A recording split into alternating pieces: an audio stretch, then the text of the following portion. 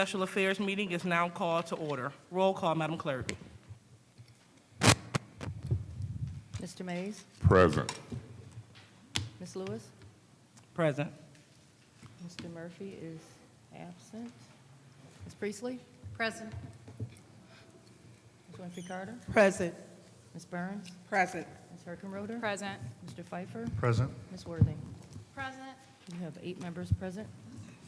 All right, we have 8 members present. Reading of the disorderly person city code subsection.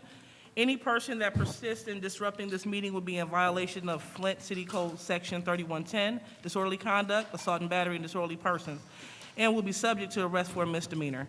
Any person who prevents the peaceful and orderly conduct of any meeting will be given 1 warning. If they persist in disrupting the meeting, that individual will be subject to arrest. Violators shall be removed from the meetings. Are there any changes to the agenda? Chair, Councilwoman Priestley? I'd like to add a special order with 1 round of 5 minutes each per council person for discussion with on the ARPA application process. Special order for ARPA. Point of order, Madam Chair. What's your point, Mr. Mayor? Yeah, the main thing is the location on the agenda. I'm not hearing that. And thank you, Mr. May. So where would you like to add your special order? Before public speaking? Before public speaking? Okay. And that is ordered without objection? Madam Chair, I would have objections. Oh, okay. I don't have objections to the special order placed before public speaking, but I do have a objection to the time limit of the discussion. Okay. And so if you're trying to order that without objections prior to any amendments, I would object. Okay. But just a special order to deal with ARPA, I have no problem with it placing it there. All right. Where we go from here, you decide, and the council will decide. All right. Any more changes to the agenda? All right. So we have an add-on resolution.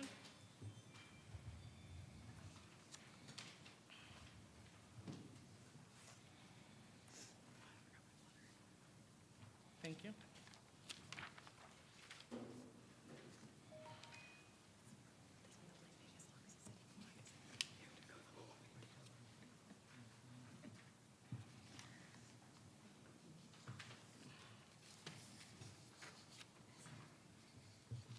And we can number this add-on resolution number 1.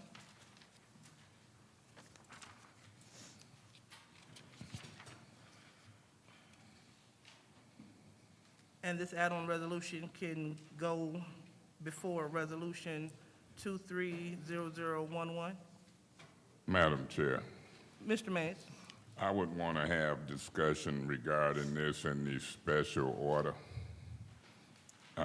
This is an add-on. Normally add-ons would go, I guess, with resolutions, but since there's a special order requested and I'm reading the heading of this, I haven't got into it yet.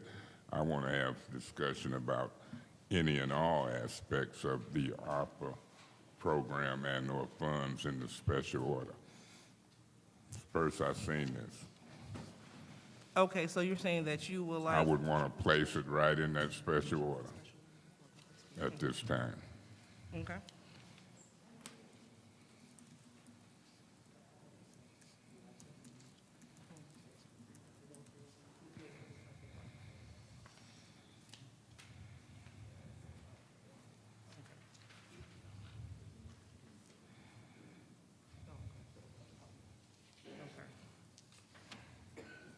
All right, and so just for the public's information, resolution number 1 is the resolution regarding City Council's request for ARPA funds. Point of order, Madam Chair.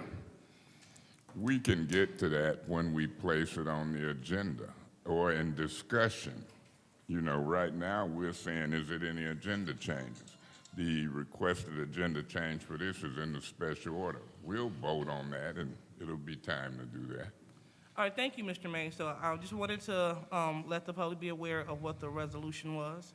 It was the resolution regarding city council's request for ARPA funds, city council initial form. I just wanted to state that for the record, just because I named it add-on resolution number 1. So we have a recommendation from Councilmember Mays to add this resolution to the ARPA special order.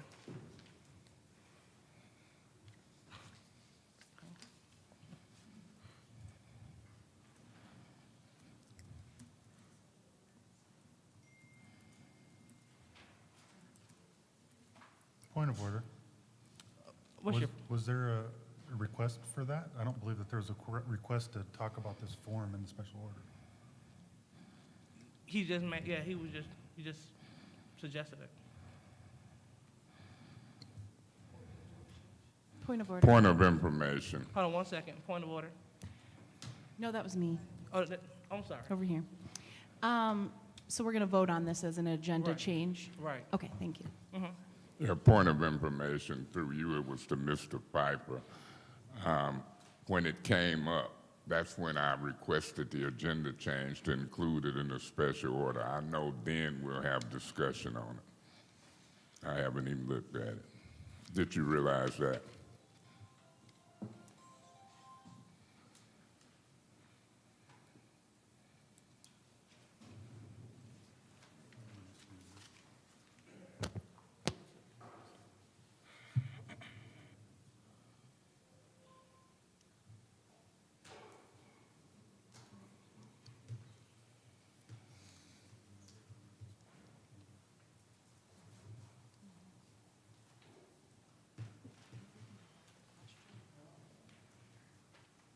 Are there any more changes to the agenda?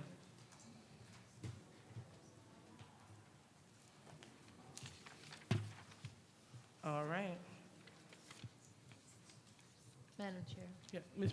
are we going to be voting on the? Yep, we're about to Okay, come. Thank you. All right, so we're about to vote on changes to the agenda. So we have a motion to add a special order of ARPA to the agenda for 1 round of 5 minutes. Is there a second? We don't need a second. We don't, not for an agenda change, we don't need a second. Oh, okay. Okay, we'll roll call, Madam Clerk? Madam Chair, point of order. Ms. I don't know what Ms. Herkenroth or anybody else was telling you as y'all signaled back and forth. You were proper to entertain that motion and ask was there a second. If none of them second it, then I don't know where we go from there. I'll second it. But, you know, what Ms. Herkenroth is telling you ain't really factual. Okay. So if you want a second, I'll second that. I thought one of them might, so I'll second that motion. Point of Oh, information. thank you, Mr. Point of information. When, Madam Chair, when you said Mr. Mays had made a recommendation, you didn't ask, I think maybe we didn't understand clearly, was there a motion on the floor? You stated Mr. Mays made a recommendation. So I think that's kind of where we got lost at, that we needed to know, is there a motion on the floor, not a recommendation? Well, earlier when I was speaking about it, it was not a motion on the floor at that moment. He was stating his change to the agenda. And so now was the time for us to vote on, make the motion and to vote on it. So you stating Councilman Mays stated was there a motion on the floor? Yeah, I didn't. Point of information, It doesn't- point of information through Ms. you May. to Ms. Burns. Did you hear when she tried to order that without objections and I objected and so that sent it back? And so now we put in a vote or amend the motion that she's saying that Ms. Priestley made. And so didn't nobody second Ms. Priestley's motion, so I seconded so we can get into the process. You understand what's happening? I got it, thank you.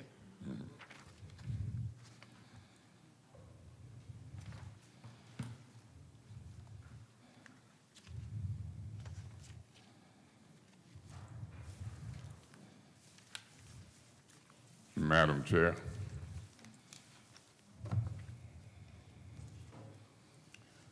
Madam Chair,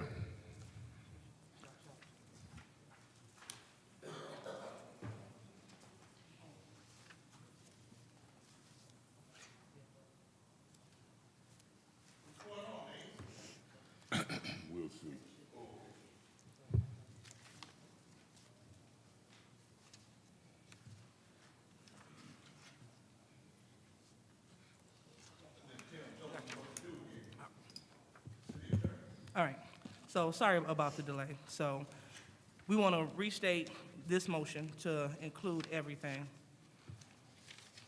So there's a motion on the floor for a special order for ARPA, 1 round, 5 minutes, and then there's also, Point of order.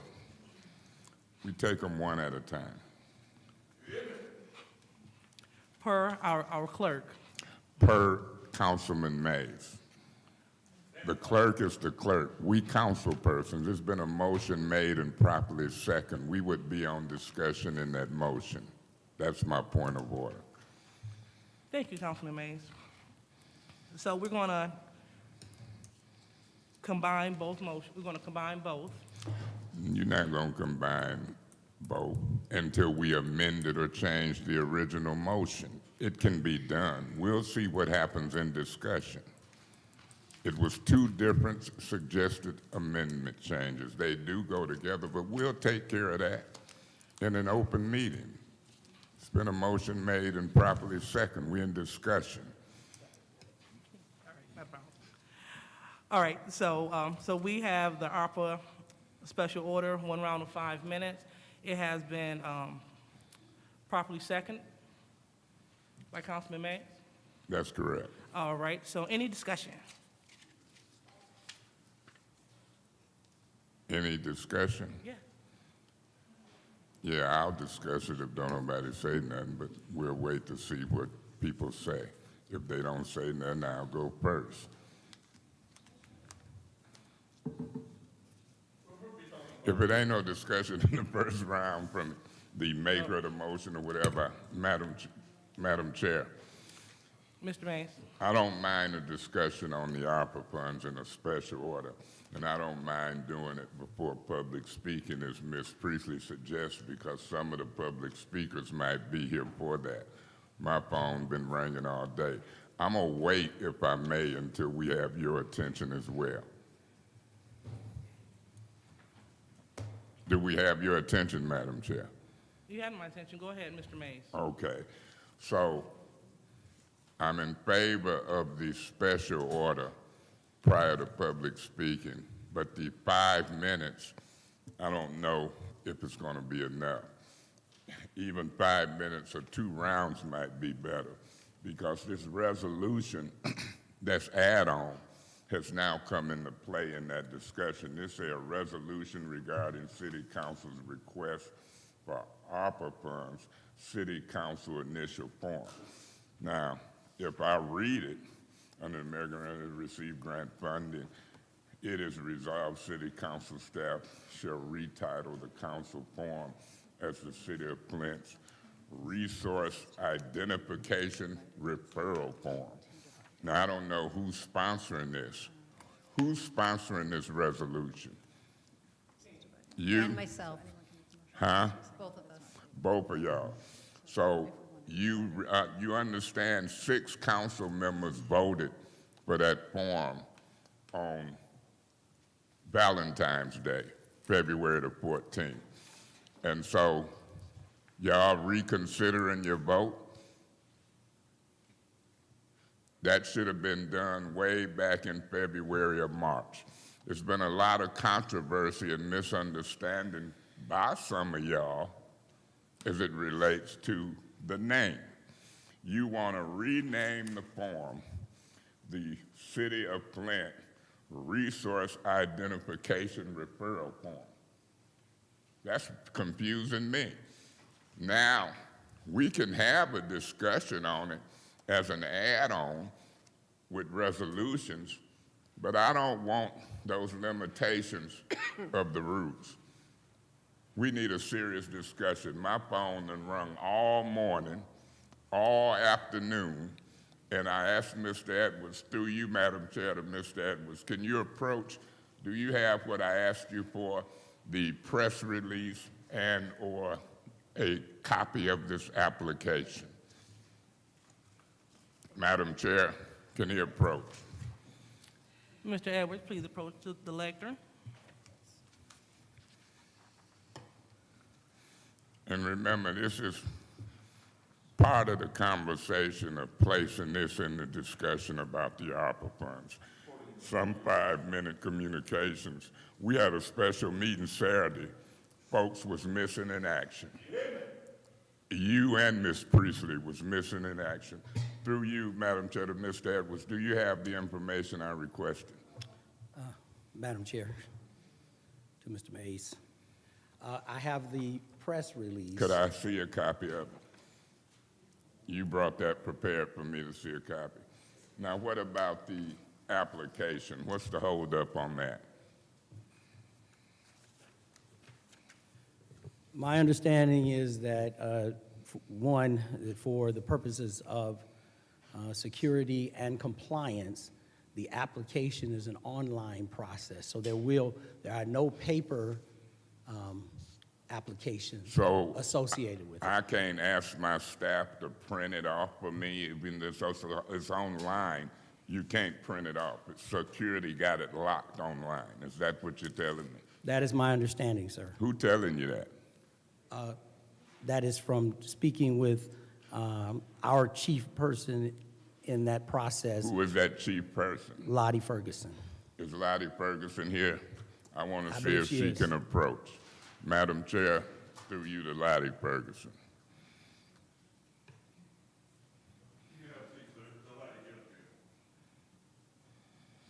Now, if I may, while she approached, Ms. Priestley, this is going to have a lot to do with my 5-minute limitation on this business. Ms. Ferguson, you're informing the administration, Mr. Edwards and others, that for security purposes, a elected council person can't have a copy of a application? I don't believe he said that you couldn't have a copy. What he stated was that the application is available online only. Yeah, for who, residents? The current application is for organizations, nonprofit, businesses, et cetera. It is not currently available for individuals and residents. It's not available for individuals. It's available for nonprofits and who? It is available to organizations who will be able to partner with the city to provide direct service to residents. We are unable to cut checks directly to residents for any expenditures. We have to go through a third party, and that's what this application process is for. Okay, so it's not available for individuals, nothing yet, except for this form that we have in council office. My question is it available for council members, or do we have to look at it online? You would need to look at it online. Okay, then I want to see Ms. Donahue through you, Madam Chair, to Ms. Donahue. Can you pull it up online? I don't know if you have your laptop here, or do we need to go in the office? But for me to have a conversation, I need to see it. I would suggest through legal and security, you figure out how to get me a copy. If you choose not to, that could be problematic, but we'll look at it. I want to look at it online, Ms. Donahue, in the next few minutes. Thank you, Ms. Ferguson. Thank you, Mr. Edwards. I'll read this press release as we make it through this meeting. Is it anything you want me to know? Thank you so much. If need be, I'll call you back up. Through you, Madam Chair, to Ms. Priestley and to you, have y'all seen the press release and the online application? When did you find out and when did you know about it? And did you attend the press conference? Either one or both? Mr. Mays, so currently we're supposed to be talking about voting about the ARPA special order, and you're getting into the special order. No, Madam Chair, I'm getting into whether I think it'll take more than 5 minutes. That's relevant. I can see now from the information that I'm getting, I don't want to support a 5-minute cap. I want to know what y'all know, and I want the rest of the council and the public to know. I don't want it capped off at 5 minutes. So I'm still asking my relevant question. What do you know and what have you seen? Did you attend a press conference? You can answer or you don't have to answer. That's up to you.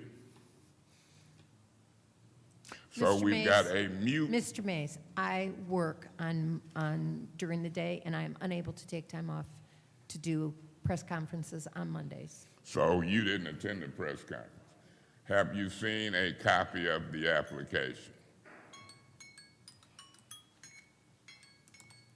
I have been unable to attend all of the meetings. since Beg your they meet- pardon? I have been unable to attend all of the meetings because they are Monday mornings, in which time I cannot take time off from work.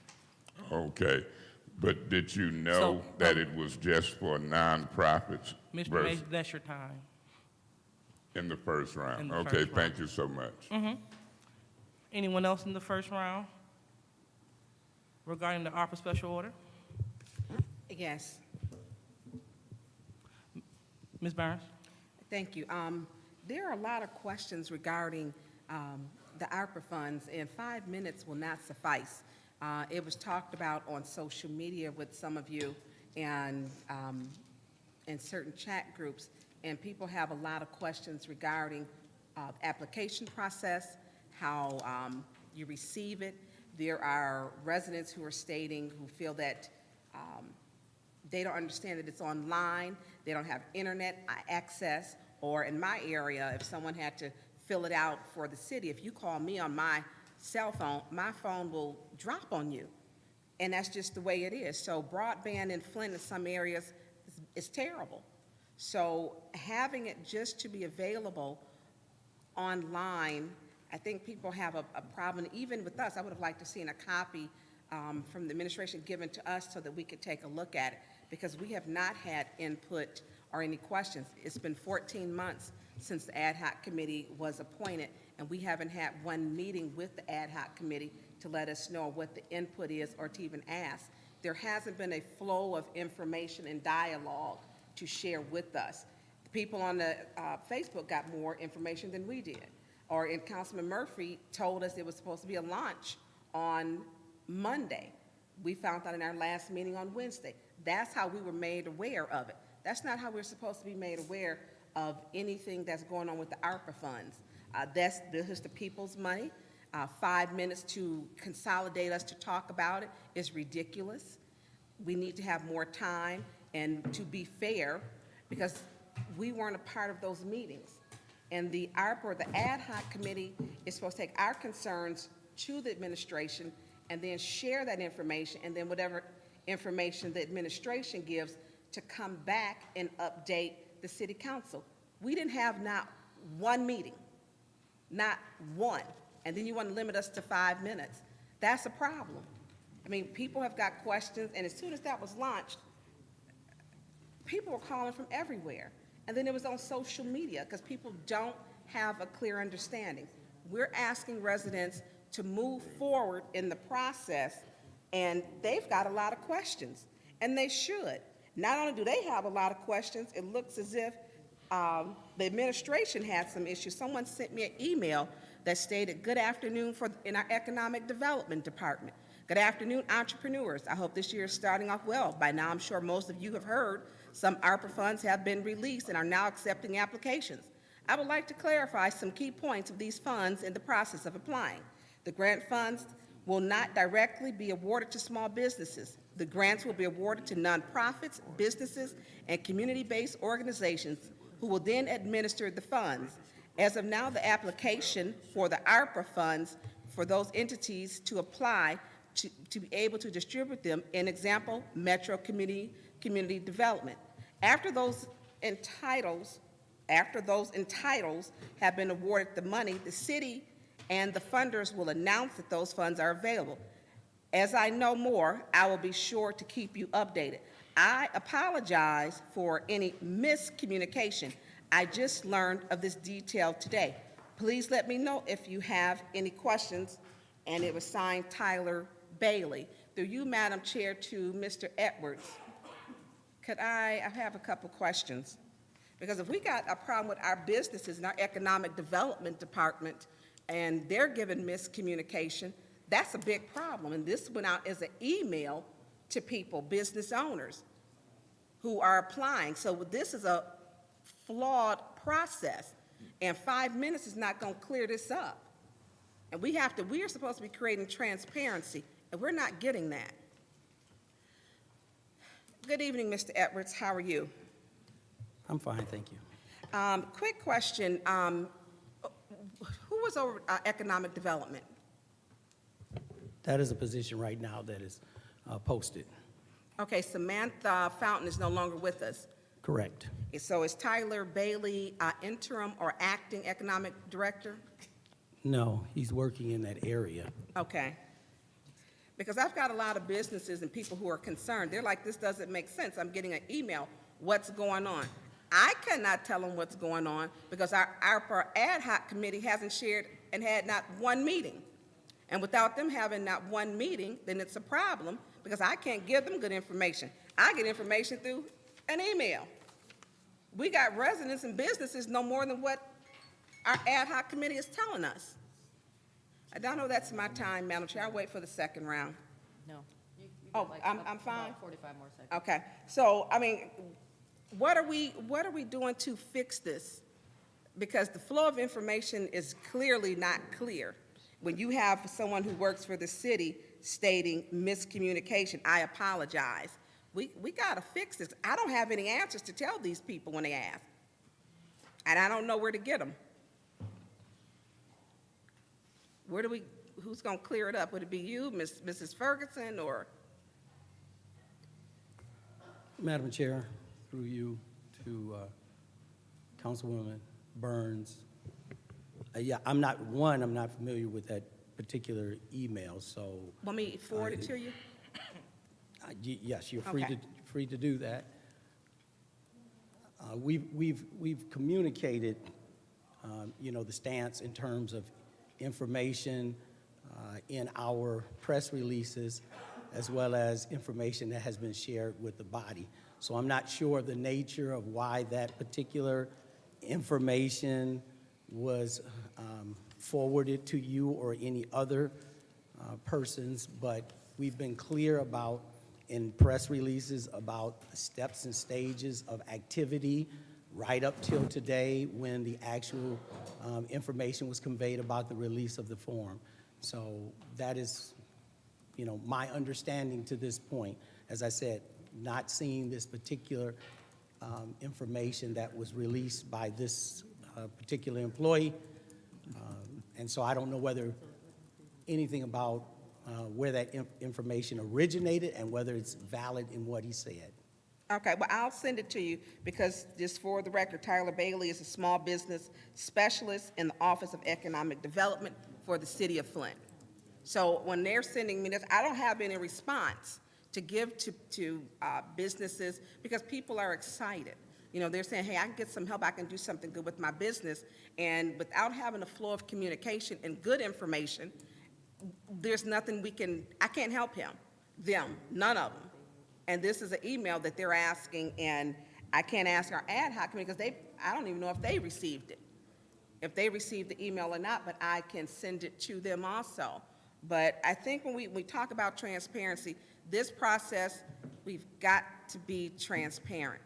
It is so important that we be transparent because people have a legitimate reason to feel they won't get any money. We had almost $1 billion come here. Residents didn't get any money. They didn't get any of the $600 million yet from the water crisis. In addition, from that one, now no one has received a check from that. And now they're saying, hey, ARPA funds, we aren't going to get anything from that. So residents feel that they're not going to get anything yet again, and no one is fighting for them or speaking up for them because we don't have a transparent policy. And this is a terrible look when you've got someone who works in economic development sending an apology to businesses because he didn't know until today. So that's my time. I'll wait till the second round. Thank you. Anyone else in the first round? Yes, Mr. Murphy. thank you. Here's I attended the meeting Saturday, and this process with these ARPA dollars, the application process, and for the record, to the public, whoever, because I got a call that I knew I had to be talking. I don't know if one of my colleagues went on the radio this weekend and talked about me meeting with the administration, or I might have met with the administration because I knew about my colleague next to me told me that it was the application process was coming out Monday. That's how I knew. It wasn't that I went and met with the administration. So just to clear the record for that, for those who thought I have met with the administration, I did not meet with the administration.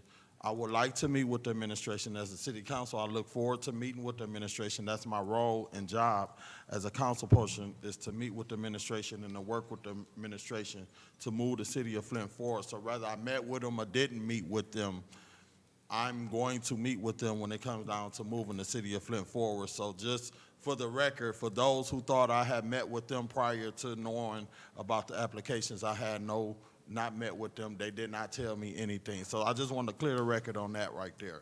On the other note, this application that came out today, from attending the meeting Saturday, it's going to be a lot of frustrated people. And although you guys worked with whoever y'all work with behind the closed doors to put this application process together, the people at the bottom, and when I used to take leadership training, we called it the bottom of the boat syndrome. And I'm gonna do a little a demonstration to y'all that may not understand what the bottom of the boat is. The bottom of the boat syndrome is when money come into the city, $94 million come to the city of Flint, and you got a ship. You got the captain, you got the executives, and then you got the people that really couldn't afford things at the bottom, which is the residents, the people, the poor, the low income, the minorities, the people that just live in underprivileged neighborhoods, and all of this money coming into the city of Flint, and the people that it need to touch is not touching.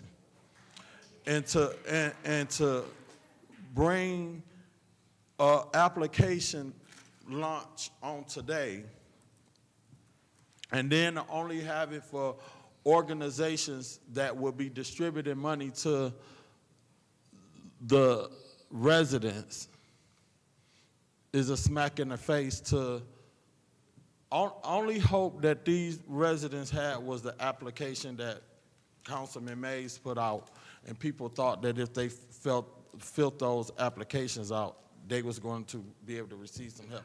That was their only hope. I didn't vote for the application thinking that the application was the application that you was gonna get some help on. I voted for the application because I thought the application was for us to get input from the residents when we had those 4 meetings. That was my understanding, but it went left, and then people believe that if they put an application in through that one pager, they was gonna get some help. And it was heartbreaking for me to come here Saturday and see all them people in this chamber, and me getting hollered at because I told them what I thought the application was for, and me and my colleagues have a different of opinion on what that application was for. But just to see that the residents is not getting help, I think about the tire shop guy on Stewart and Saginaw that had to close his store, his business for COVID, so he lost revenue. So to take him and make him have to go through all of these hoops to get some money to help him, it's unfortunate. But we have brought resolutions up here to this chamber, and we have voted on it as a body to help these people, when all y'all had to do is give these people some money to help them. It don't take all of that to pay a compliancy firm $1 million to tell them people that you could get some help because your business was closed for Mr. Murphy? 2 or 3 weeks, and I'm wrapping up. And when I looked at the application, it talked about, did you have a 990 and all of this stuff. When I looked at the application on the line today, that's a whole bunch of red tape, and it ain't doing nothing but going to these organizations. We in trouble. Thank you, Mr. Murphy. Anyone else would like to comment? Madam Chair. Madam Chair. Mr. Pfeiffer? Thank you. Yeah, I just looked online and looked at the link for the qualification, or for the application, and I was not pleased. First, you have to set up an account to look at the application, and then what really caught me by surprise is we're sending out, it looks to be referrals, or what's the terminology that they used? Sorry. Sending out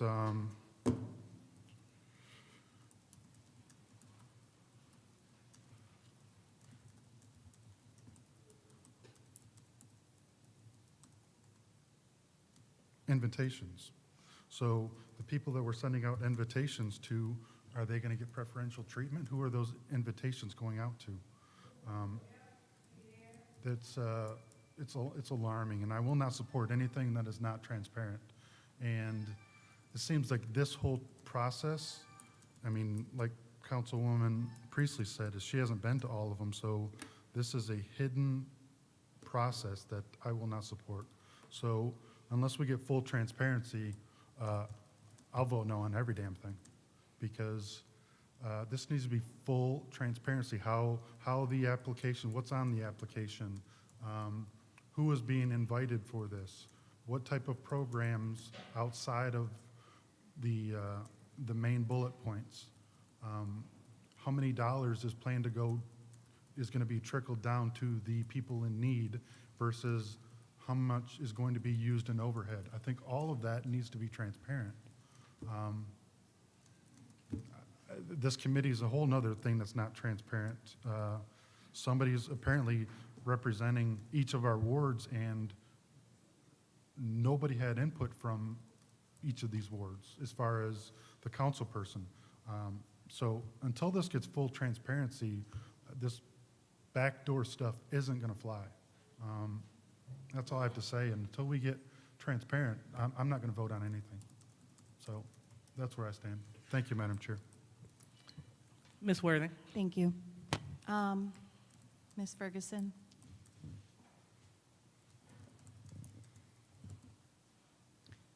Is it standard procedure to invite businesses and nonprofits to bid in a normal situation that's not ARPA funds? Is it standard practice to? can you- Basic, yeah. I need some more context, please.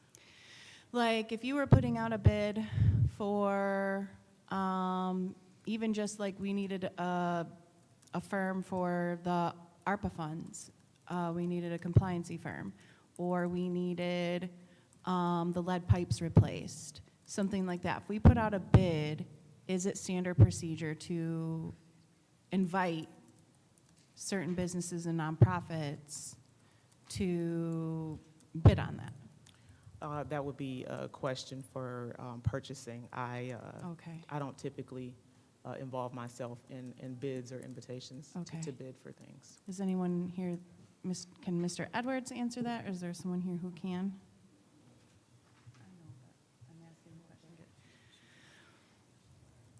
No? I don't believe so. Okay. I'm asking the question, but I'm pretty sure it is.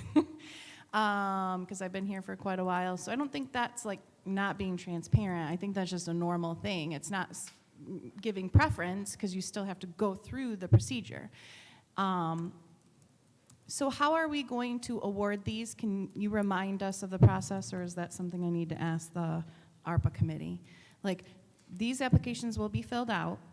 How will it be decided who gets, the grant money?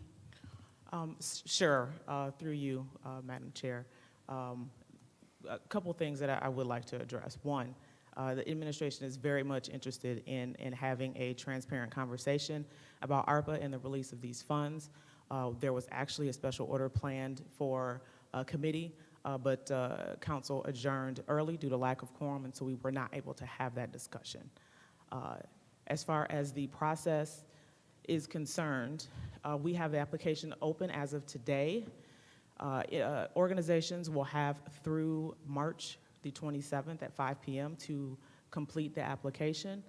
We do understand that there are a number of questions and comments and concerns about the length of the application and how much is being requested of organizations, but it is a requirement as we are administering federal grant funds. These are things that we cannot get around. We have to ask for EIN numbers. We have to ask for audits. We have to ask for budgets. These are federal government requirements. I do not want us to be in a position where we have to return a single penny because we cannot afford to do that. So in that sense, we have 5 technical assistance providers to be able to talk directly to organizations who may have trouble filling out the application, be able to tell them what an EIN number is, tell them what a UEI number is, tell them how to upload their budget, tell them how to write a program narrative. And this does a number of things. This helps our organizations in the Flint community understand the process of federal grant making. And so, you know, do you give somebody fish or do you teach them how to fish? And this is teaching them how to fish so we can attract more federal dollars from organizations other than the city and other larger organizations. Let's teach everyone how to be able to capture some of these funds. And so your question about process, we are accepting applications. The application funding opportunities are based on the plan that council approved for ARPA. And then once those applications are accepted, they will be reviewed by a community advisory committee. We had 96 applications turned in, and 91 were eligible, and we are in the review process now to understand what that committee will look like, and then they will have the humongous task of getting Point of through those information. applications. What's your point, Mr. Through Mayor? you to the speaker, who's going to appoint that committee from where you understand now? Do you know? Who appoints the committee? It is a community advisory committee. Applications came in to the city through an online website, online form. There were individuals from this ad hoc committee. There were individuals from... Point of information. I asked a simple question. Who do you view appointing those committee members, if you know at this time? The committee members, the convening of the committee, I should say, will be our philanthropy partners, our philanthropic partners. They are convening. I also should note that they have no say in how the dollars are allocated. They are actually not even being paid for this process. They have decided to provide assistance to the city to help make sure that the application process is fair, equitable, and accessible. Okay, so back to, I think you answered it all. Or I don't know, you were talking and then I got interrupted. So this is the process that we've all agreed on. I hear transparency a lot, like every other word from some council people. But transparency doesn't mean you as a council person need to be aware of every single thing that's happening, because our job is to approve and not approve. Our job is not to be administration. Administration does their part. They're trained in this. Ms. Ferguson knows what she's doing. Our compliance firm knows what they're doing. Our job is to hold administration accountable when we need to, but transparency means you're left in the dark, and no one's been left in the dark about this process. This has been, I was well aware that this was gonna happen. I was well aware that we needed to do this committee. It's been a long time coming. So what are you lacking? Just personal involvement in every single process of this city? Are you just trying to cause problems? Or what is your main goal? Because my main goal is to go ahead and let businesses and nonprofits apply. And then my job as a council person will be approving yes or no. If we're gonna accept the committee's suggestions. And it takes it out of our hands, because as political officials or government officials, we shouldn't be deciding who gets what. We shouldn't have our hands in this at all. That is favoritism. And so the fact that we've had a form out there and residents are filling it out thinking that they're going to get their roof repaired or their windows replaced is atrocious. It's a failing of this council to let anyone think that they were going to get money from a form, because they're not. We can't distribute these funds. So it's just awful that the residents have been promised something they'll never get. They may eventually get it, but we're not there yet. We are not at the process where they can apply for these funds through the nonprofit or business that we decide or approve on. It's a long time coming. So it's such a waste of taxpayer money, our time. It's inefficient, ineffective, and sometimes it just makes me very embarrassed to be on this council. Mr. Mays, what's your point? Through you to the speaker, Ms. Worthing, do you know how hard it is for me to sit here and listen to you give that bad information? Yeah, I do, because I listen to you every single week, Mr. Mays, and it's so hard. It's a bunch of crap that's being talked to these residents all the time. It's never true. It's all about you and what you can do. It's not about the city, and I care about the residents, not myself. Thank you. Madam Chair. 1 second, please. Excuse me. We need order in the chambers. Thank you. Ms. Winfrey Carter? Thank you, Madam Chair. You know what, Councilwoman Worthing? It is an embarrassment. It's an embarrassment that you sit on this council. Now, Excuse me. Excuse me? Excuse me, Ms. Winfrey Carter, that's out of order. So I let's just reframed what she said. She said it's embarrassing. Ms. Winfrey Carter, that's out of order. Okay, So now- let's please use decorum. May I continue, please? After I tell you to use decorum, please. Thank you. Point of order. Point of order. You should have checked Ms. Worthing about decorum. Right. So my point is, you can't discriminate She between said it council was people on who embarrassing you to check. even be sitting up here. It's Discriminate. embarrassing for her to be here.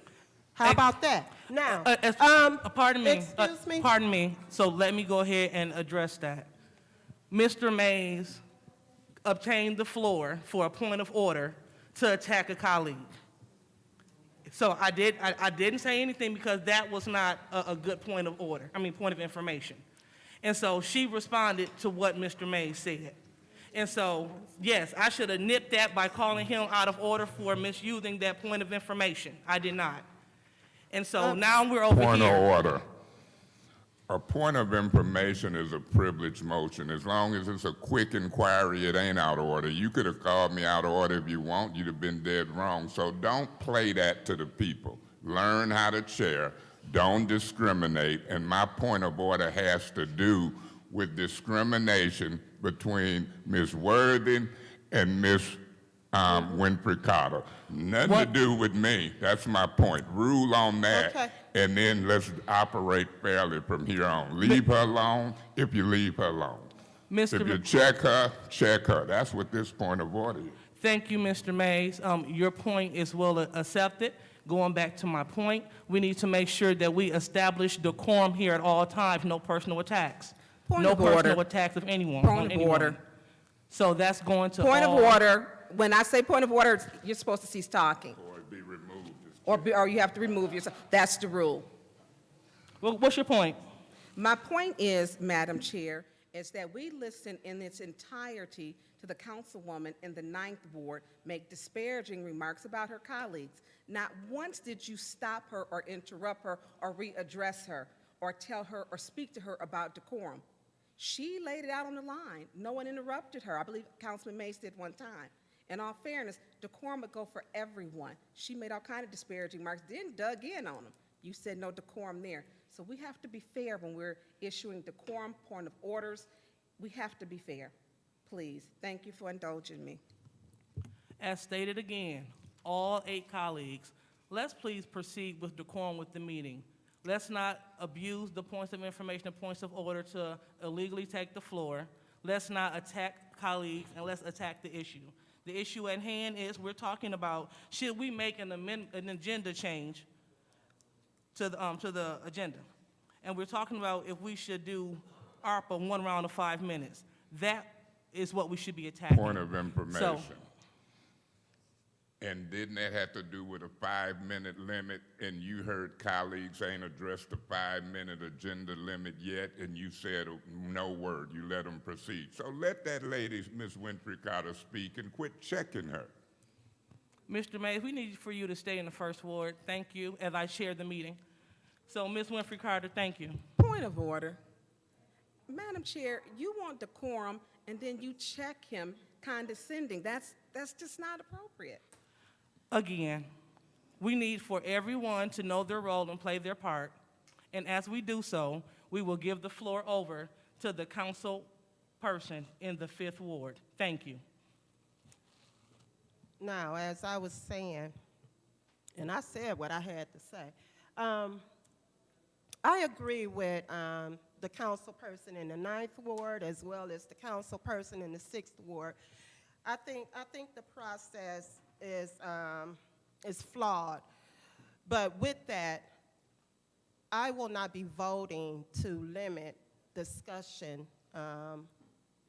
for 5 minutes, one round to each council member, because there's a lot to discuss. And I'm just looking at this whole application process and everything, and I'm not pleased. So I'll be voting no. Thank you, Madam Chair. All right, is there anyone else? I believe everyone has spoken besides me. I'll be the last to speak in the first round. We were supposed to go over this special order last Wednesday. We didn't get an opportunity to do so. There, we could have flushed out any issues that we may have had with the process. As things were complete and finalized, that's when the ad hoc committee was going to bring it to council. And so now things are ready to present. We were ready on Wednesday, but we were not able to present because our colleagues, we had to break quorum because we did not have any order in our meeting. Point of information. Did you have to break quorum, or you chose to leave and break quorum? So with that being said, let's focus on getting this done. I'm in support of the 1 round of 5 minutes because, as you all see, we have magically turned agenda change into the actual discussion. So we're putting on the floor approximately, 2 rounds of 5 minutes just for an agenda change? We're giving a lot of time towards this issue. So if we add more rounds of 5 minutes, that can be another 90 minutes. And so if we just allow administration and also the ad hoc committee to address the council people during the special order, it will limit a lot of confusion. Everyone will have an understanding of what's going on. But it's hard to give people information when we keep getting interrupted, when colleagues are rude to one another. So let's go ahead and focus on this. If we're going to focus on ARPA, let's focus on ARPA. So I'm not going to delay any more time. I'm going to go to the second round. Anyone Madam want to speak in Chair. the second round? Mr. Mays? Madam Chair, let me say this and let me say it clear. Not only for my colleagues up here to hear, but for you and the audience and the public. We shouldn't be voting on a 5-minute limit because this folks should have been here Saturday.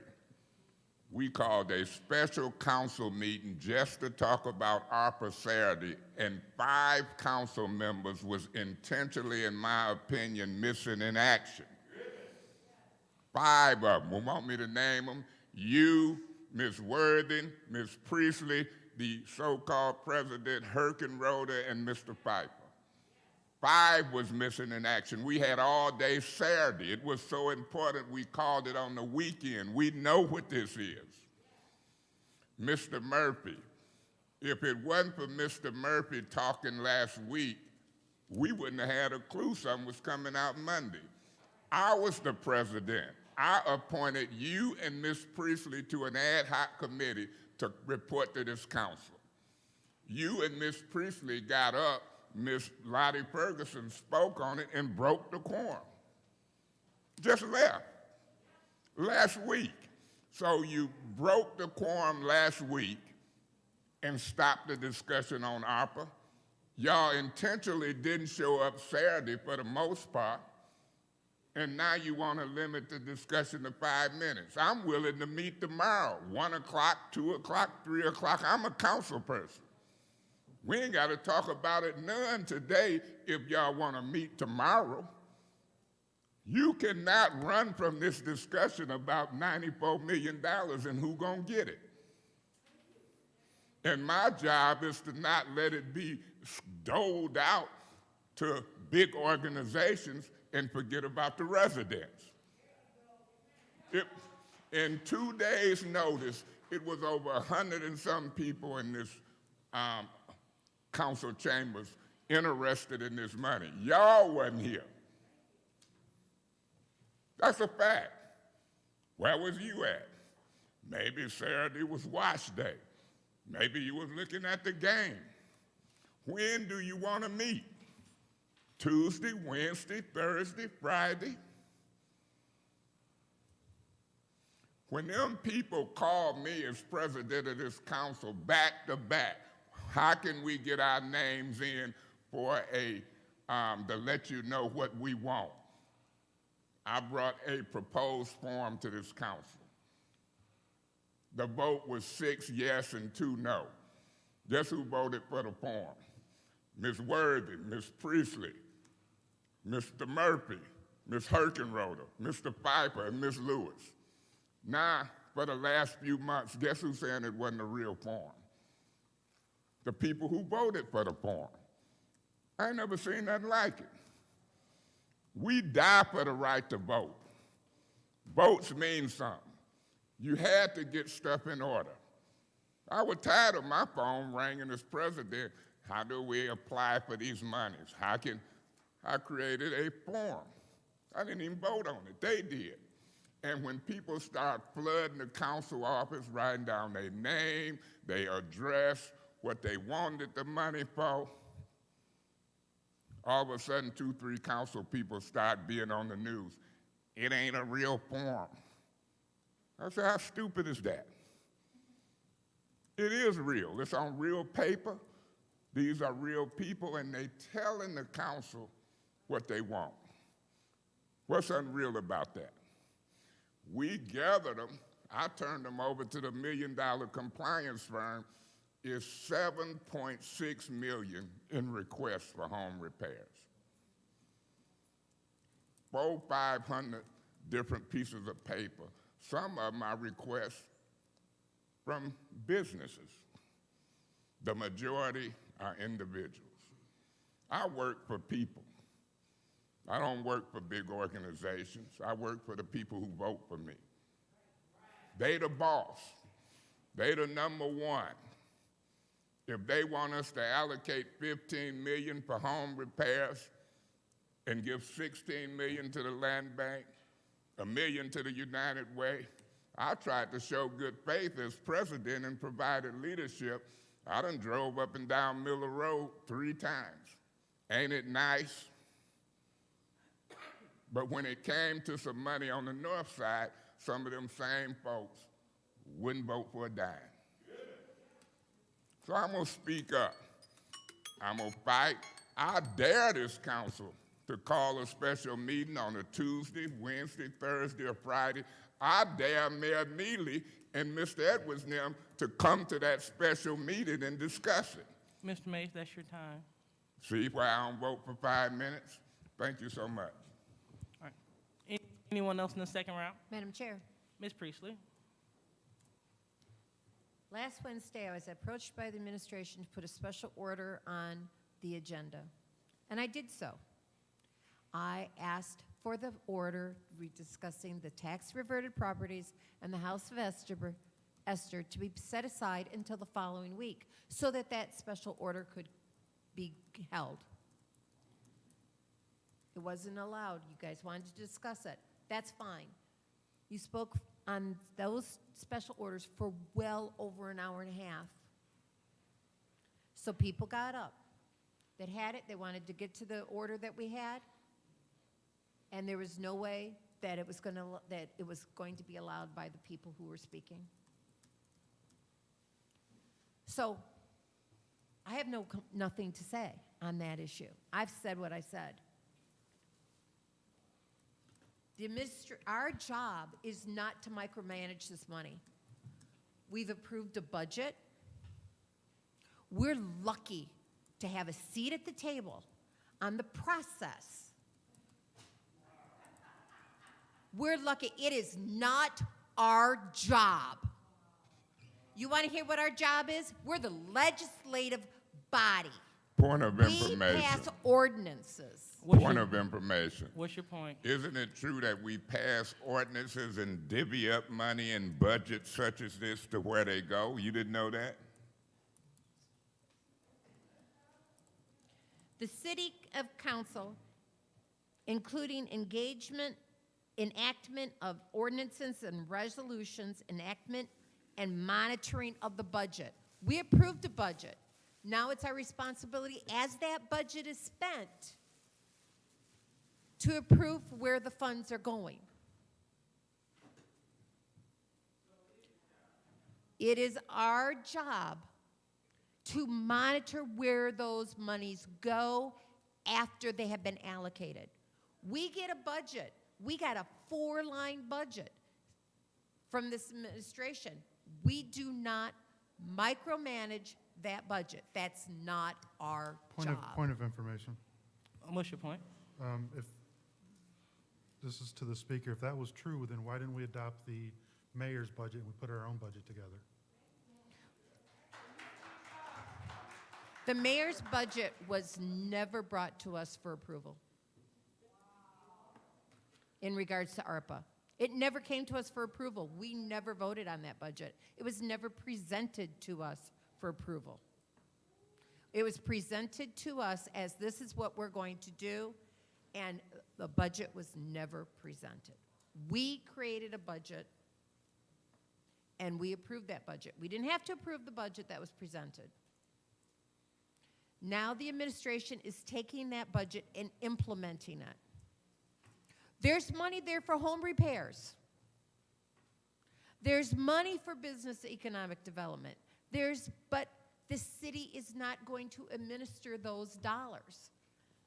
The organizations will be administering those dollars because the city does not have the capacity to make sure that these funds are being expended in the way that is proper by the federal regulations. This is the information that's going to be coming out in the special order. We can extend debate on a special order.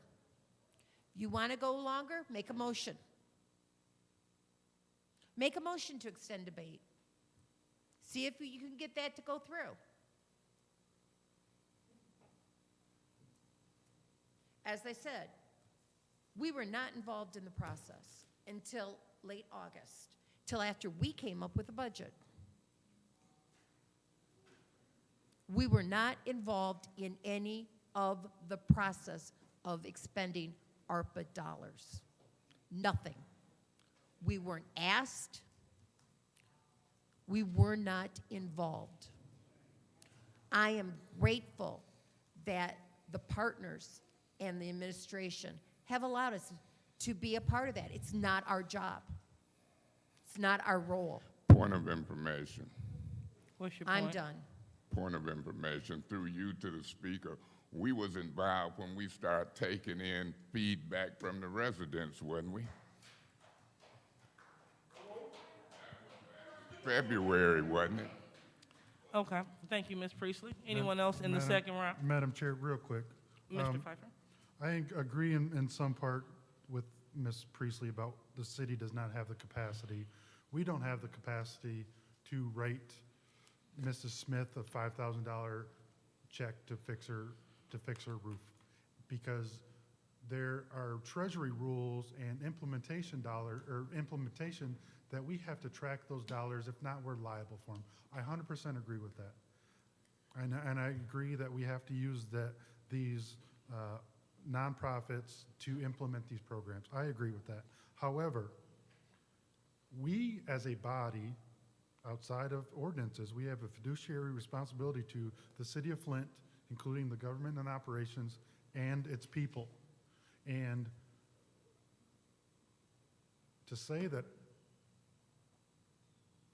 we don't have a seat at the table, we absolutely should have a seat at the table.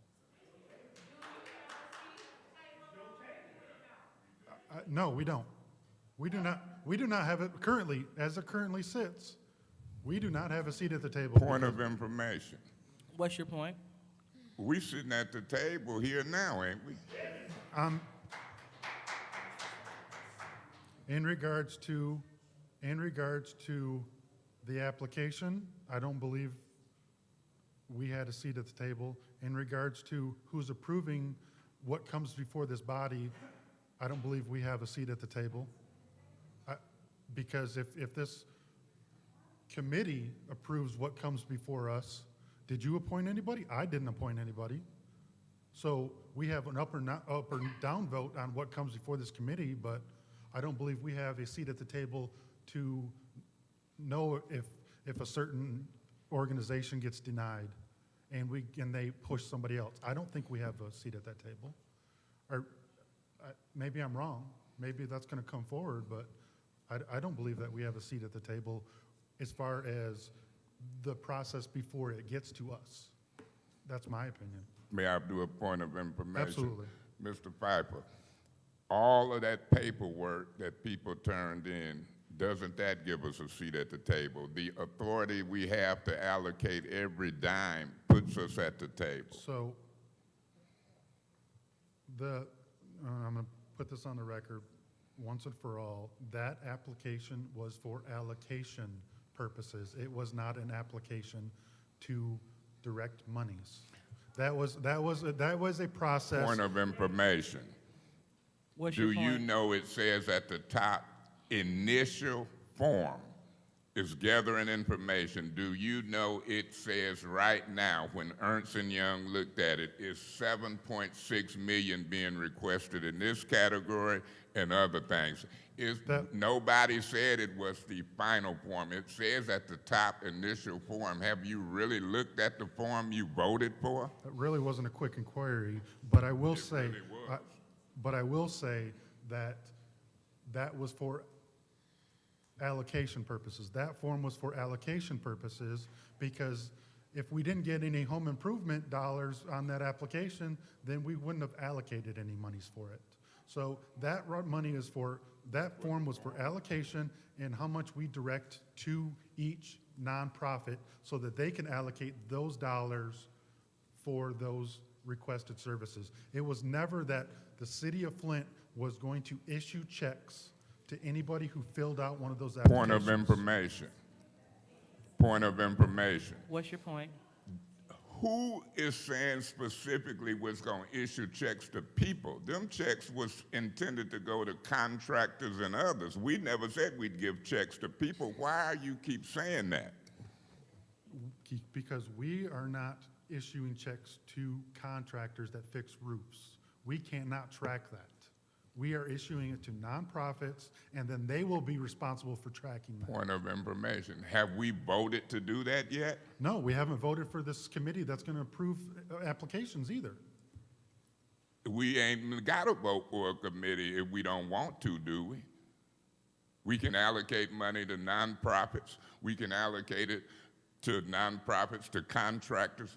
We never told people we was going to issue them a check to fix their roof. Point of order. What's your point? Is this a discussion or debate? Because it's like a back and forth right now, and it should just be Mr. Pfeiffer speaking. Madam Chair, I'm done. Madam All Chair. right. Thank you. Madam Chair. Thank you, Mr. Pfeiffer. Madam Chair. Madam Chair, rule on her point of order. She hate to see two council people talk publicly. So, I'd like to speak in the second round. point well taken, Ms. Worthy. Thank you. So moving forward, thank you, Mr. Pfeiffer. Go ahead, Ms. Worthy. Ms. Ferguson?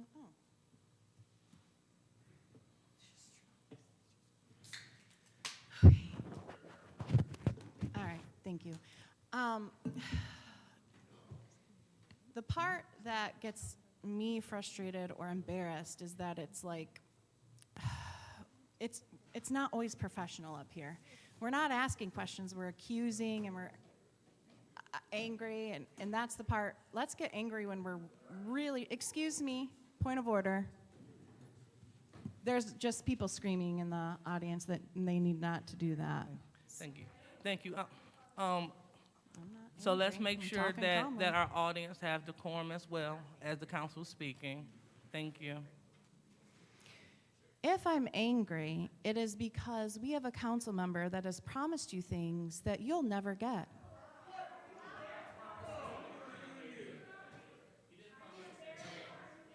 It's like a cult. So, A point of order.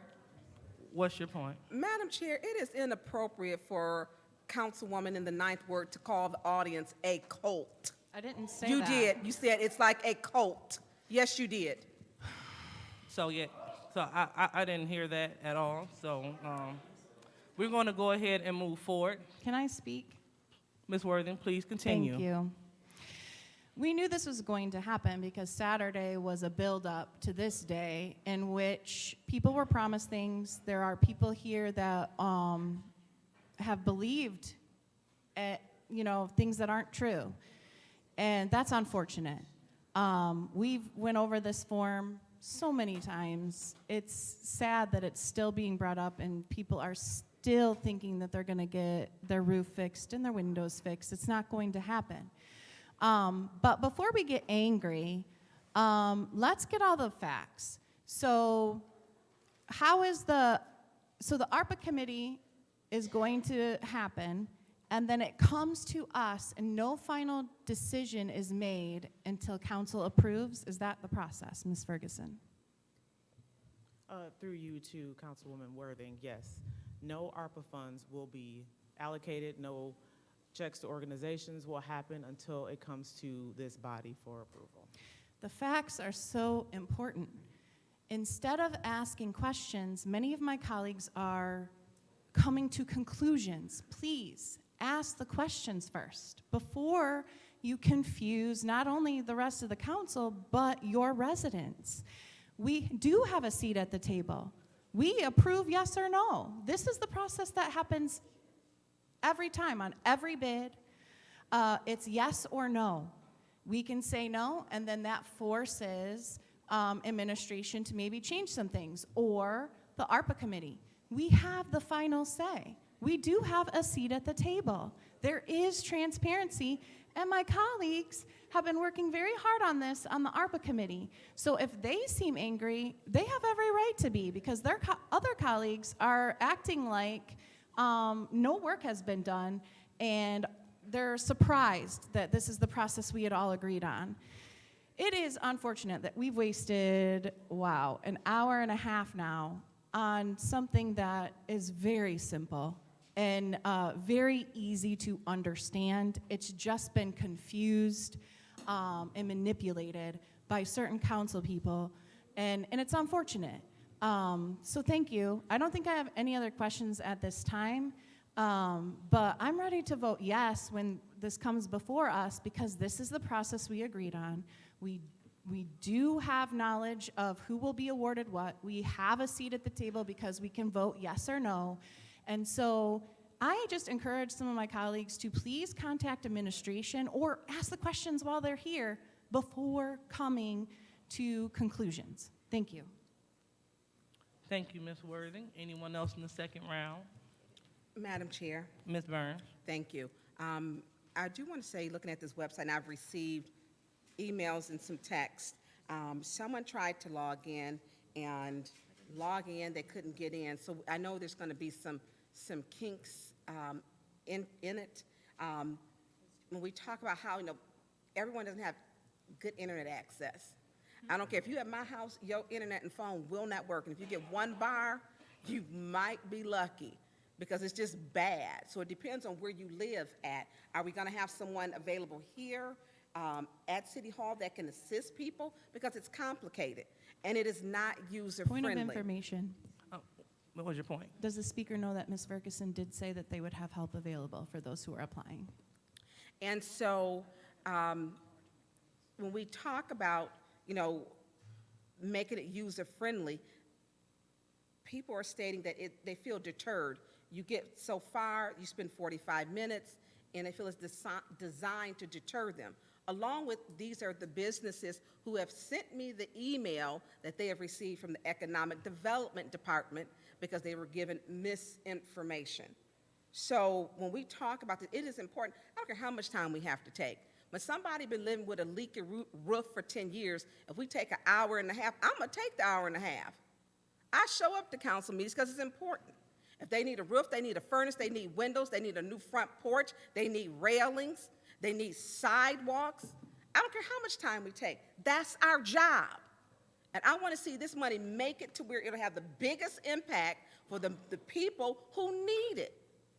Knocking doors, you see people with blue tarps and those little wood strips. You go into some of them people's homes, you see mold. And they're living like that. So I'm not in a time clock. It's not a timer where I'm going to rush this when they've been living like that. I'm not going to do that because I show up. I know what's going on in my ward. I talk to the people. And this is serious.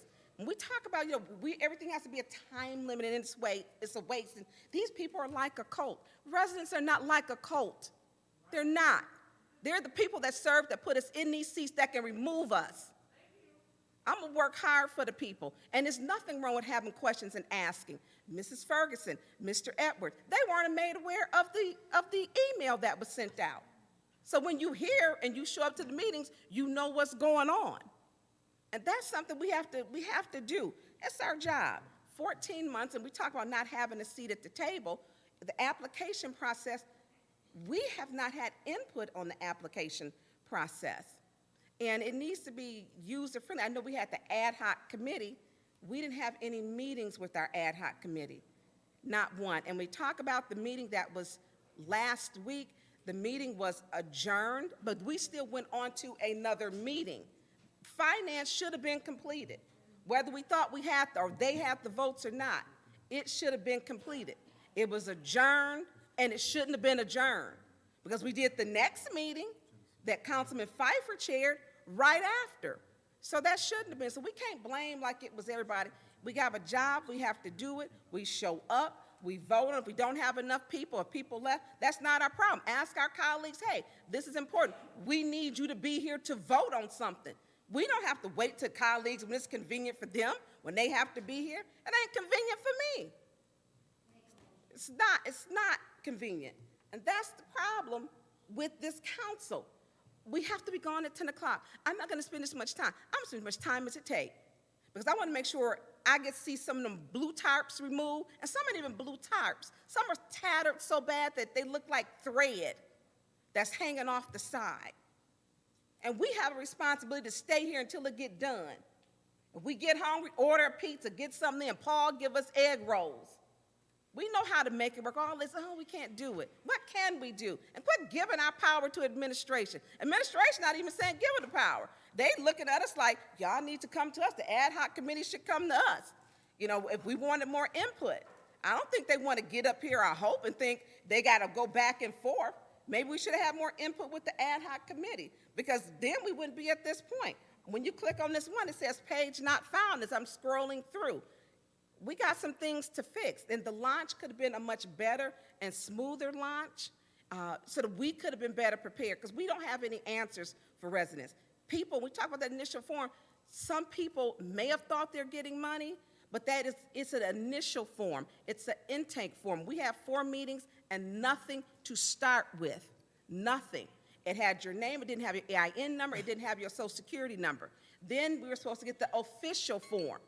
They're waiting on the official form now so we can move ahead with the process to do something good for the people. Thank you, Madam Chair. Mr. Murphy? Thank you. Again, and I don't know if my colleagues want to do a show of hands, and I'll be the first one. I never thought that this form that we filled out was the form that when residents applied, they was gonna get some help. And I think majority of us, I don't know for sure if you guys, do y'all want to raise your hand that thought this form was not the form for people to fill out? Because the simple fact, I want my residents to get some help, and I want them to get some help the right way. And I have not went out and told residents in the 3rd Ward, you fill this form out, you go get some help. What I thought was organizations was going to get some help, get some money to administer, because I remember when Suzanne Wilcox came to the podium and she said that they did not have the capacity to administer the ARPA dollars. That's what she told us. What the form, and my colleague in the 1st Ward went and did this form, this video that I think was on Facebook, I'm not sure where it was at, a couple of days before the primary election. That form, right before, now this form had been out for months. We did it for 4 meetings. And then 2 or 3 days before the primary election, when he was running for mayor, he did this thing and told people that this form, and next thing you know, our office was bombarded with a whole bunch of people coming to our office to fill out this application. And when I was coming in my office, I was looking at person after person after person put in these applications, and I was just shaking my head like I felt so bad that they was being misled. And I don't believe that this form was the form that people were supposed to fill out in order to get some help. And it's unfortunate that we here today. So now you got this divided community. I came to a meeting Saturday because my colleagues called a meeting, and I told them how I thought about the form. I told them the same thing that I'm saying today. I never thought this form was the form that people were supposed to fill out and they was going to get some help. And I'm telling you, all hell broke loose up in that meeting. They was in the audience shouting and calling me out and all of that stuff. My car was on the flat. I had to get up and leave because my sister texted me telling me to come on because she dropped me off. She in the audience getting into it with them because they calling me that I don't care about the community because I'm telling them the truth. I'd rather tell you the truth than lie to you and tell you that this form is what you fill out and you go get some help. It's not true. I'd rather tell y'all the truth than mislead y'all on. That man told y'all that it was a form to fill out 2 days before election in the primary. That's what happened. And you got to keep on with the telling them that, because if you tell them you do the truth, a whole bunch of y'all going to be mad because he misled y'all and made y'all believe that that form was the application, when the application going to be through Habitat for Humanity and all of these different organizations that going to help you fix your roof, that's going to help these businesses on Saginaw and all of these people that's coming to get some help, the people that's going to have the capacity to help administer these dollars. That's where the money is going to get channeled through to help the residents. And Lord knows I am going to be one of the ones on the frontliners that want to see some people help. And I am frustrated that it's taken this long to be able to get some money to the bottom line people. It's way beyond. I'm looking at, you said March 27th, the application process. Then after that, the organization who go ever get the money, then you go have, after the deadline, then you got the committee that's going to look at the it's still going to take a long time. I'm afraid that if we don't start moving this money to the bottom line people, by the time the deadline get here, y'all going to be like, oh, well, we couldn't administer. So just think if y'all give the money to Habitat to help the residents. Then they got to give out contractors. They got to bid it out. Then the contractors got to do this. And then they got to turn around and a whole bunch of lists. Then they got to be on a waiting list. It's just it's a mess. It is a mess. And I'm telling y'all, these applications that all these people done filled out, they frustrated because they thinking they go get some help. And it's just not true. And now we in the middle of something. And as a body, as a council, we need to figure out what we go do about these applications where everybody done filled out, because it's out there now.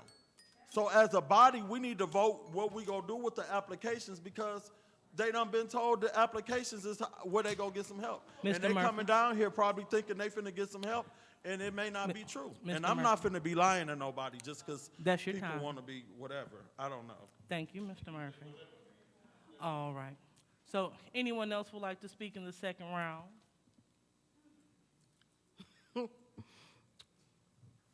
Thank you, Madam Chair. And this is to Councilman Murphy. Councilman Murphy, I look at that form as an intake form, okay? And it was a good form because the compliance firm actually looked at all of those forms.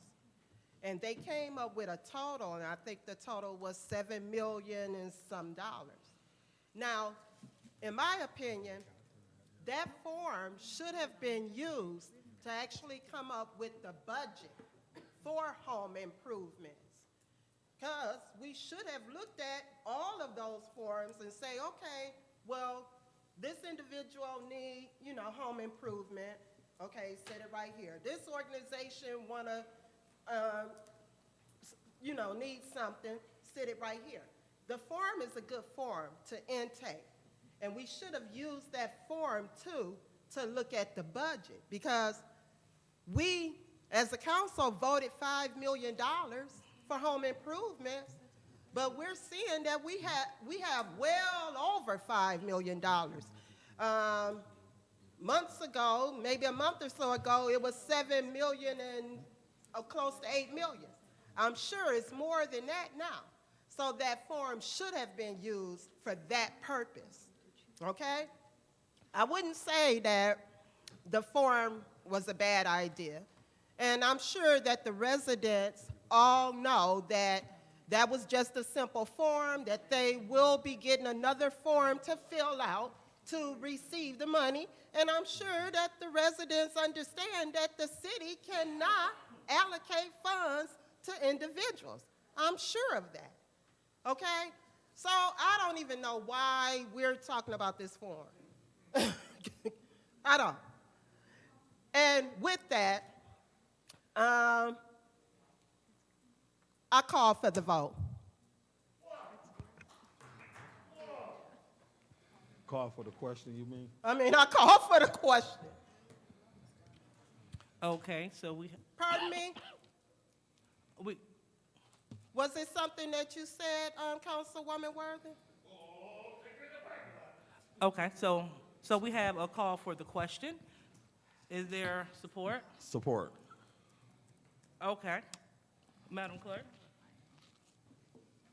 Mr. Mays, Yes. Ms. Lewis, No. Mr. Murphy, Yes. Ms. Priestley, Yes. Ms. Winfrey Carter, Yes. Ms. Burns, Yes. Ms. Herkenroder, No. Mr. Pfeiffer, Yes. Ms. Worthing. No. The vote is 6 yes, 3 no. The vote is 6 yes, 3 no. So we will go into voting. So we are voting to, that's so off track. So we are voting to have an ARPA discussion with 1 round of 5 minutes. Madam Chair? My fault, Madam Clerk. Ms. Lewis, Yes. Mr. Murphy, Yes. Ms. Priestley, Yes. Ms. Winfrey Carter, No. Ms. Burns, No. Ms. Herkenroder, Yes. Mr. Pfeiffer, Yes. Ms. Worthing, Yes. Mr. Mays.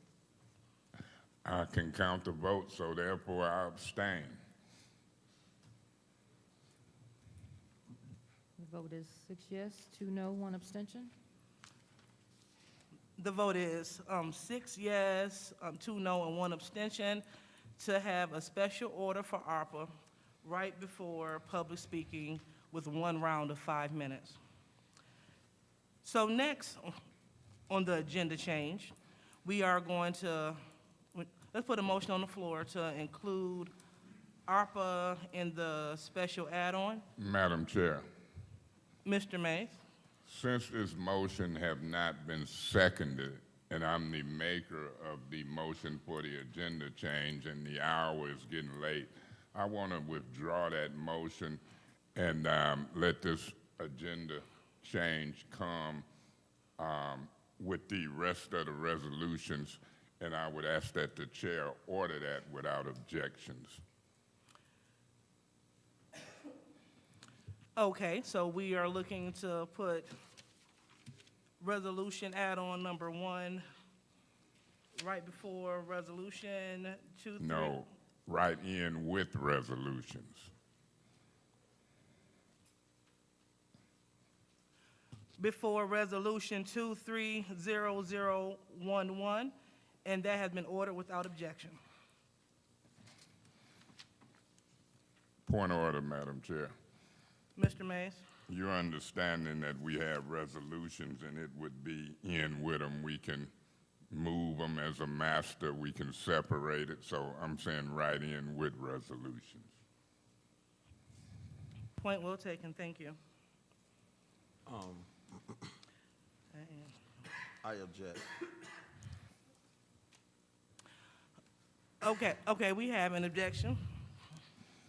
So, Madam Chair, Mr. Mays? since he objects, then let's go the long route with it.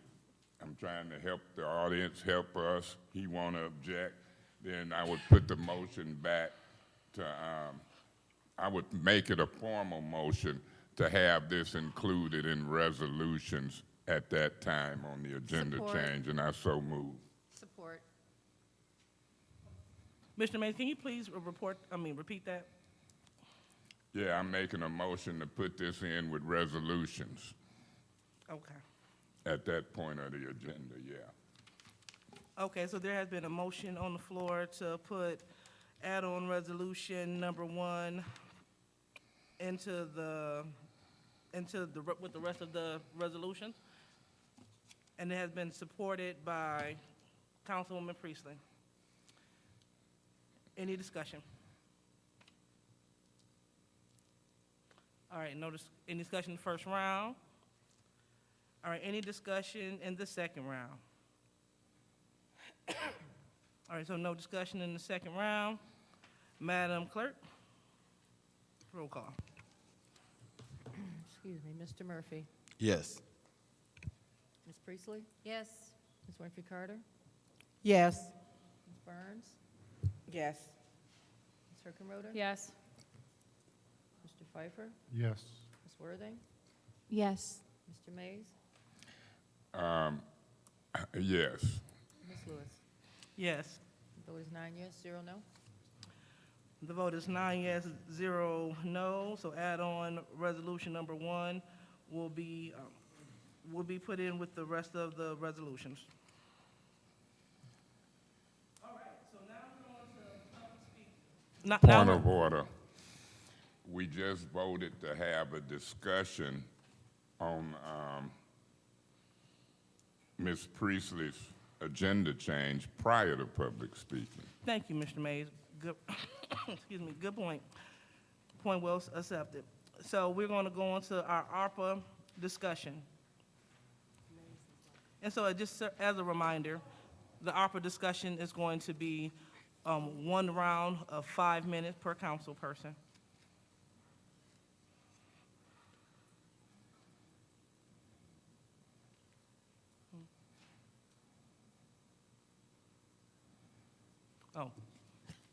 Ms. Ferguson?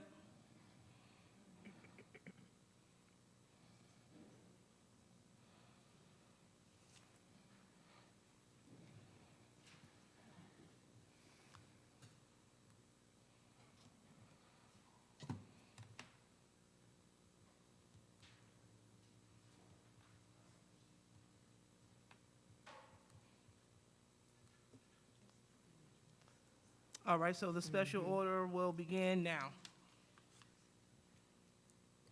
Good evening again, Council. Good evening. Order, point of information. Who has the floor? Who's calling Ms. Ferguson up in their 5 minutes? Do you know? I did. Okay, I want to hear the chair give you the floor, and maybe I missed it. Do the speaker's time include the councilperson's time? Do we know? Do the speaker not? No. It does not. So that means I could call people up and they could speak, and it don't tap into my 5 minutes. That's what we're hearing. Okay? Thank you. Mrs. Ferguson, excuse me, could you please explain the process and what's going on, and update the council on the, on what's happened so far and what the future is looking like? Sure, absolutely. Again, good evening. As you are well aware, the application for organizations, nonprofits, businesses was available as of noon today using an online portal. Applications will only be made available via that online portal. If you, as some have already noted, if you have some questions or concerns about the use of that portal or any questions related to ARPA in general, feel free to email arpa@cityofflint.com, especially if you have concerns about the portal. Councilwoman Burns, you mentioned there was a page that was not found, so if you could send that, we can take care of that as soon as possible. The application will close on March the 27th. I believe that's a Monday. Point of information. Could you speak a little louder? I did get, people can't hear you. Paul, I don't know, you can hear in the back, they're stating that they can't hear. Okay. If you can cut the volume, that does sound better. Okay. Thank you. All right. Applications are currently available and will be available through March 27th. I believe that's a Monday at 5 p.m. You can visit cityofflint.com/ARPA for information. There is a link there that will connect you to the portal where businesses, organizations, nonprofits, et cetera, can create a profile that will include all of the information that we require, that the federal government requires us to collect from each and every applicant or person that is, or excuse me, organization that has issued funds. This has taken a tremendous amount of work to compile. We are grateful that we have had the assistance of the ad hoc committee. We have been meeting pretty regularly as an administration to make sure that we get this process out, that it's fair, equitable, and accessible. So I think there's been a lot of confusion about what ARPA is and what it isn't. It is not a blank check for the community. There are a number of rules and regulations that the city is required to follow to ensure that we do not have to repay these funds. It is my job, compliance is my middle name, to make sure that the city does not return or is asked to return or is in violation of a single penny of these funds. So a number of residents have explained to us their frustration with the process and the fact that there is not currently an application available online for residents. And that is because the city of Flint cannot administer dollars directly to individuals for the most popular topic is homeowner or home repair. We have to find an intermediary. We have to find an organization, a nonprofit, a business, someone who is willing to take on the task of allocating or spending $5 million, $5 million that council approved in their budget for us to spend on homeowner repair, because honestly, our municipal government does not have the capacity to be able to administer funds on that level to individual homes. I'm going to repeat that. This is a huge undertaking. There are hundreds of people who need assistance with home repairs. We do not have the staff to administer that program, and that is why this application is out looking for an organization that can partner with us to do just that. It does not have to be one organization. It could be multiple organizations. We cannot directly cut checks to residents. We do not have the capacity to make sure every I is dotted and every T is crossed in ensuring residents get the help they need for home repairs. So as I mentioned, the application will identify an intermediary on a number of different opportunities for funding, so not just homeowner repair. So there are a number of local organizations that are available if there are folks who need help right now. If they need help right now, there are a number of organizations in the city of Flint that can help people with home repair. We also don't want to be duplicative of services that are being offered by other community organizations. For example, G-Card, there is a poster right downstairs in the lobby of City Hall that talks about water heaters. We have certainly folks who need water heaters. We want them to use the resources that are currently available because, as we all know, $5 million will not be enough. We need to direct people to resources that are currently available in the community, and then if for whatever reason those resources are not available to them, then we would use ARPA as a backup. This should not be the front. Like I said, this is not a blank check. This should not be the first point of entry for a family that needs assistance with homeowner repair or home repair. We understand that there are a lot of organizations, especially smaller nonprofits and community-based organizations, that will be unable to complete this application. They may not know what a UEI is. They may not know what an EIN is. They may not know how to file their tax returns. There may be questions that they have. And so we have, 5 technical assistance partners who are willing to hold their hand and help them complete this Point application. of information. What's your point? This is the second time I heard you say 5 technical firms willing to help folks. Can you name those 5? Yes, sir, I can. They're all community-based. They're all community-based organizations right here in Flint that have track records of assisting folks. The first is North Flint Neighborhood Action Council. Who? North Flint Neighborhood Action Council. I'll wait till you stop writing because I want to make sure you get this. Oh, I want to make sure I get it. Go ahead. Neighborhood Engagement Hub. Neighborhood Engagement Hub.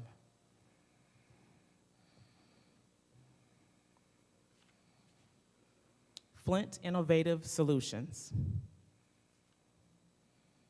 Who? Flint Innovative Solutions. Say that first word again. Flint, F-L-I-N-T. Flint Innovative Solutions.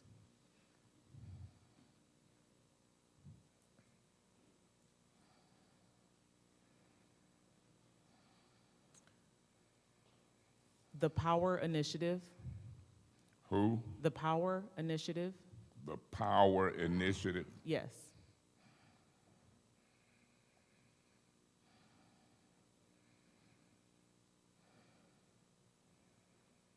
And the last is Social Impact, Philanthropy, and Investing, or also more commonly known as SIPI. As who? SIPI, S-I-P-I. S-I-P-I. S as in Sam, I as in ice cream. Yes. Social Impact, Philanthropy, and Investing is their full name, but they're more commonly known as SIPI. And point of information, they're helping people do what? They are helping organizations who may have difficulties or questions. They're providing one-on-one support to help them complete the application. This is inclusive of folks who may have poor internet access, folks who have disabilities that may not be able to see or read the documents. They are there to assist.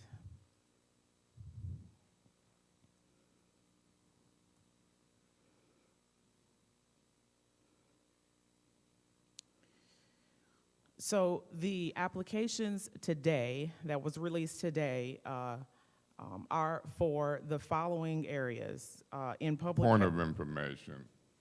What's your point? Ms. Priestley called you up to give an overview of everything. Is that what I'm understanding? This is an ARPA presentation, so she's presenting information.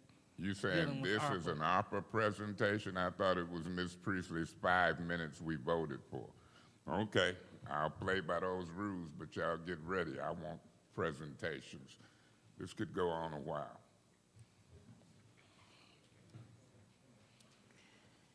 The application that was released today focuses on 3 areas: public health, economic development, and housing and blight elimination.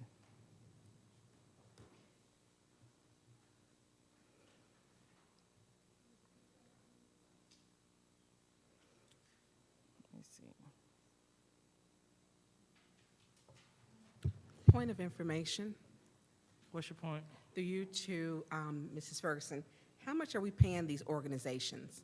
How much are we paying these organizations Yes. to assist? We are actually not paying them at all. This is part of the partnership with philanthropy. Our philanthropic partners are handling all of the expenses related to this. They are actually contributing in kind and also cash payments to the organizations, probably around $250,000 in assistance to the city. They are not asking us for any money. They have been more than generous in their ability to help us and to provide funding for the organizations that are helping us. So there are no administrative fees or overhead?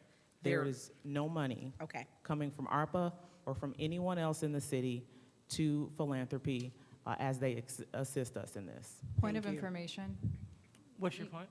you said there were 3 areas that were covered. Can you repeat those 3 areas, please? Sure. Housing and blight elimination is one. Public health is the second. And economic development is the third.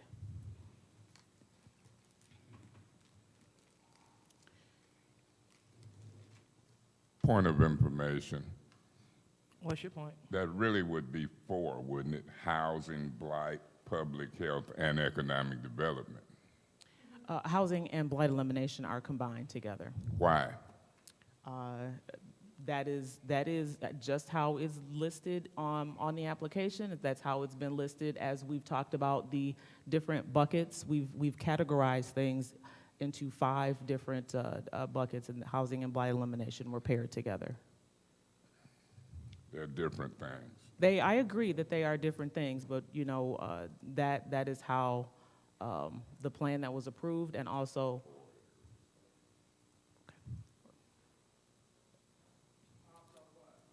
And housing and blight elimination, public safety, infrastructure, public health, economic development were all of the buckets that were included in the plan that council approved.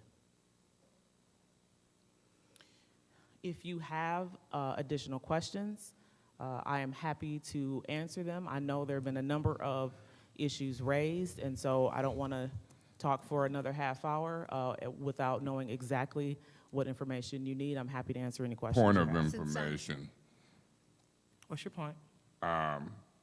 what is the amount of money left from the ARPA funds? It started out at $97 million. Do you know the amount that's left? So to date, we've spent about $37 million, and then the grants that we are hoping to get out to the community will total just over $15 million. And then there is still some funds left after that. So 37 minus 94 would be what, about 57 million? That's my question. What's left? That is a great question. If you give me just a minute, I can calculate that for you. Mrs. Ferguson, could you discuss the community committee? Absolutely. So on December 5th, we released an application for people who are interested in serving on the Community Advisory Committee. The applications closed January 5th. We received 96 applications. 91 of them were eligible. There were 5 that were deemed not eligible because they were not City of Flint residents. The applications then went through the process of redacting all identifiable information, all names, addresses, phone numbers, places of work, worship, wherever, whatever was listed on the application and the resume. And then there was a committee that scored and selected applicants. We are still in the process of confirming those who were selected.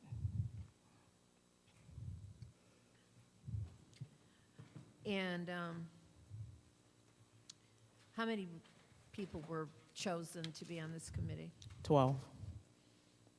Point of information. What's your point? Through you to the speaker, under the charter, are you familiar with the definition of multi-member body? One or more people, persons acting in an advisory committee have to be picked and appointed by the council. Are y'all ignoring that, or y'all picking these people? No, sir, that is not being ignored. I believe at some point in the last 60 days, you received an opinion from the city attorney's office regarding your question on multi-member bodies. If I may, point of information, would your information be wrong? I haven't received an opinion from the city attorney on this. I don't know where you're getting your information from. I know what I received. Would it surprise you if I didn't receive that? Point of order. What's your point? Mr. Mace is using point of informations to obtain the floor. Order. So, 1 second, please. Ms. Priestley is wrong. I'm using quick inquiries to clarify some information, so you can rule however you want, but she's wrong. She should concentrate on having the floor rather than being a parliamentarian. So, Ms. Priestley, point well received. We're going to go ahead and go forward with the special meeting. So hopefully everyone will use their 5 minutes appropriately. Mr. Mays, go ahead. So go ahead. Did you already get your answer? No, I've done my point of information just like others, and I ain't studying what Ms. Priestley talking about. All right, Ms. Priestley, you have the floor. When will the names of the committee be released? I am hopeful that that will happen within the next 2 weeks. Okay. Mr. Whittigan, Mr. Whittigan. So sorry, Mr. Kim. Could you please refresh our memories as to your opinion on the multi-body situation? Sure, Madam Vice President. First, I'd just like to... Point of order. Can you cut your mic on? Testing. Testing. I'd like to apologize to Councilmember Mays. It looks like I did not specifically request that it be printed and delivered to your mailbox. This was sent to the council members on several weeks ago. The question about what constitutes member... Are you referring to the Angela Wheeler opinion? That is correct. That don't even fit. That ain't it. But go ahead. I got the Angela Wheeler opinion. I asked for a legal opinion from you on this particular issue. Proceed, if you will. Yes, as I said in my email, I'm relying upon that prior opinion. I find it to be well-reasoned, and that the application to this situation is the same, that these committee members are not a multiple-member body as contemplated under the charter. Information. What's your point? Through you to Attorney Kim. So are you ignoring the definition in the charter as it relates to a multi-member body being one or more people and acting in an advisory capacity? Are you ignoring that? I am not. However, to the extent that you have any further questions about this, I would request that this body go into closed session, given that the legal opinion, to discuss the written legal opinion that was given to the council. Point of information. You think we have to go in a closed session to get and talk legal opinions on a body that's moving and fixing to advise somebody? Is that what you're saying? Is that to save the city from liability if they done it wrong? What is the necessity of a closed session? Under the Open Meetings Act, one of the reasons why you can go into closed session is to discuss a written legal opinion from the Public Bodies Council that preserves attorney-client privilege regarding those discussions, and so I would request that if you have further questions about that, that this body do so. Ms. Priestley? Yes. Please continue, you have the floor. Will the names of this committee be released to the public?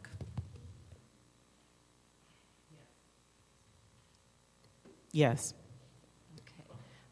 I can't think of anything else that I had questions for. Thank you so much for explaining what you Madam have. Chair. I will give up my time. Madam Chair? All right, thank you, Ms. Priestley. Mr. Pfeiffer, you have the floor. Yeah. Can you discuss briefly the rubric or the scoring on how people were selected for this committee? If all their names were redacted, so on and so forth, you said 12 were chosen. How were those 12 chosen? And what's the makeup of residency? Is it one per ward, or like how is that? Explain some of that. So we have not yet been able to confirm all 12, and so I would not know the makeup of the board until there is still some due diligence that needs to happen post the meeting. So, So is it possible that all 12 are from Ward 8? no, we did have a question on the application that asked what ward people were from. And in the process of redacting, the addresses were checked to ensure that they were in the appropriate ward. Due to the boundary change in August, there were a number of people who did not list the correct ward, so those were adjusted for them in their application. Okay, outside of address, can you tell us how people were chosen? I have a rubric that I can share with you if you give me just a moment. If you want to ask another question while I pull this up, I can. We'll you wait. can- Point of information, what was the question? What scoring apparatus did they use to choose people?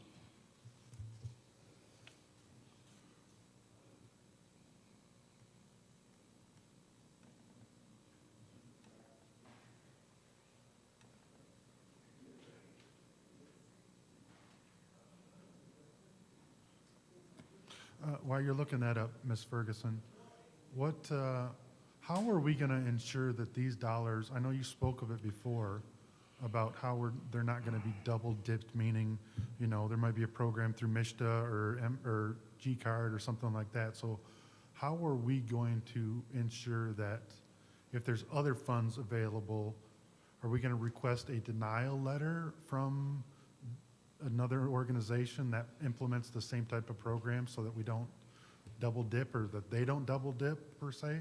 If we have some people that want to take advantage of the system and get 2 applications in for the same project type of thing? So that process is still being worked out, but there will be some validations made on whether or not folks are eligible and that they don't double dip. So are we going to, if somebody wants to get their roof fixed and they're, at the poverty line or whatever, are we going to direct them to another program to apply for first? We are not going to direct them to another program to apply for first, no. What I'm saying is that if there are organizations that have funds available now to assist residents, we are encouraging people to go that direction, especially if they have an immediate need. And they are more than welcome to apply with the organization that's selected for homeowner or for home repair when that is available. So I guess I don't understand. How are we, if there's, I think it's called the Home Program through MISTA, which has a lot of stuff out there, and they may be funds available to help that person out, we're not going to figure a way to get them the money before we spend ARPA? I'm sorry, can you ask that? Yeah. Yeah.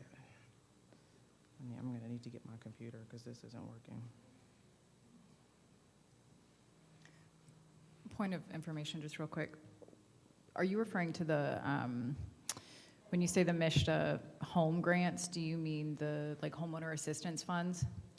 Because there are also home grants, but that's a HUD development thing. But I think through the Home Program, there's funds available for people to get their roof fixed and stuff like that. That's not home, that's, Something else? yeah, But because home is specifically for big But Developments. to that point, there's a lot of different programs out there that people may be eligible for that may not know about it. So if they come in and apply for ARPA, are we just going to give them ARPA, or are we going to try to get them to the state programs or the federal programs that have a lot more money than what we're allocating?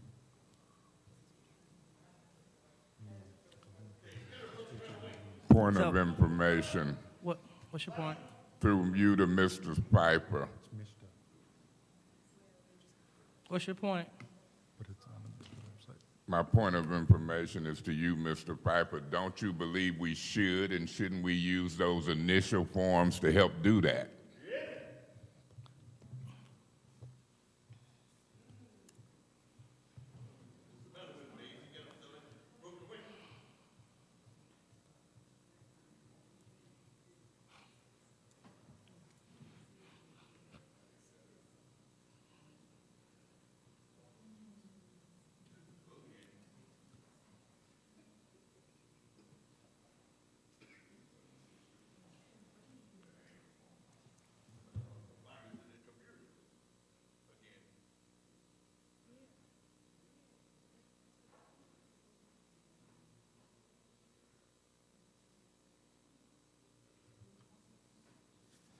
Point of order. We're What's your waiting for point? her to find something? Yes. Okay.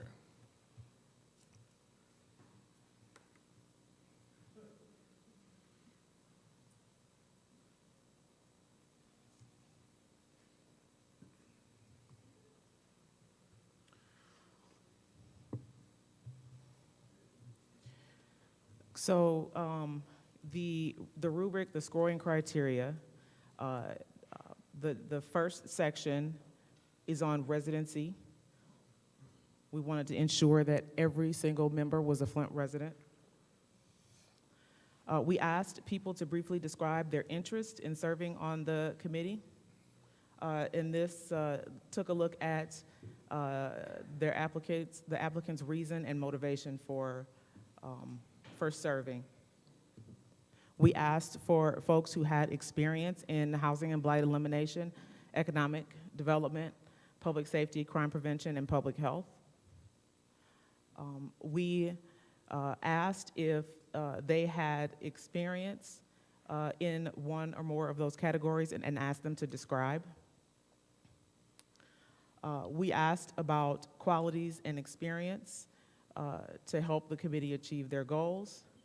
We asked folks to list community involvement, and this was not to determine whether or not, we weren't interested in making sure we had somebody that serves on 1 million committees.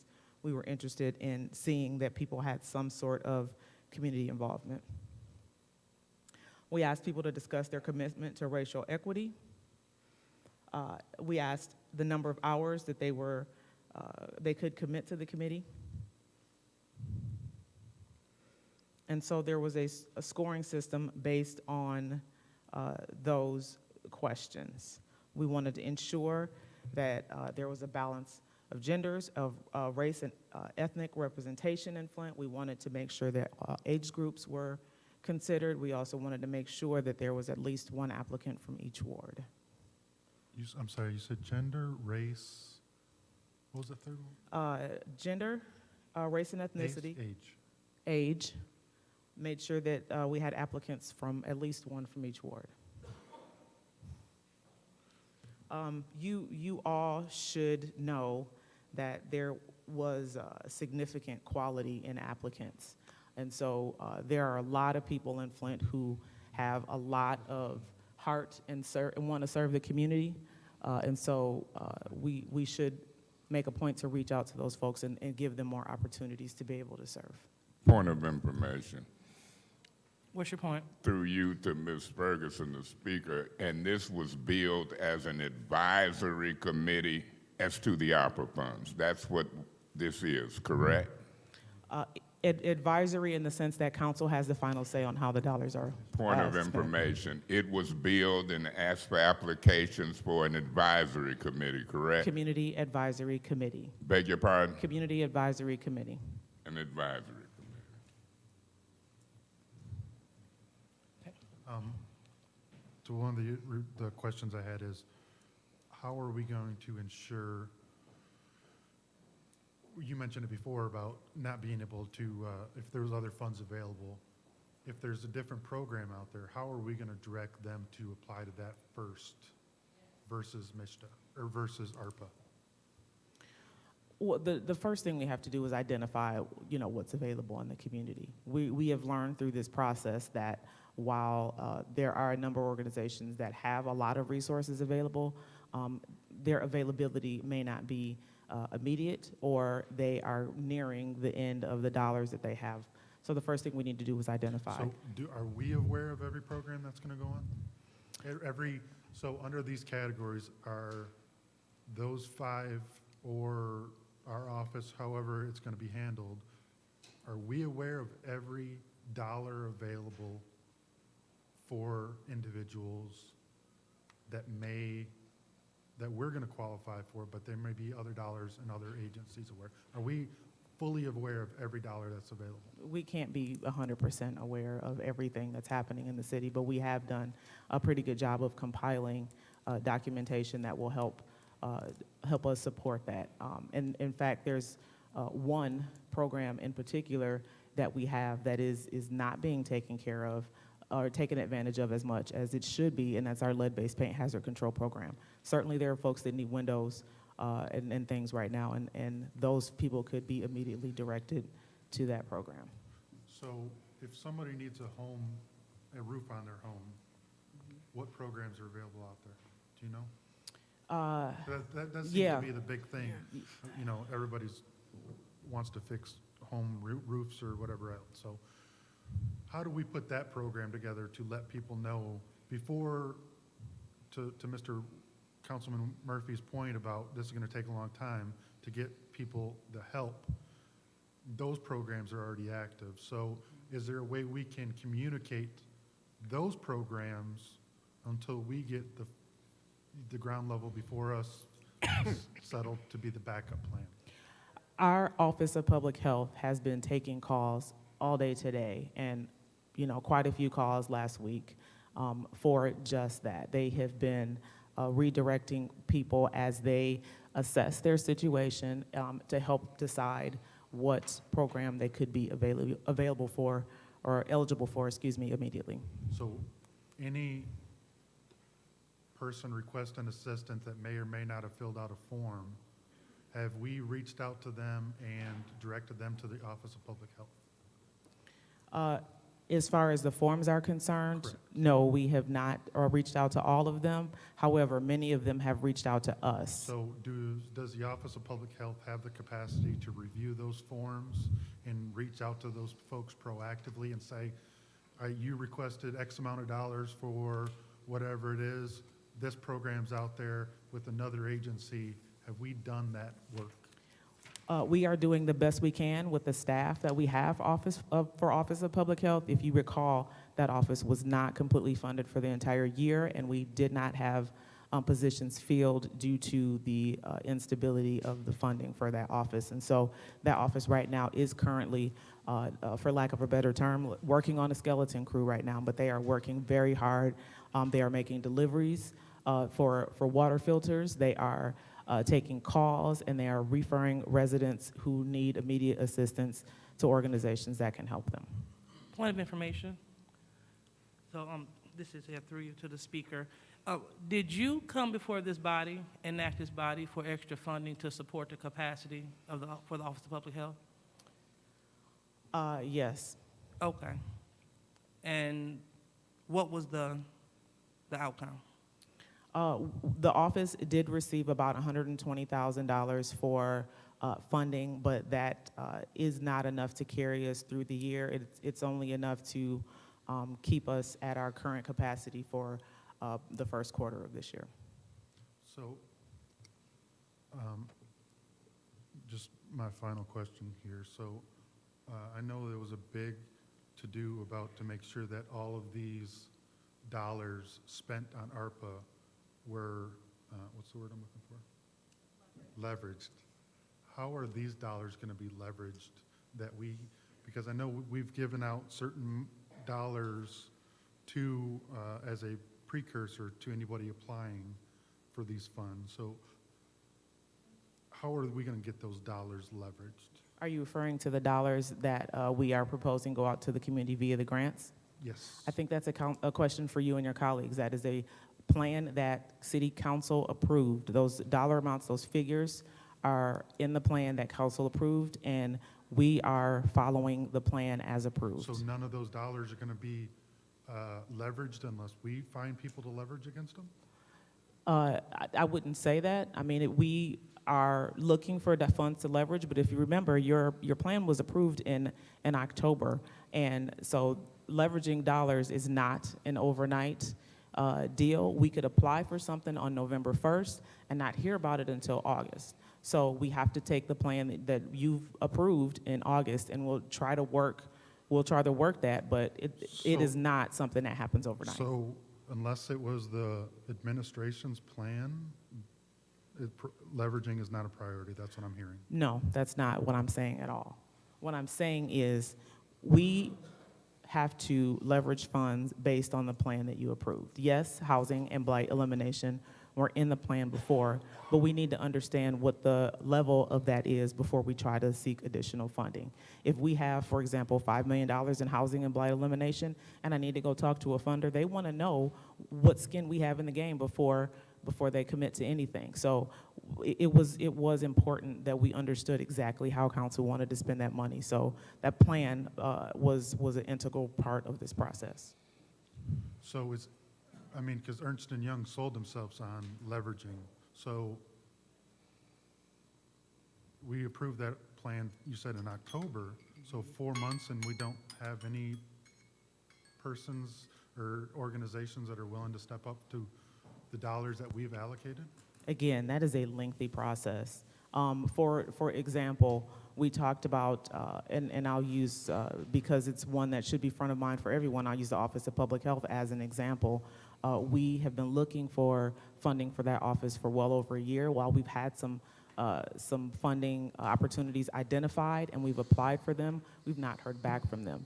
It is often, especially with a case of federal funds, we could apply for something on February 1st and not hear anything for 8 months. So it's only been since October, we'll just say November 1st, since it was the end of the month when that was approved. So leveraging is not something that's instant. We have to identify funding opportunities. We have to apply for those funding opportunities with limited staff, with limited capacity to do so. All right, thank you, Ms. Ferguson. Ms. Herkenroder? Thank you so much, Madam Chair. Hi, Mrs. Ferguson. Thank you very much for being here tonight and for answering our questions. I just want to build a quick question off of what my colleague in the 8th Ward said regarding the leveraging. You had mentioned earlier when my colleague in the 6th Ward was asking questions about the administrative fees for nonprofit organizations or for these TA assistants or these TA organizations. About how much money do you think that philanthropy, I don't want to say donated, but provided in kind to be able to help support that? It's estimated about $250,000, but I don't have a concrete number, but that's the estimate. Yeah. Okay, thank you. So I have a couple questions. I was under the impression that the community grants would total somewhere around 18 million, but then I saw on a press release that number was actually closer to about 15. Where did that $3 million go? So in the plan that council approved, there was specifically a section on gap financing for mixed-use projects. Council approved $2 million for Clark Commons, and so that was redacted from that particular section of the funding. So that's where $2 million went. There's also an additional section or funding opportunity that will be available for small businesses at a later date. And so the balance of the funds are between those two projects. Okay, thank you. So I have a number of neighborhood groups who are very active within the 7th Ward, which is phenomenal. If a neighborhood group wants to submit an application through ARPA, do they need a 501c3 status to be able to do so? Yes, they do. They could also work with another local nonprofit and ask them to serve as their fiscal sponsor and submit an application. And the TA agencies would be able to help support, facilitate these relationships? If they already have a relationship in mind, that would be ideal. But yes, they can provide some support to those relationships, but it is not incumbent on the TA providers to find a fiscal sponsor. Okay, so I do just want to clarify what I think you said. So yes, they need a 501c3 status or a fiduciary that also has a 501c3 status. That's correct. Could that fiduciary also be one of the fiduciaries that's managing ARPA? Can you explain further? Sure. So for example, if we grant, dollars to Habitat for Humanity to be able to help support the housing and blight elimination grants portion of this portion of ARPA, if I'm a neighborhood group, can I go to Habitat and say, hey, will you serve as my fiduciary as they go through to apply? I would not speak on behalf of Habitat in that. That's completely up to them, but they would be able to apply. Okay, so then that actually segues perfectly into my next question. The qualifications for different grants, I understand with the different categories of ARPA, there's obviously going to be different qualifications that you need. Will the requirements be the same between each nonprofit depending on project area? They're not the same. For example, the funding available for mental health services has a requirement of providing services for a minimum of 5 years, whereas grants for alternative uses for vacant lots does not have the same requirement. So Right. it's different for each funding opportunity. So, right, but my question is, so I guess for clarity and for understanding for my benefit and for the benefit of the community, is one entity going to be the fiduciary, man, I cannot think of my words today, the fiduciary for all of the mental health grants? Or is it going to be, a third is going to go to, I don't know, the Health Coalition, a third is going to go to GHS, and a third is going to go, I don't know, to Catholic Charities? There are caps for each funding opportunity that vary. So, for example, there is one for homeowner education, which I believe is $50,000. There's no cap there because it's only $50,000. But in some of the others, for example, neighborhood cleanup, I believe, is $1.2 million. There is a cap there, but it could go to multiple organizations based on their budget, what they ask for, what council decides to approve. I don't think I'm phrasing my question well. So if I'm applying for a mental health portion of ARPA and I go to, for hypothetically, Greater Flint Health Coalition, will the requirements asked of me from Greater Flint Health Coalition be the same if I ask for a mental health grant from GHS, for example? The criteria is the same. Okay, yes. okay. So no, it doesn't matter which organization I go to. If I'm going for the same program, mental health, public health, whatever, it'll be the same requirements at each organization. It'll be the same requirements for each funding opportunity. Okay, perfect. Thank you for clarifying that. And I do want to go kind of back to this committee process. Who was on the committee to select the candidates, those 12? So there was representation from both Ruth Mott and Community Foundation. I was there. Both of the ad hoc committee members were also in attendance. Okay. Can you clarify the relationship between Ruth Mott and the Greater Flint Community Foundation? Absolutely. They are here to provide support to the city. They do this work every day. They select committees. They do grant making every single day. This is not something that the city does on a regular basis at this scale. And so they have offered to provide assistance to us to make sure that the process is done well. We want to make sure that we, as I've said before, dot every I and cross every T, because we don't want to send any dollars back. And we also want to make sure that the process is accessible for organizations to apply. And they do this. They've done it for years.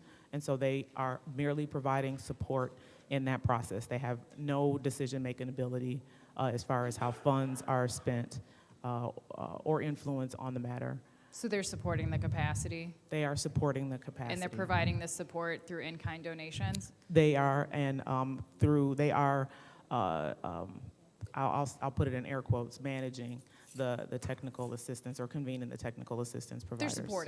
supporting, helping making sure everyone's on the same page. Because Yes. this is a pretty intense process. I mean, the compliance alone was almost 500 pages, Yes. which is a lot, which is why we have a compliance firm, and which is why we understand the capacity is so, I mean, that's a lot, especially when we're working with, almost $100 million. Okay, and then my final question, and I, to be honest, I'm not sure if this is a question that we need to decide as a body, or if this is something that I'm forgetting. But my colleague in the third ward alluded earlier to a concern that I also have regarding the time limits on ARPA. So just as a reminder for everybody, all of these dollars have to be allocated, means they have to be put into different buckets by December 31 of 2024. I hear that buzzer, so let me just ask this question, Madam Chair, if I may. Thank you. And they have to be spent by 2026. So when the committee decides how to, grant this $15+ million, will all of those approvals have to come before this body before they finally get allocated and spent? Yes. Thank you. Madam Chair. Mr. Mays? Yeah, Madam Chair, I want the public to know this ain't no rocket science. This is easy arithmetic. You should know how to do this arithmetic 7th, 8th, 9th grade, some in elementary. $94 million. You can spend it in different areas. I'm fixing to tell my colleagues something. One of the most important areas we got to allocate money to is called revenue loss. The revenue that the city of Flint lost during COVID-19, that adds up to about between $10 and $30 million. You subtract 30 million from 50 million, you got 20 million. Here, Mr. Neely and these folks then did a press release today trying to fool the public and tell them 15 million for these nonprofits. And then they come and tell you out of the nonprofits who is going to allocate the money for the residents for roofs. Ms. Ferguson, in all due respect, this recording will show that you said you are the compliance person. Had I knew that, I'm not going to vote to hire Ernst & Young for compliance for $1 million. Ernst & Young is the compliance folks. And so if you done hired a compliance firm last year for $1 million and they only spent $300,000, you ain't give them enough work. I went to Ernst & Young and I said, look at these stack of applications from people. Look at them and go through them one by one and tell me how many of them look good. They came back with 7.6 million look good, requested for home repair. If Ernst & Young came before this council and say, pay us $1 million for compliancy, they gonna make sure, and they getting paid and should be bonded to make sure we don't spend the money wrong. I don't need the community foundation, no advisory committee. I put my money on Ernst & Young. The residents of the city of Flint voted for me to make decisions to put my money on Ernst & Young. Now, Ernst & Young, I asked them, did y'all help come up with an application that complies? I've asked them to be here at the next meeting. And I'm gonna ask them in front of the public and y'all, did y'all help with an application? $1 million, can't y'all develop an application? Could have been and did it. But you got folks in the administration, that's the mayor's office, who playing politics with this money. Everybody wanna say to the public, in my opinion, I'm the one that gave you money. No, it ain't gonna be I'm the one who gave you money. It's gonna be we the ones who gave you money. Ms. Priestley believed when we allocate millions of dollars, we micromanaging. I don't believe that and hope y'all don't. If you believe when we chop up and allocate millions of dollars, we micromanaging, I want to sell you the Mackinac Bridge for $1. That's ludicrous. Our job, one of our primary responsibilities is to do budgets and money. If this city council, 5 or more, sit here and let them pick an advisory committee, when the charter, I'm gonna read it verbatim, multi-member body, definition on page 5. Multi-member body means any board, commission, ad hoc committee, advisory committee, and any group, however designated, composed of more than one person and is acting or purporting to act in the exercise of official duties. They officially couldn't advise somebody about some money. But when you go to the back page, I left this in every council person's mailbox. When you go to the back page, that definition is in the chart on page 5. You go to page 56, multi-member bodies, including boards, commissions, and committees, may be established by the city of Flint by ordinance or resolution.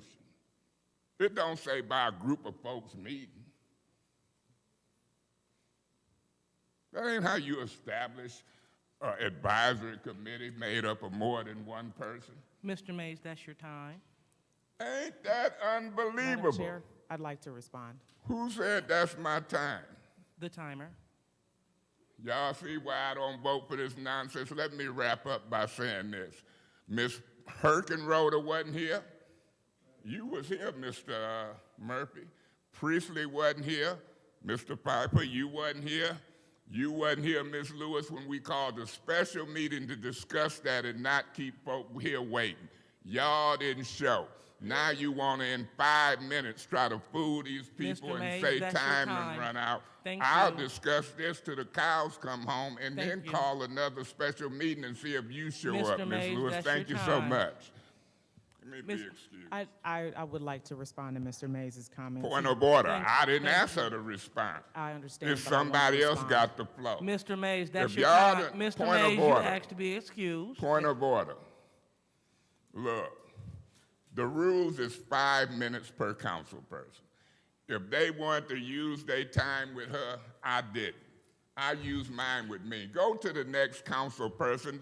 She could have been here at the special meeting. Neely could have been here. Mr. They ain't Mays, that is your prepared. time. Thank you. Point of order. What? That is your time, and you asked to be excused. Yeah, so go to the next council person. She Mr. could have Mays, been here please any cease day of the talking. week. Again, yes. Ms. Ferguson. I would like to provide a response here, primarily because I would appreciate Mr. Mays' thoughtful questions as opposed to accusatory statements. First, as it relates to compliance, yes, we do have a compliance firm, Ernst & Young. If I can make a Bible reference, because I'm sure Mr. Mays will get that, we got to study to show ourselves approved. We cannot rely completely on a compliance firm. We have to be able to provide pushback, ask questions, and make educated decisions based on what we understand about compliance. I am very happy to have the support of Ernst & Young, but I need to know for myself what we're doing with this money and how we are maintaining compliance, because we are ultimately responsible. If the hammer falls, Ernst & Young isn't going down, it's the city of Flint that's going down. So we need to understand exactly what all 500 and some odd pages of that document is about. Secondly, about the advisory committee, I have the utmost respect for all of you, including Mr. Mays. But I did find it extremely frustrating in his comments that it appears that he would rather the community not be involved in this process. And it is very important that they be a part of this process. We had 96 people apply. It is clear that they want to have their say Point on of order. this. Could we have What's the your point? audience be quiet, please? Not a problem. Pardon me, audience, due to the poor acoustics, it's kind of hard to hear up front. So thank you so much for your cooperation. And that's all I have on that. Okay, thank you, Ms. Ferguson. Anyone else would like to speak? Mr. Murphy? Oh, thank you. I have a couple of questions, and I wrote them down. My first question is, since we hired a compliancy firm, what can you provide us of additional dollars that they have applied and received that we was awarded due to us giving the compliance firm $1 million in the first year to help make sure that we dot the I's and cross the T's, and in addition, lobby for additional dollars? Because when we awarded them the funding, that was one of their responsibilities that they said that they was going to try to do. So I would like to know, you don't have to answer it now, you can give us a copy of all the money in addition that they have brought to the city of Flint since we gave them $1 million. The other one is, what is your opinion on the 400 and some applications or the one-pagers that Councilman Mays put out to the community that we use for our 4 community meetings? What is your opinion on awarding them or giving them some money for those who believe that that application was an intake form to be able to get some funding, because some appear or believe that that application will get them some assistance for their homes? My other question is the Parks and Recreation. I know we earmarked some money for Parks and Recreation. I don't see no money here. What are y'all plans on either bringing a resolution to City Council so that Parks and Recreation or Keep Genesee County Beautiful, whoever will be administering the projects that need to happen throughout the whole entire parks in the city of Flint that we maintain, and some people have adopted. They got some park improvement. I know I have many of them in the 3rd Ward that I would like to see improved on. So what is the plans for the Park and Recreation funding? Also, the small grants. I know the Community Foundation of Greater Flint has small grants. Keep Genesee County Beautiful used to have $500 grants for organizations that doing great things. Habitat for Humanity has a $10,000 Flint brand grant. What category do you see that being up under to be able to help those organizations, those block clubs that is doing neighborhood cleanups? My Councilman Murphy, if I could, you've sent out a bunch of questions, and I want to be able to answer them and not forget them. Yeah, I just wanted to use up my 5 minutes, and then you could answer when I finish, because I wanted to make sure I get all my questions out. So that was my goal while I was over here typing. But if you want to stop me, you more No, than continue. Please continue. Continue? Okay. What is the goal to market once the process has taken its place for the real applications to go out? So what is the plan to deal with the residents that did not fill out the form? Because some of us told them that was not the form. So you have some residents that did not fill the form out that want to get some assistance. And I'm sitting up here looking at my text messages, and people are like, okay, I want to get some help with my roof. Somebody talked about their small business, getting some help with their small business. So I'm constantly answering questions from people that's inboxing me, asking me, when can I get some help? So is there a marketing piece once everything is in place for us to either mail applications to residents to be able to apply through Habitat for Humanity, Communities First, whoever will be the fiduciaries to help with the home improvements or the small businesses that is waiting, or these residents that put this application in, 400 and something plus residents that put an application in that believe that that might be the application to get them some assistance. Are you guys planning on taking those applications and doing something with them, or that's the number one question I would like for you to answer, and I'm wrapping up. Do you have a plan for all of those 400 some applications where people apply for, and then what about the ones that didn't apply that believed that there was a different process? And I think I'm done, because my bell ain't went off, so I might got some more minutes. All right, I'm done. So I will address the question about the intake forms first. It is unfortunate that so many people filled out those forms believing that that would yield immediate results for getting their homes repaired. I have not looked through all of them. I have seen some of them. And from my cursory look at those forms, there are some that don't have contact information. There are some that are asking for things that we just can't provide. There are some that are very much aware of what they need, and their list of needs is extensive. What I would like to do, and what my opinion is of those forms is, it is clear that there are a lot of people who need help.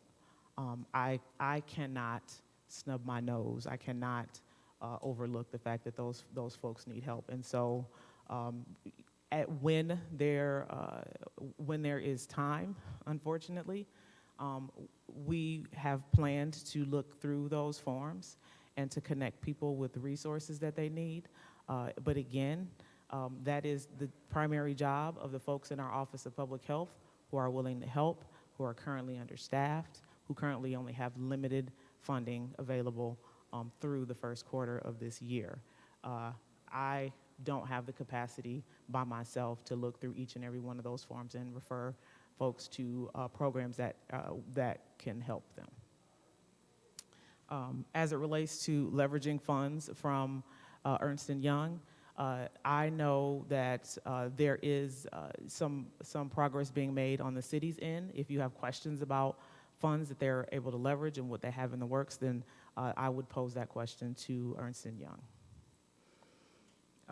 Parks and Recreation, because Parks and Recreation are not owned, if I could say, by community organizations and the like, then they would not be a part of this particular grant process.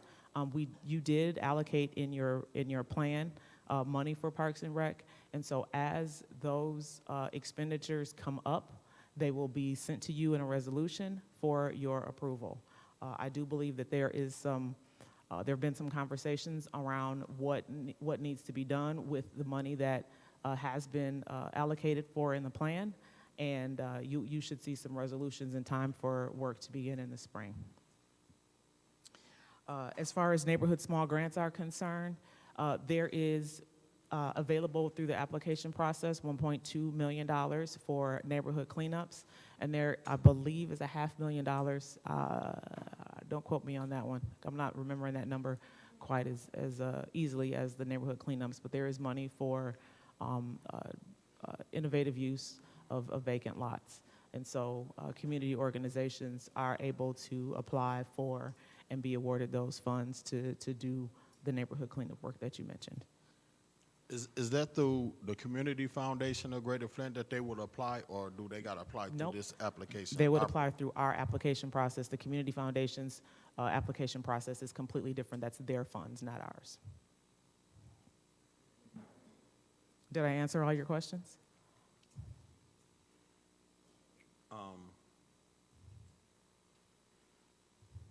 Sort of, kind of. Listen, my last piece that I want to talk about is blight. We earmarked $16 million for blight. I went around, identified 200 and something houses in my ward. It was very lengthy, long, just very lengthy. I learned a lot about the third ward. There are a lot of houses that's not coming down. On one block, say Marengo, in between Industrial and North, we got one house that's coming, probably two houses that's coming down out of 8 houses on that block that need to be torn down, when they just need to clean the whole, just bulldoze the whole neighborhood and clean it up and build it back up. So we have a gap in funding that we have not tapped into to be able to, and I'm wrapping up, to tear down houses. So when we get ready to tear down these houses, people go see us tearing down 1 or 2 houses, and probably 6 or 7 of them need to come down on that whole block. That is a big issue, and I think with Ernst & Young looking for additional dollars, they need to look at some more additional dollars for blight, because we're not putting a dent. We putting out brush fires, and our neighborhoods is a disaster. Thank you. All right, thank you, Mr. Murphy. Anyone else would like to speak on the ARPA special order? Madam Chair, Ms. Winfrey Carter, I would like to speak. go ahead. Thank you. Mrs. Ferguson, I have a couple of questions. I'm just wondering and thinking about all of the individuals who will be applying for home repair and improvement grants. How many organizations will we have handling that line item? That is completely dependent on the number of organizations that apply. Okay. And what they request, and how council decides to approve those requests later. So I cannot answer that question. We've been throwing around names of organizations. They may not even be willing to apply. Right. We need to, get the applications in and see what happens next. Okay, because I'm just thinking about what Councilman Murphy said and all of the individuals who have filled out the intake forms. And I told people that I'm sure that you're going to have to fill out another form on top of this intake form, because it really wasn't enough information. However, how are they going to handle all of the people who, any thoughts of how this is going to happen? I cannot dictate how those organizations will choose to handle that process. What I do know is What you know? is the city doesn't have the capacity to do it, Well, and so we yeah, have to and I rely know on that. partners, right? Okay, so, yeah, now, for the individual application process, and I know that we have given the organizations until March 27th to get their application in to service some of these categories here. When are you guys looking to put out an application for the individuals, That the application. homeowners That application would actually come from the organization that's awarded the funds. Okay, We would provide the eligibility criteria, the criteria that we are required to report to the federal government on, and then they would be responsible for Okay. the application process. okay. And I'm sure that in selecting the organizations, you guys will look at timelines and all of that, right? Absolutely, timelines come into play here, because we have a limited amount of time to spend the dollars, yes. Yeah, okay. Now, you know what, and then I clicked on this here application, go to application. And something stood out to me that I need some clarity on. Where is it? It said, I'll click here to register. Redeem invitation. Did you guys send out invitations to organizations? There were no invitations sent out to organizations. I will have to follow up on that. That should not be on the site. Okay, because it appears, if you click on this redeem invitation, it appears that certain organizations have like a, invitation number or whatever. So I'm like, okay, that wouldn't be fair, but okay. There were no invitations sent out. Okay, all right, I just wanted to get that, understand that, okay. I think that's it for me. I'm listening, I hear everybody else's questions, and the answers, so I'm good. Thank you, Madam Chair. All right, anyone else would like to speak in the ARPA special order? Madam Chair, Ms. Burns? thank you. Mrs. Ferguson, when you were speaking, so do you have the 12 people? The 12 people have been identified through the process. There's still some due diligence going on our end to ensure, one, that they are in fact City of Flint residents, and then folks will be contacted to confirm their commitment to serve. Okay, so the 12 people have been identified, but there's still some due diligence that you have to do. And I want the public to know, we had nothing to do with picking those, because that, to me, is important, that I would want my ward to be represented of what it's comprised of, because there are going to be some duplicates. We only have 9 wards, we have 12 people, so someone's going to be, we don't know how they're, are they all from Flint? They are all from Flint. They are all from Flint, so someone's going to have more than 2 people, more than 1 person in a ward. That's possible, yes. Yeah, it's going to have to be with being 12. And this board does remind me of the Citywide Advisory Committee, which they actually make a recommendation for the grants for approval, to approve or deny and give their input and send it to council in the form of a resolution. This just seems very, very close to this, and we've been saying that the ARPA funds is grant money. So maybe we do need to have another legal opinion. Or I know Attorney Kim said with attorney-client privilege, he would like to do it in executive session. I would like to do it in the public for transparency reasons, because there's a lot of things that are not clear. And if we need to clear it up, let's clear it up before we, we're in that part now, let's do the work. And we don't really have a lot before that. Because those 12 people, it's important. I want to make sure that, each ward is represented fairly. We had 0 input. We did not pick 1 person to put on that board. And in some of the boards, council has input, and it's distributed fairly, so that we know that each person will have representation to get those dollars. We had nothing to do with this board. And you know who they are. We don't have a clue. And I understand you said that it was a good quality or good pick of people, but I think that when we look at good quality or pick of people, it's only fair to say that's from the opinion of the people who picked it. It wasn't of us in our ward. So leverage funds, we had the greatest sales pitch by Ernst & Young. They were going to leverage some dollars.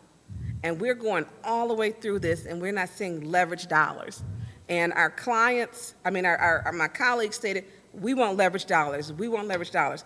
We're still spending and still no leverage dollars. The money will be gone before we get any leverage dollars. Because we going all the way through it. That was a really good sales pitch, because we haven't seen any leverage dollars, I believe. Oh, no, we did with the land bank. There have been several projects that we've Okay, leveraged dollars. If we can get a list of that, so we would, so that we will know what dollars have been leveraged. I know land bank was, but then we still have Ashley the Capital, part Buick where. City. Oh, Buick City, with the county did give in. So Buick City, and then the land bank. And so those would be those only two I can think of off the top of my head. Which parks? I don't even remember that one. The leverage dollars for Burston Fieldhouse, the dollars that were leveraged to do repairs at both Hasselbing and Brennan Center are also two that come to mind. Is it possible to get that on the spread so we can see it? Because those are things like I like to share in my block club meetings. When we talk about, when they want to know what's happening with the ARPA funds, we can say, this is what they have done so far. So we can have it like on a spreadsheet or just, a quick, this is what was done with this. Because when we're thinking off the top of our head, our meetings are long. And this meeting, I wish would have been just specific. I'm sorry that the public has to sit here, but this is our time, this is our place to do it, because we did not have a separate meeting or a special meeting to where we could handle ARPA where we were all together. This time shouldn't have been used for this, and I appreciate the information, and for the audience who has to sit through this, we have to do it now because we didn't have a meeting. The meeting that we had on Saturday, our ad hoc committee, and we didn't have the administration there. So as not to take the residents who come to speak time. So understaffed, you're understaffed. This is a real sticking point for me, because we didn't know how to process at the time. I did not vote for that initial form, which states initial form, but 6 of my colleagues did. And it was a form like just for intake to contact people back. And these people, there seems to be no priority to contact them back and let them know you need to fill out an official application. That to me is disturbing, that those people, because not everyone in those who filled those out was someone that talked to Councilman Mays. They came from all of our wards. And there should be a priority for all. If I have to take Ward 6 to call them, I'll call Ward 6 residents and let them know, I need you to please come in and fill out an official application form. I'll call my residents. I don't want Ward 6 residents to miss out. Ms. Burns, that's your time. Thank you. I will certainly be willing to hold you to that, because we I will need do help. it. I will do it. Yeah, I will do it. We also want to make sure that, again, that council knows that if there are people who need help immediately, that there are services and programs available. So, we can bring as many folks as possible in the council chambers to talk to them about ARPA funds, or we can make sure that they leave with information on how they can get help now. Thank you. And hold me to it. I will. Anyone else would like to speak on the special order?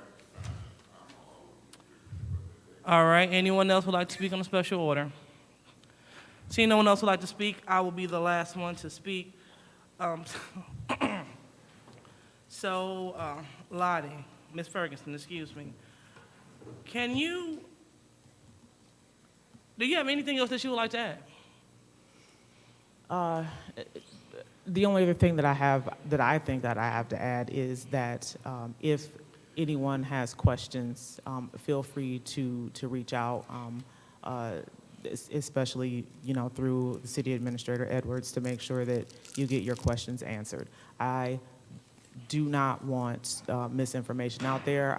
Disinformation needs to be combated with reality, and the reality is we have a limited amount of time to spend dollars.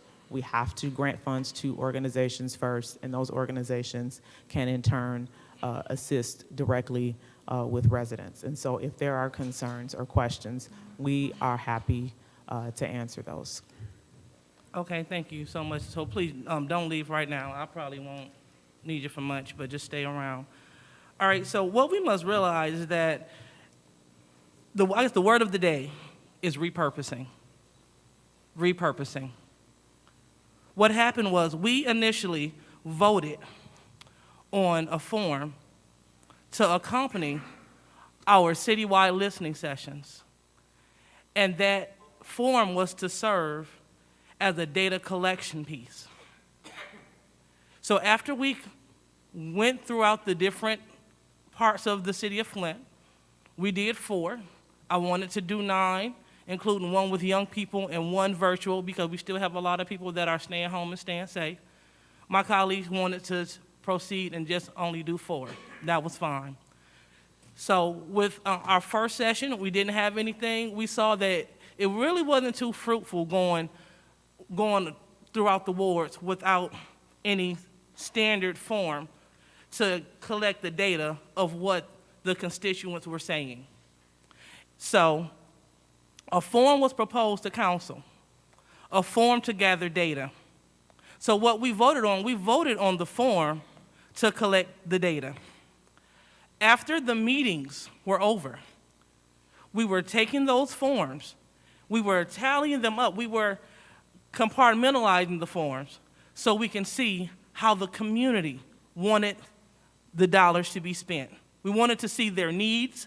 That's why people put down what they needed, how much they thought they needed financially. They put down all that information. And so from there, it was a closed deal with those forms. Our council member in the first ward repurposed the forms. And so after they Point were of information. Ms. Lewis, when did you start speaking for me? You don't speak for me, do you? Speak for yourself. That was an improper point, Mr. Mays. Point of So- order. A quick inquiry as to whether or not you speak for me or for yourself is a legitimate point of information, and I'll do it again because you don't speak for me, do you? Again, no one is speaking for you. That's an improper way to obtain the floor. So as I was proceeding to say, so a few days before the mayoral primary, these forms reemerged. And they reemerged as a way for residents to apply for ARPA funding. That was very inaccurate. Point of information. What That's your opinion. They're still available now, ain't they? Again, that's an improper point of information. And my point is not about the availability of the form. We're talking about the purpose. And we want to stay on track and stop interrupting the speaker per you had the same Point courtesy. of order. Are you sitting up there saying privileged motions should not happen when you talk? I am saying that when you use frivolous points of information and points of order to obtain the floor, you're in violation of council rules. That's what I'm saying. Point of order. When you attack my name and give out misinformation, I'm an elected official I ain't gonna let it go by. So moving forward, so the forms were repurposed. They were repurposed with giving the residents the false assumption that this is a way to effectively apply for ARPA funding. Point of information. What's your point? Isn't that your opinion that they were repurposed, and isn't it your opinion what residents might have believed? This is all your opinion, correct? Totally facts. So as we move forward with what I'm trying to say, so with those forms, Ms. Ferguson, if you don't mind. I remember that we had a discussion in council chambers, and we brought up the Office of Public Health.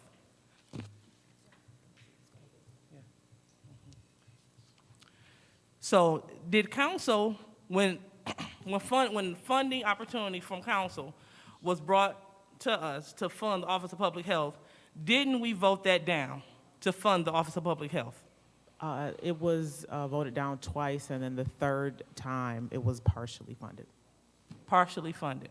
Okay, thank you.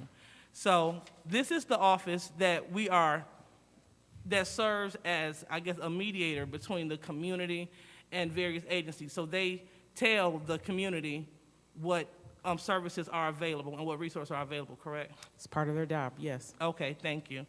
All right, so going back to this ARPA request form. And so we were talking about expanding the capacity of that office.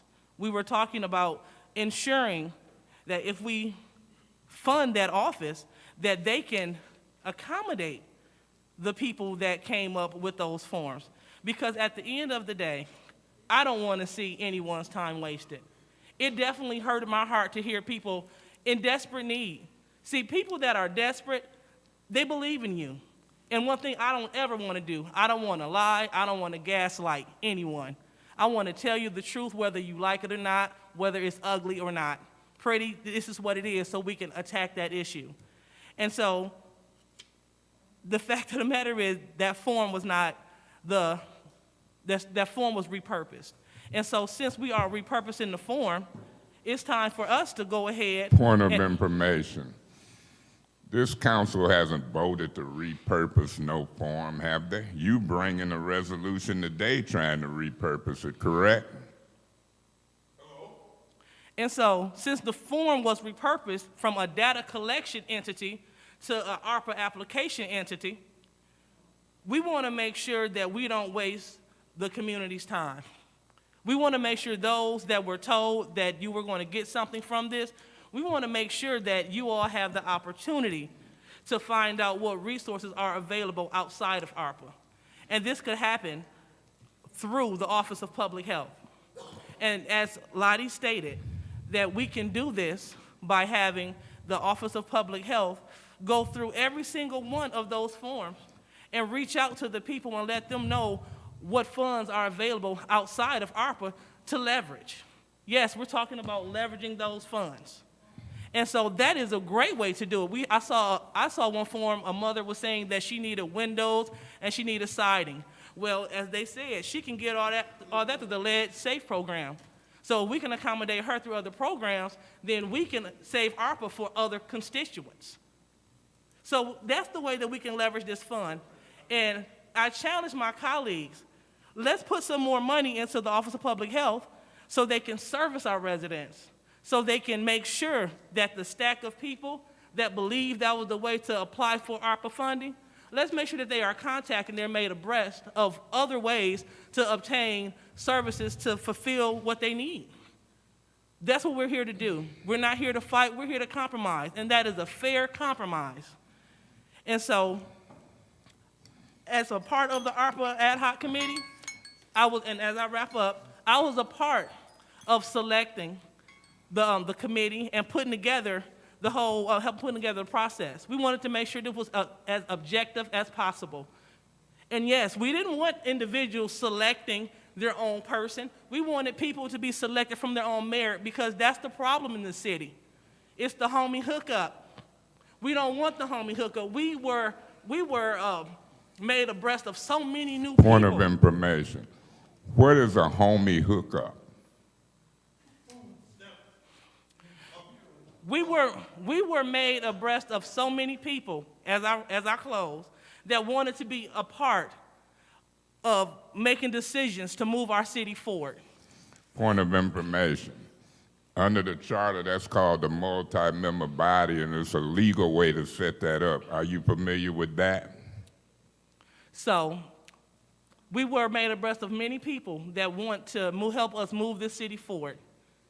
And for those that were not selected, we want to reach out to them because they were divided by ward. We want to reach out to them so they can also fill a lot of these vacant board spots that we have.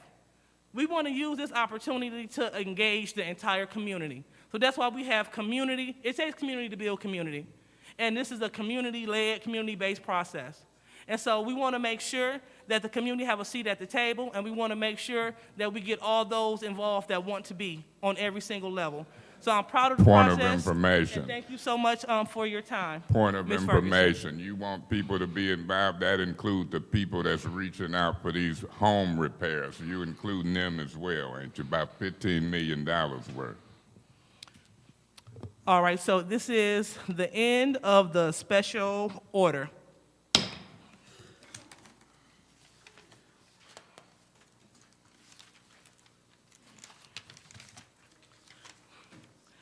Next, we have public speaking. Point of information, Madam Chair. What's your point? Why did so many of y'all, including Ms. Ferguson, the mayor, why did y'all all miss that meeting Saturday? Do you know? Why did we have to spend all this time when we had a meeting Saturday? Where was you at?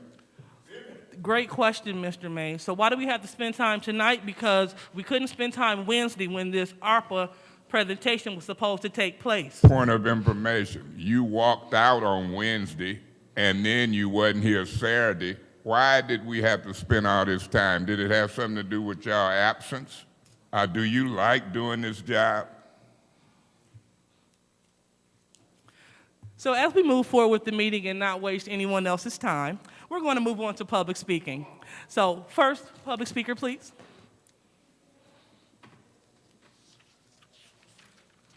Hello. Hey, you know, I'm our L. Mitchell.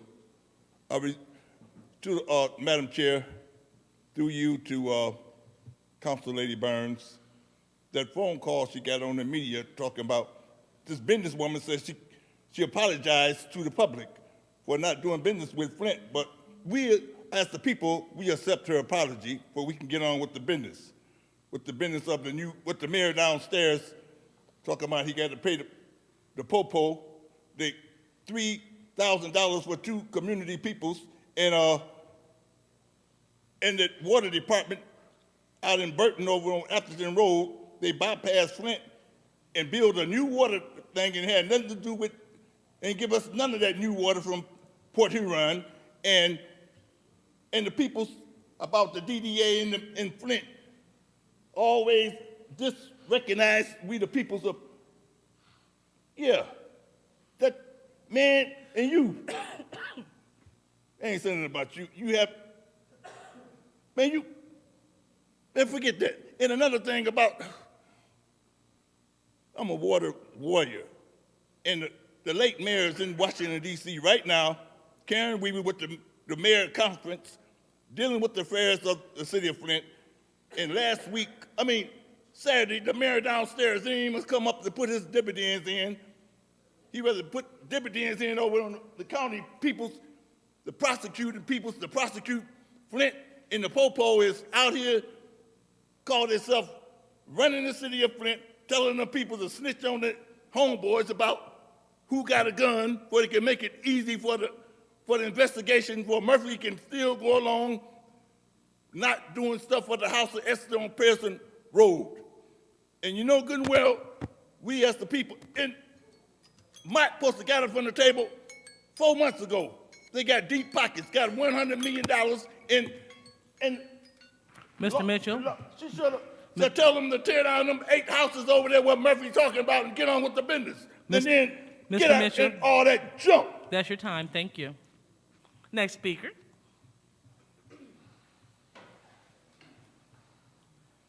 Tracy Frazier, 4th Ward.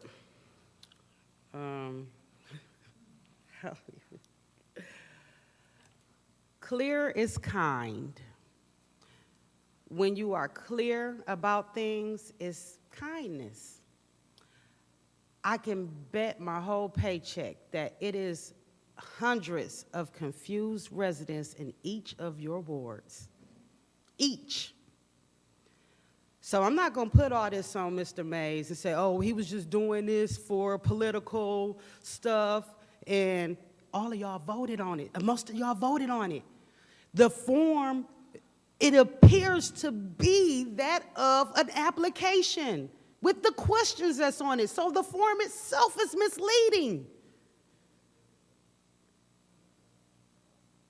We trust all of you to represent the wards. It breaks my heart to hear someone say that is not my job. I do not have the time. I am not. I will not. I am 43 years old. I've been a Flint resident my entire life. I have attended Flint public schools. I've been on the right side. I've been on the wrong side. I am a graduate of the University of Michigan Flint. I've taken classes in the master's program for public administration. So a lot of the stuff y'all saying, it ain't going over my head. It is not. It hurts me that all this time has went by and we have one person that is, her middle name is Compliance, and we have paid $1 million to a compliance firm, but yet we have not found the capacity to help the little people. If you are a big organization, if you are a big business, you got in the door and out the door quickly, expeditiously. But here it is, the little people, we are still waiting. And it's going to be probably a long time. And now we are hearing we ain't going to get nothing. We are at the mercy of the nonprofits that has been selected so we can get that trickle-down effect. And everybody know how the trickle-down effect work with nonprofits. Ma'am, that's your I time. know I do. So here's the thing. Ma'am, that's your time. Okay, I'm gonna wrap up. If you ever sat on the phone with Salvation Army trying to get help with your bill, and it's a lottery, and you have to keep hanging up and calling back, it's the same thing over again. I'm just saying, please, find a way to build capacity to get it to the people.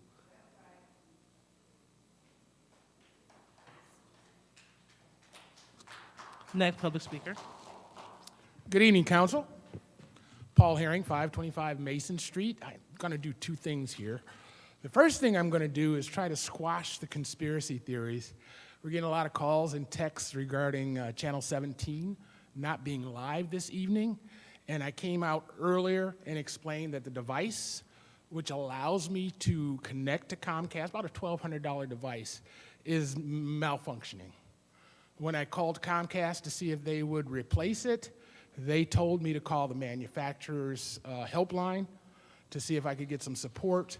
And as of 20 minutes ago, they were running a firmware update on the device to see if they could fix it.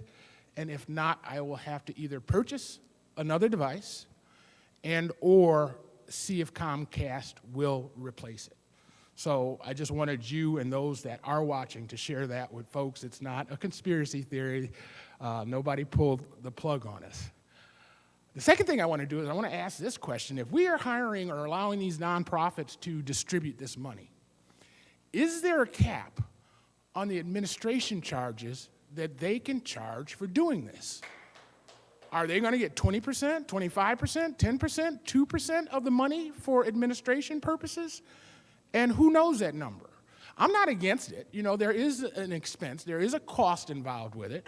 But if we could put some of it downstairs with those health workers and let them deal with this boondoggle, I think it'd be a lot smarter than sending them to the other nonprofits. So I'm curious, what percentage are we paying these folks to distribute this money? And the other thing is, these agencies that we're giving the money to, their sole purpose is to help the little people.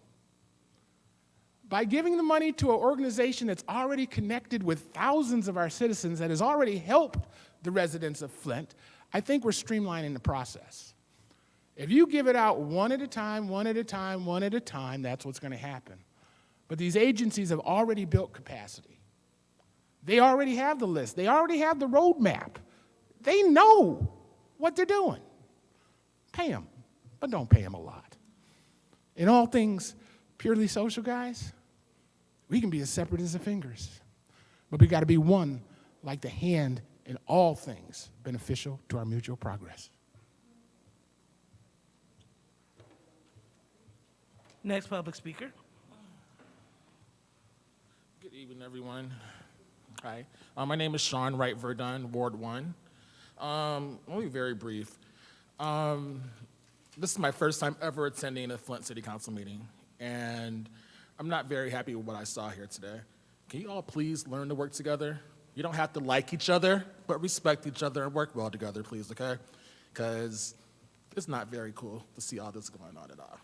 And I've been to city council meetings in other cities. I spend my time living on the East Coast also, half my time since I lived on the East Coast, and I've never seen a city council meeting like this. So get it together. All right, and also my concern is, well, the first thing is that initial application, I think the majority of us understood that was not an actual application. It was the initial form.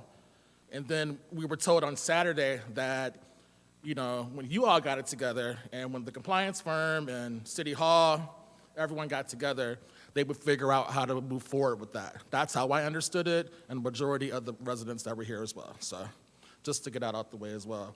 Also, can you all please watch what's happening with the nonprofits that they're going to be chosen to work with? A lot of them don't answer calls. They don't answer emails.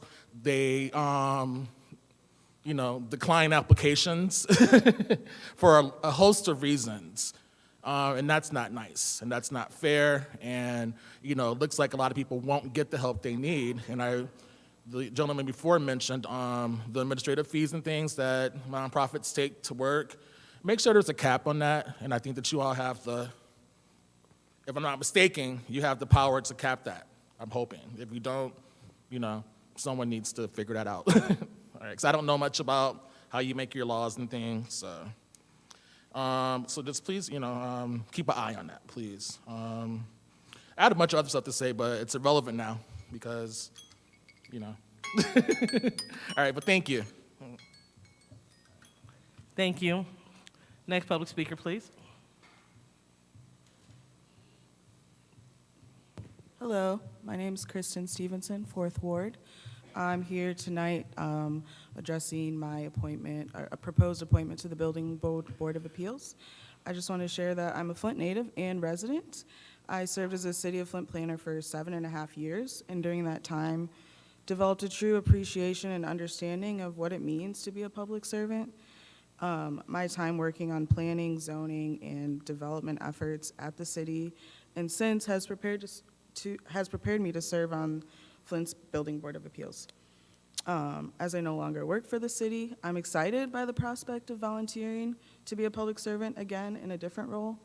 The opportunity to learn and participate as an unbiased body is one I take seriously. It's my understanding that concerns have been raised around conflict of interest, and though I believe this has been determined a non-issue by the city's legal department, I would like to acknowledge that should any requests come before the board that may seem a conflict, I would and will gladly abstain from discussion and voting. I will also point out that my voluntary service to the board is unpaid, and thus no personal gain would be had. I hope you'll consider my interest, commitment, experience, and aptitude for public service good reason to approve my appointment to the board. Thank you.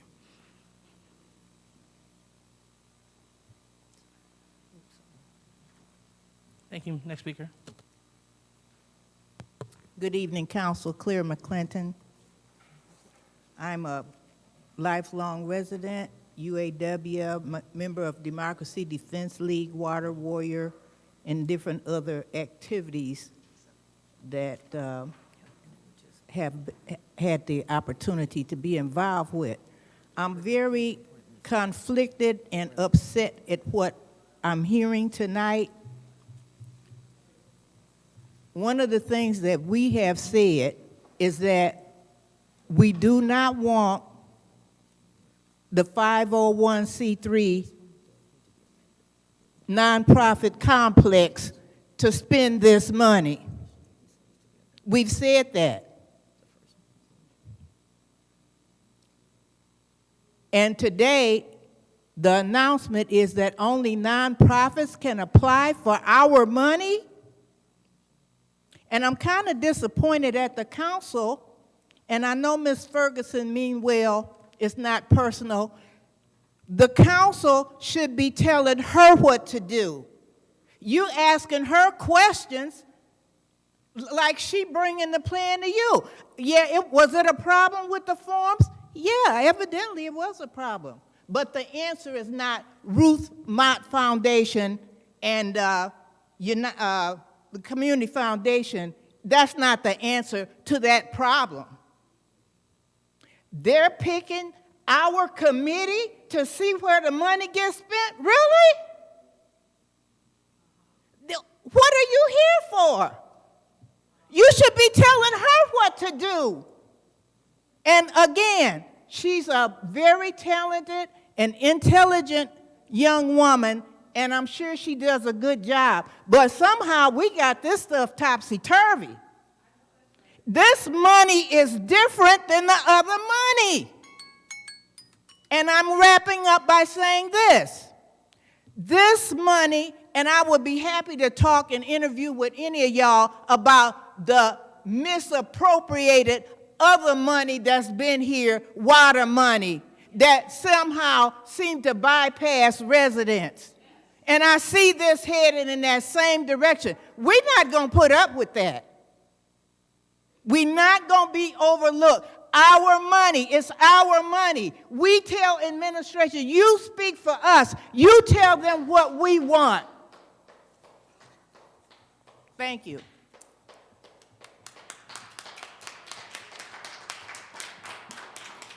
Next public speaker.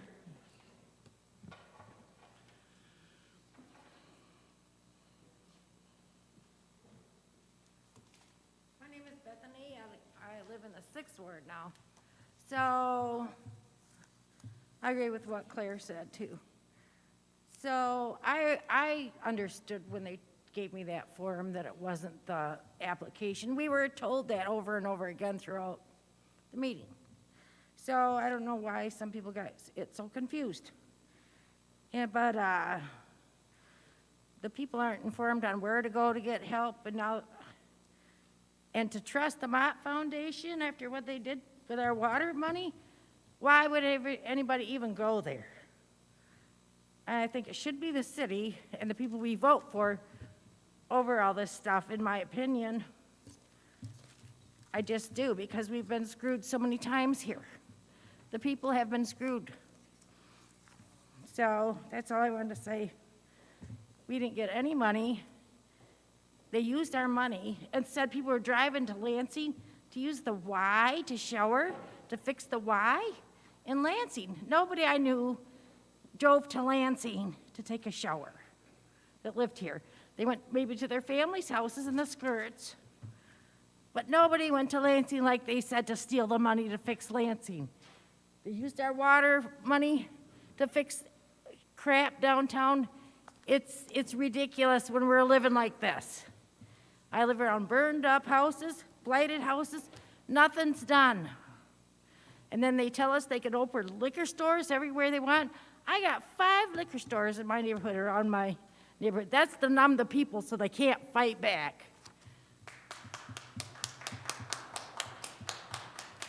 Next public speaker. Good evening. My name is Mercedes Kenny, and I live in the 7th Ward. And I'm going to address what I'm going to say to the 7th Ward council person. I remember when you got elected, Ally, and I remember when you walked by 2 ladies that were sitting here, and one was Miss Galloway, and I don't know who the other lady was, and you said, you know, you didn't vote for me anyway, but you didn't look at me because I had voted for you. So when you said that to them, we had always in the 7th Ward looked to have someone that was accountable, that would speak to us about things that was going on within our community on both sides of 69. I live on the cultural side of 69, and there are people that live on the other side of 69 that have trees in their yard, trees on their roofs, trees on their garages. They have broken windows. They're senior citizens. And I remember when I ran for city council in the 7th Ward, and I took pictures, because Tanya Burns and I ran at the same time. And that's when Miss Eva Worthy ran as well. I took pictures to show that the other part of 69 did not look like my side of 69. So when you came along, and we thought that we were going to get this here accountability, someone is going to explain to us about some of the things that she saw, whomever saw, that was not right in the other part of 69. That didn't happen. I waited. I even tried to make myself available to you to show you that I didn't have animosity. I've been married to a Caucasian man for 43 years. So I didn't have no problems on who you were or how you looked. However, what bothered me was the fact that 69 is still on the outside of the 7th Ward. The houses I saw with seniors in them still have these problems. When I received that... Ma'am, please wrap up. That's your time. All right. When I received that paper about the ARPA, I never took that as being an application for anything. So Saturday, when all those people came in here, and there was only 3 people here that represented us, those people were so totally disorganized, they didn't know what to do. And I feel sorry for them because now they're going to find out they're not going to get anything.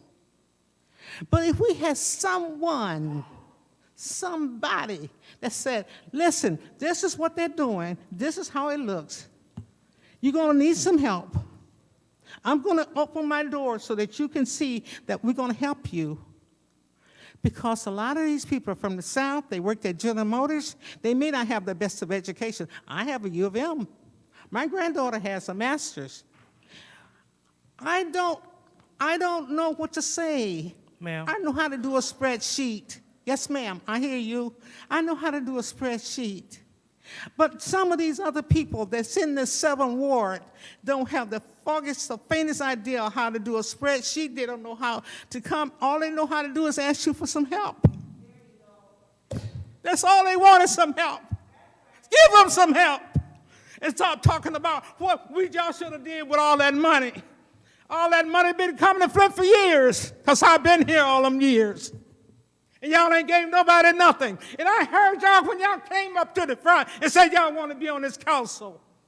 Y'all all came up here talking about how good y'all was going to do and what y'all was going to do for this city. What did you do? You sit here and talked about each other. You sit here and didn't do nothing. And it's time somebody called you out. It's time somebody say something. And Lord knows I'm going to say it. Because if you're going to shoot somebody, shoot me first. Shoot me first. Because I'm going to stand up here and tell you. No, you didn't do it. Point of order. You didn't do it. So y'all can take this here. But you didn't do what you said. What's your point? Okay, never mind. Time was way over.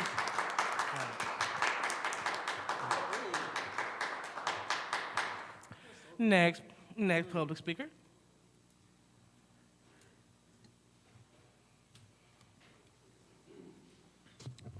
My name is Fred Bashir. I'm out of the 7th Ward. And I see we got the tail wagging the dog. Got it backwards. We're suffering from 467 years of a debt. I'm a descendant of the people they enslaved here in America. And the government owed me a check. Whenever I come to this mic, I'm talking about cutting the check. I don't want to hear nothing else. Until you pay me, you're going to hear from me. And everybody I meet, I'm going to tell them, cut the check.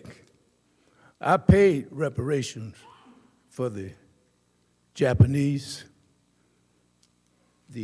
I'm 83 years old, be 84 in March. I paid reparations for the Chinese, for Israel, for everybody. The biggest problem that we have right now, that we don't understand that problems are solved by questions and answers in sincerity. I don't see that up here. I see 5 block, sometimes 6, not so much 6 now. It's either 4, 5, 4, or 6, 3. And we point to the 1st Ward. I see him I sit here and seen and watched on television. He bring forth a good motion. It died for lack of support. If Winfrey Carter Burns don't second the motion. or if he come up with an amendment. We got a problem. We need to stop dilly-dallying around with it. The biggest problem we have, not only here, but from here to the White House and in the world, is white racist supremacy. That's the problem. And you're not going to solve nothing until you attack the problem. You just can't do it. You don't want to do it. Okay? Sir. I got a 7th Ward councilman that never come in my ward. I mean, she was in the ward, never come to my house at all to campaign. Sent a flyer there that didn't say anything. Sir, that's your time, so please wrap up. I'm going to have a lot of time because I'm going to keep coming.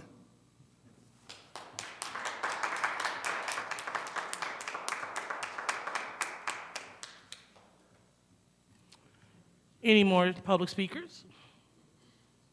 Any more public speakers? Well, public speaking is now closed.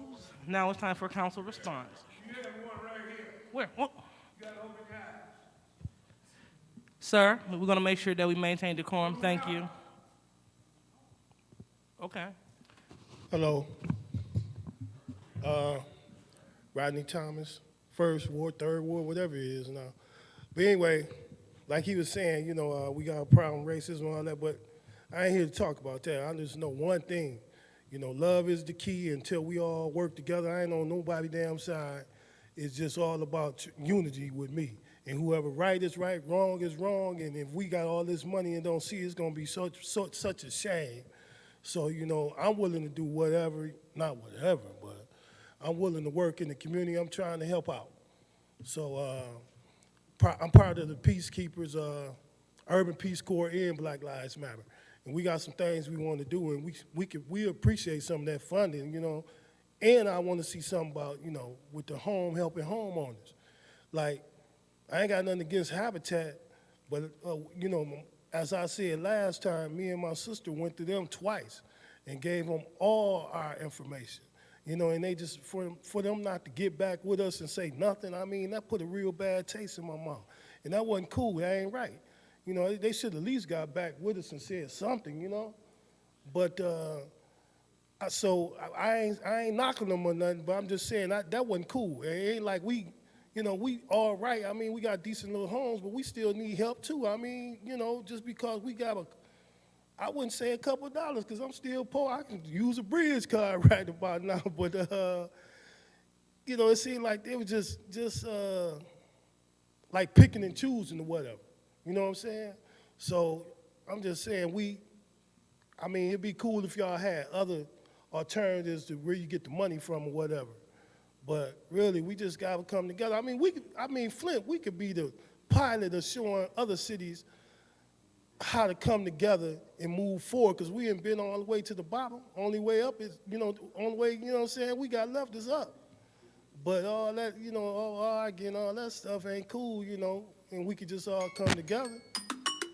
Thank you for allowing me to speak. I wasn't even planning on speaking. I was just coming really to listen, but anyway. Thank you. Any more public speakers? All right, so seeing none, I would like to respond. That'll work.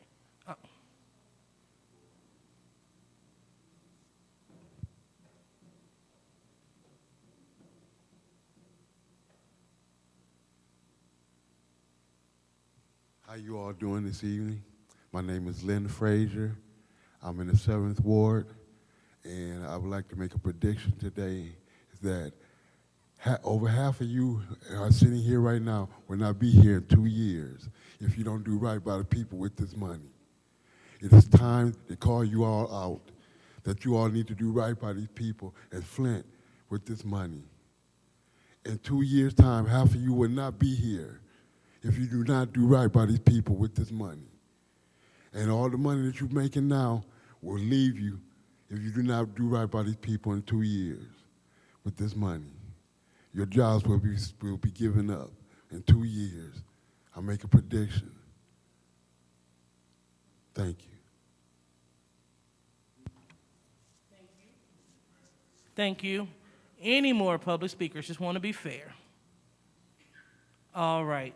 So public speaking is now closed and council comments are now open. And Councilman Thank Murphy, you you so have the much. Thank you, and thank you for all the speakers that spoke. I'm gonna go a different direction in responding to some of the speakers that spoke.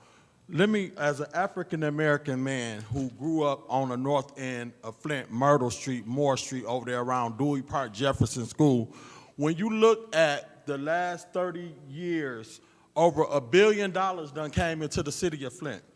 And if you look at some of our elected officials who we have elected in the last 30 years, some of the people that look like us, black African-American people, some that's not black people. When you look at all the people that we have elected in this community, our neighborhood is jacked up. When I got elected to be the councilman for the 3rd Ward, my neighborhood was jacked up before I got there, and that neighborhood still got a long way to go, and I only been in there for a year. And it didn't just get there overnight. So when you come here and you hit this podium and you want to talk about black African Americans and what we ought to be doing, I want you to know that our people that look just like us has been part of the problem, had tore our neighborhood up to the floor up. And when I ran for office and became a city council, I didn't become no city councilman because somebody thought I was finna rubber stamp something. I come up here to do the right thing for this community. So when I speak and when I make a decision, whether it's with 5 or 6 of us,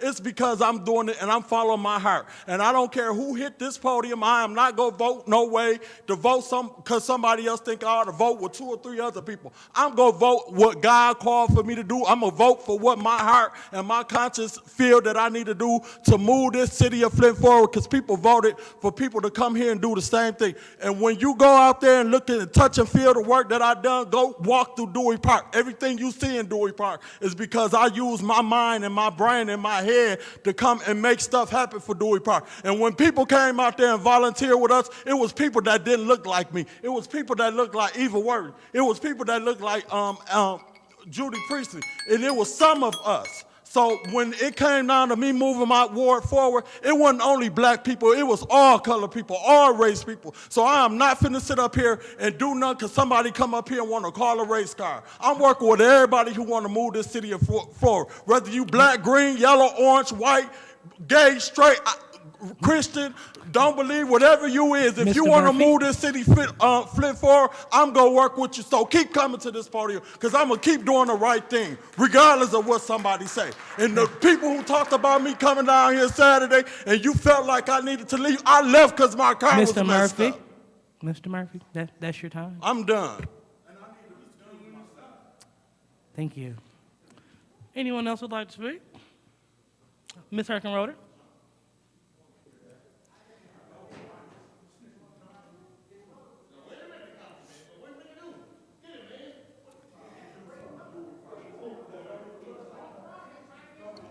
Point of order. I think What? we might need an officer for order. We have some commotion. Well, Madam Chair, do I have the floor? Yes. Okay.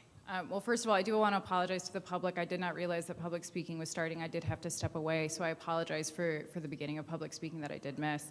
I do want to address Ms. Mercedes, if I may. I first of all want to say thank you for coming down here, and you're right, I definitely did run on the purpose of accountability, and I still stand by that.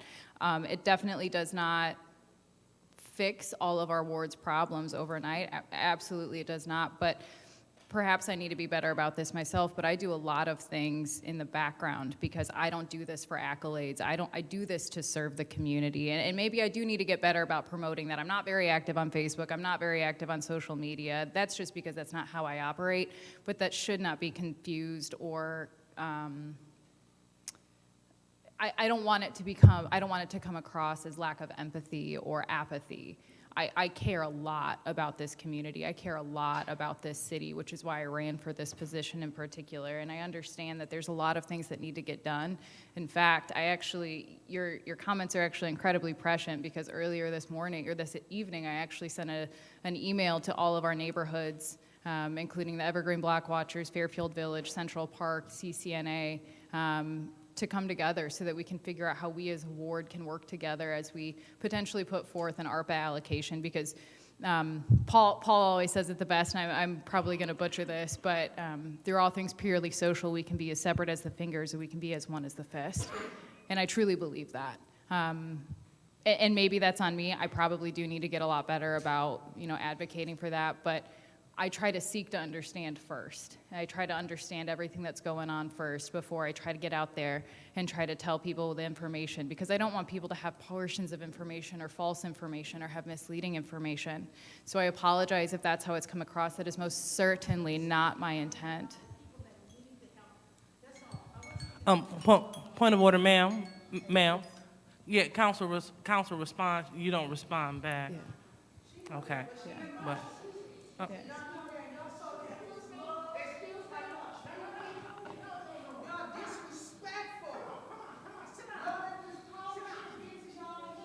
That's the,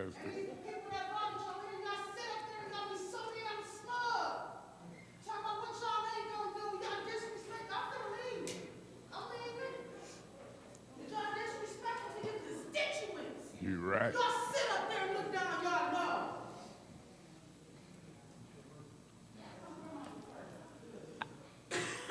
Madam Chair, but I just want to say thank you very much. Ms. Mercedes will. all right, anyone else would like to respond? Yeah, Madam Chair. Mr. Mays. Madam Chair, I listen to council persons like Quincy Murphy. To me, and it's my opinion, I think some of the stuff he says is ignorant. Just ignorant. And it's sometimes disrespectful to folk. Quincy Murphy was taken up for Cape Field's name before he come on this council. I listened to him. Hey, could y'all keep it down back there, Whittigan and Attorney Kim and all that back there, please? Because y'all louder than the people they walking out. Just disrespectful. And Miss Lewis, she's right about you and other council folk. And he's right about black and white folk. 100% right. We finna head into Black History Month. Y'all disrespected me and hadn't been on the council for 3 months. Some of them I went in the ward and helped white folk. Priestley, Pfeiffer, whether they know it or not. It was wrong. They was the wrong ones. Just disrespectful. Will stab you in your back politically and act like they don't know what happened. And then you got Liddell Lewis and Quincy. We fought since Woody Etherly and them to get blacks on the council. I call them handkerchief head Negroes. Putting folk in power and all that type of stuff and thinking. Excuse me, Mr. Mays. Yeah, It's in the dictionary, handkerchief head. Mr. Mays, you're out of order. No, I'm not. Let's maintain decorum I'm and not not. call your colleagues' names. That's a polite way of talking about you. I called you and Quincy handkerchief head. It's in the dictionary. Mr. Mays, that's your warning. Beg your pardon? That's your first warning. I'm going to appeal the warning. I support the appeal. Well, we have an appeal of the ruling of the chair. It has been by Eric Mays. I want to Properly make supported. sure you know the Properly. appeal is point of order. The appeal is me referring to you as a handkerchief head. So the appeal is based off the fact that Mr. Mays is calling colleagues' names, and it is supported by Jerry Winfrey Carter. So seeing that the chair goes first on the appeal, this is what I'm talking about. He had time to address the public, comments. These are council comments to address the public comments, to attack the issues. But per usual, colleagues are being attacked. We didn't sign up to be called names from any of our colleagues. We came here to fight issues. Flint has enough issues here for each and every one of us to take on a personal one to get it done. Fighting me and fighting Mr. Murphy, calling us things outside of my name. My parents named me Liddell Lewis. I was appointed Dr. Lewis by Western Michigan University. Please address me as such. Now, no one goes around calling anyone any other name outside of your name. Your name is Eric Mays, councilperson in the 1st Ward. I will refer to you as such. I will not attack you. I will attack the issues surrounding the issues in Flint. But this is why our meetings last long. This is why we go into the wee hours of the night, because we don't stay focused. We stay on top of other colleagues for no reason. And then we have people that support this. I don't even understand how you can support what he said. You just supported someone that just decided to call your colleagues a derogatory name. How do you support that? How do we move forward with that? There's really nothing else that I can say to that. So if we are going forward with that kind of decorum, clearly we're not going forward. And it's embarrassing. We had someone from the East Coast say that we are a mess, that he's never experienced a city council meeting like this. And he shouldn't. This shouldn't be normal. You should be embarrassed to even come up here and call anyone names. No one is calling folks names until our councilman in the 1st Ward decided he wanted to go on personal attacks. And yes, let's talk about last Wednesday. Last Wednesday, we couldn't get the business done. We had to adjourn because our councilman would not stay germane, he would not maintain decorum, and we had to get up because there was no business taking place. And so I had a family commitment, so I couldn't be there on Saturday. This was not life or death, because if it was, we would have been able to pursue this on Wednesday. See, I'm not going to be shamed because I have a family and I'm out here in the community. So I'm not just going to drop what I'm doing on my Saturday when we can get it all done here on a Wednesday. Because other people don't have family time and things to do, don't put that on me. That's not on me. I'm out here. And if you want to find me, you will find me out here installing smoke detectors in the entire city of Flint. So let's not attack people, attack issues. I'm attacking house fires. I'm attacking fire ignorance. I'm going door to door making sure people have fire escape plans. I'm not out here attacking my colleagues in the different ward. That's not why I was elected. And so in terms of people getting recalled, if they want to recall the 2nd Ward council person, go ahead. But I bet they won't, because I'm out here doing my job and doing it well. So whatever you refer to me as, make sure you put child of God, Dr. Lewis, change maker in these streets in the topic. Because you are a disgrace to this council, the way you attack others.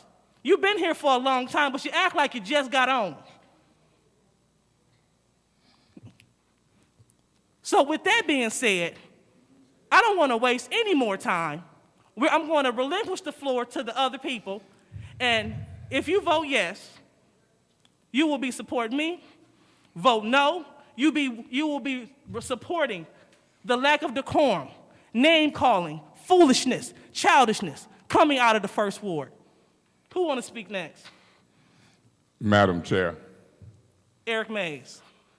Madam Chair, I was waiting patiently to get the floor because if you really knew our rules, the rules say that when you do respond from council comment, you shouldn't be argumentative with the public and the people who speak. I stood and watched what I viewed, in my opinion, Mr. Murphy being argumentative. Because that's your ally, you said nothing. You said nothing about decorum. You said nothing about the council rule that say you shouldn't be argumentative. And then I heard him talk about a speaker in reference to black folks. You said nothing. I stick by it. I call you a handkerchief-head Negro. I call him a handkerchief-head Negro. And I'm sticking with it. Google it. You got words like gaslighting, handkerchief-head Negro. All that's in the dictionary now. You just outdated. Point of information. What's your point? Through you to the speaker, do you know my name is Quincy Murphy or Councilman Murphy or 3rd Ward or Mr. Murphy? Not handkerchief, Negro, or none of those words. I view you as a handkerchief-head Negro. I don't know how you view Point yourself. of information. What's your you to point? the speaker, my name is Councilman Murphy, Mr. Murphy, or 3rd Ward Councilman. Them three. No, we ain't using adjectives or we ain't using those other words. And all due respect to you, I'm asking you And I'm asking my colleagues my name is Councilman-elect Quincy Murphy, nothing else. I don't want to be called by anything else. Miss Lewis, he was out of order. You ain't checked him yet. Your colleague, handkerchief head Negro, you said nothing. He was way out of order just then. I got the floor. I'm going to speak just like you spoke nasty about me. I'm finna speak nasty about you. Then I'm going to pass the floor. Because I got on recording after recording since you've been elected. Mr. Mays out of order, throw him out. Mr. Mays out of order, he breaking the rules, throw him out. And what you just said was a slight to me. I'm no fool. I hear what you say. I hear how you hypocritical, talking about we should be with the business, but yet you've been concentrating on months on me. It's recorded. You just did it in this discussion. Very hypocritical, talking about me. What you doing in the second ward ain't no different than what some of us done over a 9-10-year period. We didn't know you from Adam. You ain't all of that. Talking about what I'm doing in the second ward, what I'm doing. Quincy talking about what he doing at Dewey Park. Man, that third ward gonna look pretty much the same from the time you got there to the time you left. Y'all ain't doing all of that. But your ego got you thinking you are. That's usually how handkerchief-head Negroes act and talk to other Negroes. I'm going to talk about it. They used to call him Uncle Tom. Go ahead. I've stated before that my name is Councilman Murphy. My colleague need to be given a warning because he is not respecting our position. We are our elected council people. We do not have a right to Point of call order. people out of their name. How long you going to let him Thank interrupt? Thank you, Mr. Murphy. Illegally. And point well taken. Okay, may I continue? Mr. Mays, please refrain from referring to your colleagues as derogatory names. This is an appeal on me calling y'all handkerchief-head Negroes. And so I'm going to talk about handkerchief-head Negroes in the appeal, win, lose, or draw. That's what this appeal is about. I call you and him a handkerchief-head Negro. Now y'all don't want me to say handkerchief-head Negro in the appeal? What he want me to say? Mr. Murphy, handkerchief-head Negro. Councilman Murphy, handkerchief-head Negro. Quincy Murphy, handkerchief-head Negro. I know your name. Hell, I know y'all. And Ms. Lewis, you can sit up there all you want talking about we need decorum. I can go video after video where you and Quincy done attack me left and right. We can't get nothing done. He's a disgrace to this council. You just said it.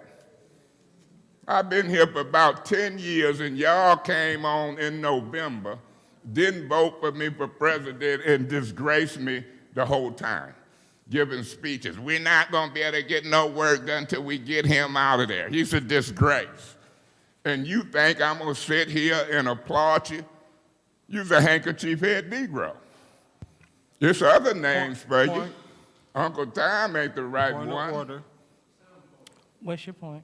My What they call colleague them? is using derogatory. Sambos. My colleague is making derogatory comments No, towards I'm his talking about how colleagues. point of order. Not only him, you also have someone from the audience. Point of speaking order. out. He need to be warned. Point of order. Will you warn him to quit using privileged motions to take the floor and make statements? This is an appeal on Sambos and handkerchief Mr. heads. Mays, the appeal was about the handkerchief head Negroes, That's correct. and now you are calling your colleague Sambos. Sambos. That is your second warning. So, Mr. Mays, you please Point of order. We on an appeal.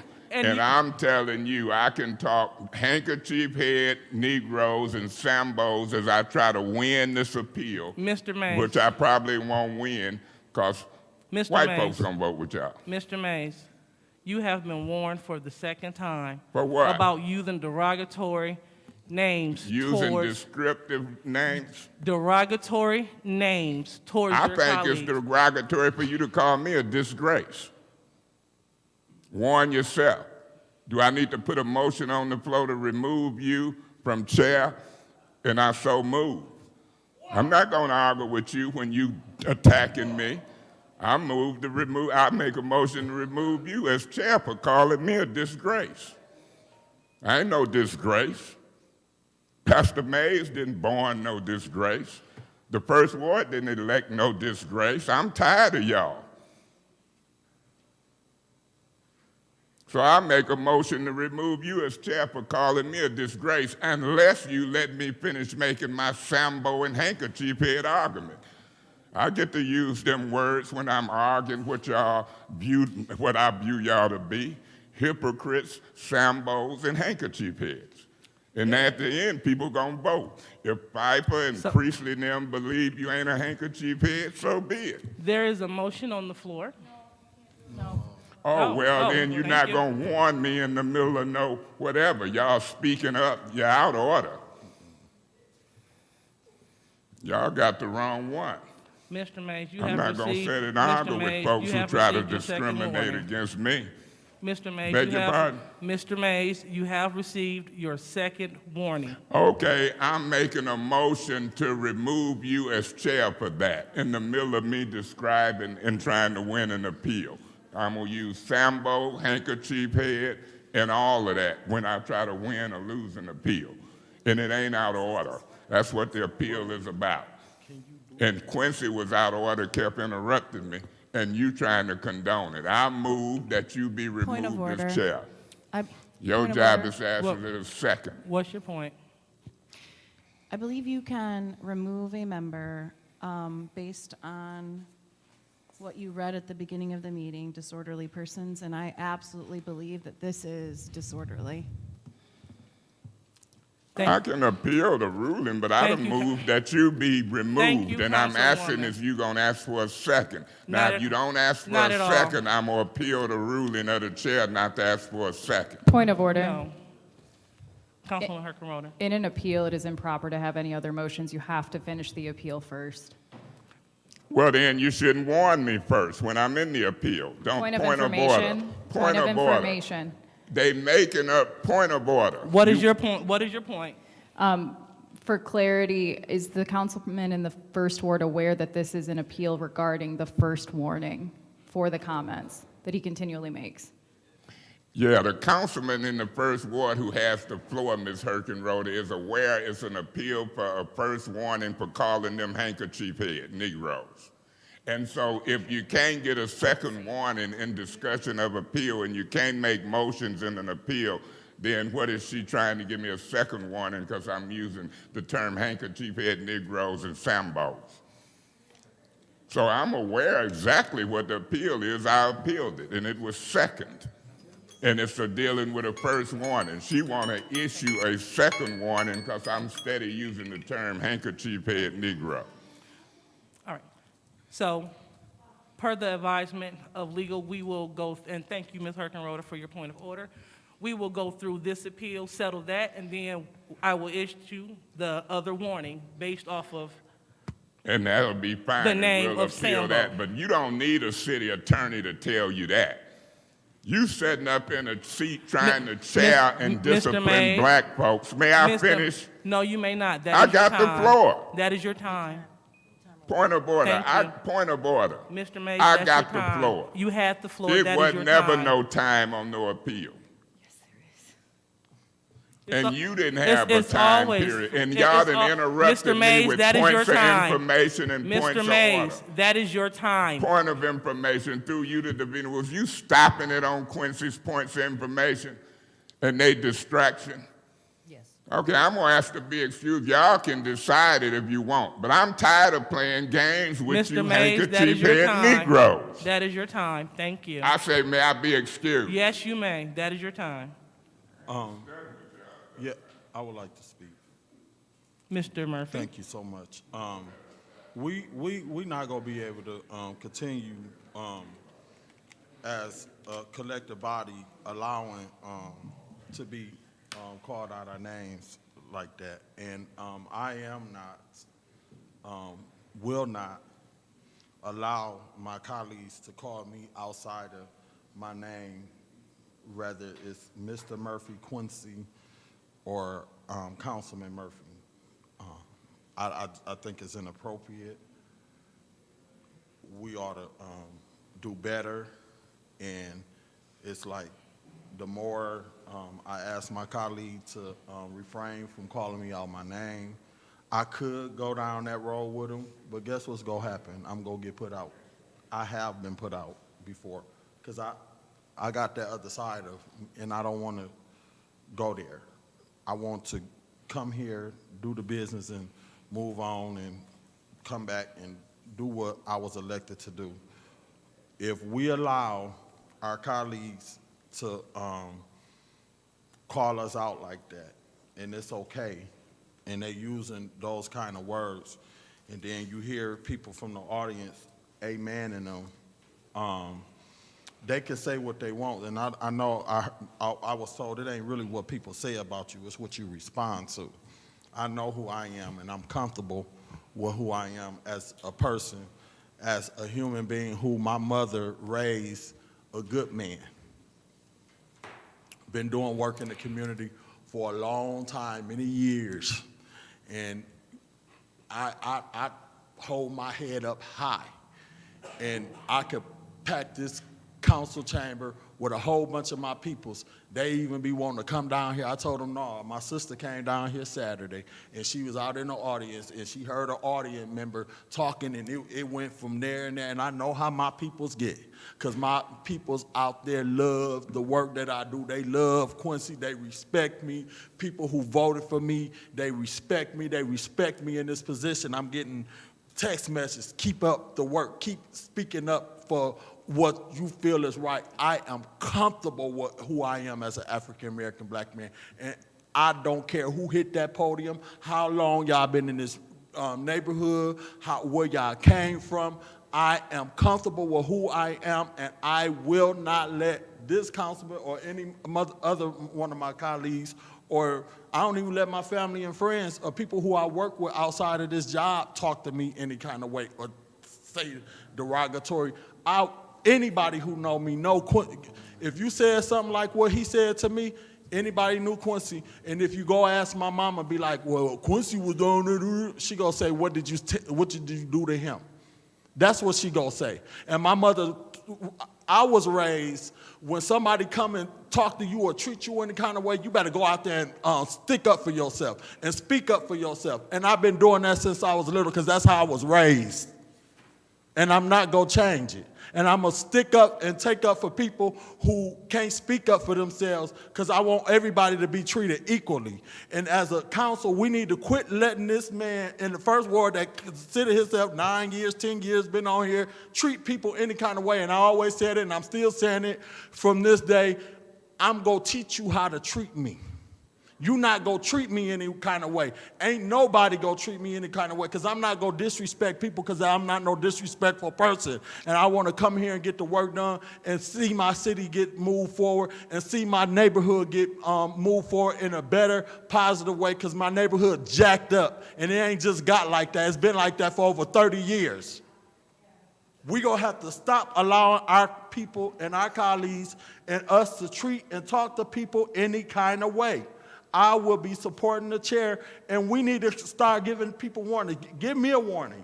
If I get out of order, give me a warning. I don't have a problem, because I know I can get out of order. I know I can.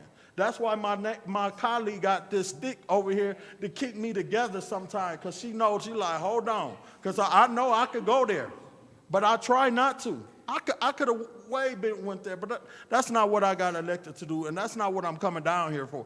I could go there, but I don't want to go there. I just want to come here and get the business done and joke every now and then with y'all and keep it moving on forward, just like when they called the special city council meeting Saturday. I came here even though the people didn't like what I said. Oh, well. I'll be supporting the chair and give that man a warning and get him out of here so we can get this meeting moving forward. If he ain't going to act right, put him out. Simple as that. Thank you, Mr. Murphy. Anyone else would like to speak on the bill? Madam Chair, I would like to speak. Yes, I supported Councilman Mays' appeal. And Madam Chair, how dare you speak of anyone supporting his chairs? You supported a white woman's appeal when she called me ghetto. So speak on that. What's the difference? Point of information. What, I'm speaking. Point of information. She didn't call you ghetto. She said that what you said was ghetto, and you also She said, "Oh, she's so ghetto." But for the record, I was not over there, so I didn't hear it. But what I did hear, you make a remark about turning it out up in here. That's per you. Oh, Please she's proceed. so ghetto. Point of order. How about that? Point of order. So when you speak, Point of order. Point of order. Ms. Lewis, we let you run your mouth without interrupting you. You can't do a point of information and then start making statements toward her. You out of order. And you need to remove yourself because a point of information is a quick inquiry. It ain't you telling her what happened and going over history and debate. You way out of order. Point of order denied. No, So back to you. I want to finish what I got to say. So when we speak about decorum, that goes for everybody on this council, okay? So you're talking about Councilman Mays calling you guys handkerchief whatever. How come you supporting an appeal when a white woman called a black sister, your black sister, ghetto?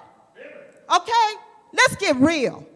But then you circle back around and you sit there during this appeal and you call Councilman Mays a fool. You said a fool. He's a fool. Then you said he's a disgrace. Come on now. That's not right. Is that practicing decorum? Everybody needs to get it right up here.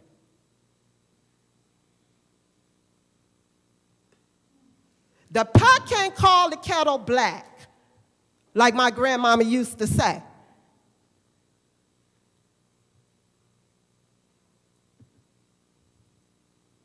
If we're going to practice decorum and not talk about each other and call each other's name, that should be across the board. But yet you supported someone calling me ghetto. Wow.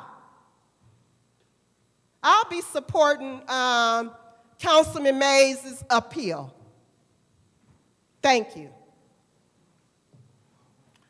Anyone else would like to speak in this appeal? Point of order. Madam Chair, as these council people discuss that appeal, you shouldn't be using privileged motions to argue and debate facts. Mr. Murphy was out of order. You are out of order. And that's the different treatment or lack of understanding or hypocritism. Discrimination and different treatment on privileged motions is unlawful. And so you need to recognize and rule on this point whether or not you're doing that with folks and whether he's doing it. If you can't see that, that's problematic. Thank you, Mr. Mays. Point of order denied. The chair will not allow misinformation to go forward, so therefore I will utilize my privileged motion opportunity. Point of order. Thank you. Point of order. A privileged motion is not to argue what you call good or bad information. If she says something, when you get closing arguments, you don't use a privileged motion talking about the chair will not allow bad information. That ain't what it is. You're dead wrong. And if you adopt and don't understand that, we got a generation in trouble. Thank and you. so that your point of order, you just made my point. That ain't what it's for. Thank you, Mr. Mays. Anyone else would like to speak on the appeal? Madam Chair, Ms. Burns? when you're chairing a meeting, it is the job and responsibility of the chair to remain impartial and fair. You're not doing that. You're not doing that. You lost your point when you went on the attack with him by calling him a disgrace. Then you went on to make references to Councilwoman Murphy Carter and her past by using the privilege motion. What you did not do was take an accountability. Even our last meeting, you called him, he wasn't classy, because he had an unlit cigarette. You do make what people do consider to be petty remarks. You do. He never says anything to you when you're over there if you're eating. He never says that when you're eating. He doesn't say when you're eating, you have a sandwich you're eating or something that's in front of you. But his cigarette, you made it a point and you stood up, and then you bantered back and forth. You said, I provoked you before. I didn't provoke you. You had a police officer give you several directives to ask you to be quiet. Councilman Murphy has told me, F, you called me a B and refused to apologize. Point of information. What's your point? Through you to the speaker, I did not call you no B. You keep saying that. Point of I'm order. gonna Point of please order. warn him that is an improper Point of point order. of information. So, Please warn him Point because he's of order. abusing it. Are you going to Again. warn him for making a statement and using a privileged point of information motion to do it? He's been doing it, and you sitting there like a bump on a log being discriminatory. And that's the problem we got here. My point of order is you need to warn him. thank you, Mr. Mays. Continue, Councilwoman Burns. We had tonight, members of the audience were referred to as a cult. You've had people referred to as ghetto or ghetto-like behavior. When you take in, when you rule and you chair, you have to be impartial across the board. And it's the hardest thing to sit up there and listen to someone call you a name, like Councilwoman Eva Worthing called me a narcissistic asshole when Attorney Cups was right there. And I didn't go off. Most people didn't even know it. He put it in his notes, and it was acknowledged. So when you talk about chairing and some of the things that come out of this council, we're going to remain split because no one wants to work with the other. A lot of people don't agree with on this council, like Councilman Mays. If you do agree with Mays, then you're automatically the enemy. It's drawn down the line to where it's split. It's the responsibility of our president to help bring this council together so that we're uniform, and you as the vice president to do it. You are in leadership roles. Both of you are. You're chairing committees, and you were attacking Councilman Mays. You actually could have stood on when he said the handkerchief head Negro. You were at that point, until you responded, you were actually winning until you went off on him. Then you came and made a point of information to go off on Councilwoman Winfrey Carter. You always want to make a point, and you gaslight, too. You do. You said he called you an MFB. You said the news person heard it. Then you said they told you. Then you said Councilwoman Priestley asked. And I said during the meeting, I don't believe you as a woman would have allowed him to say that to you. Then it was said someone else told you. We're going to have to fix this, and we need to do some team building, like I've said before, to fix this, because we vote along these lines. And it's so much that it's gotten bogged down. I said to Councilwoman Herkenroder, I need to speak with you. I have said that to you at least 3 times, that I need to speak with you, because there are issues, because you get involved in it too. You, Chairman, was condescending when you sit up there and you were smug. You're very smug. A point of information, are you going to kill him? Did you commit a murder? That wasn't appropriate. It wasn't appropriate, especially when you're referring to a black man in a murder or a homicide or killing someone.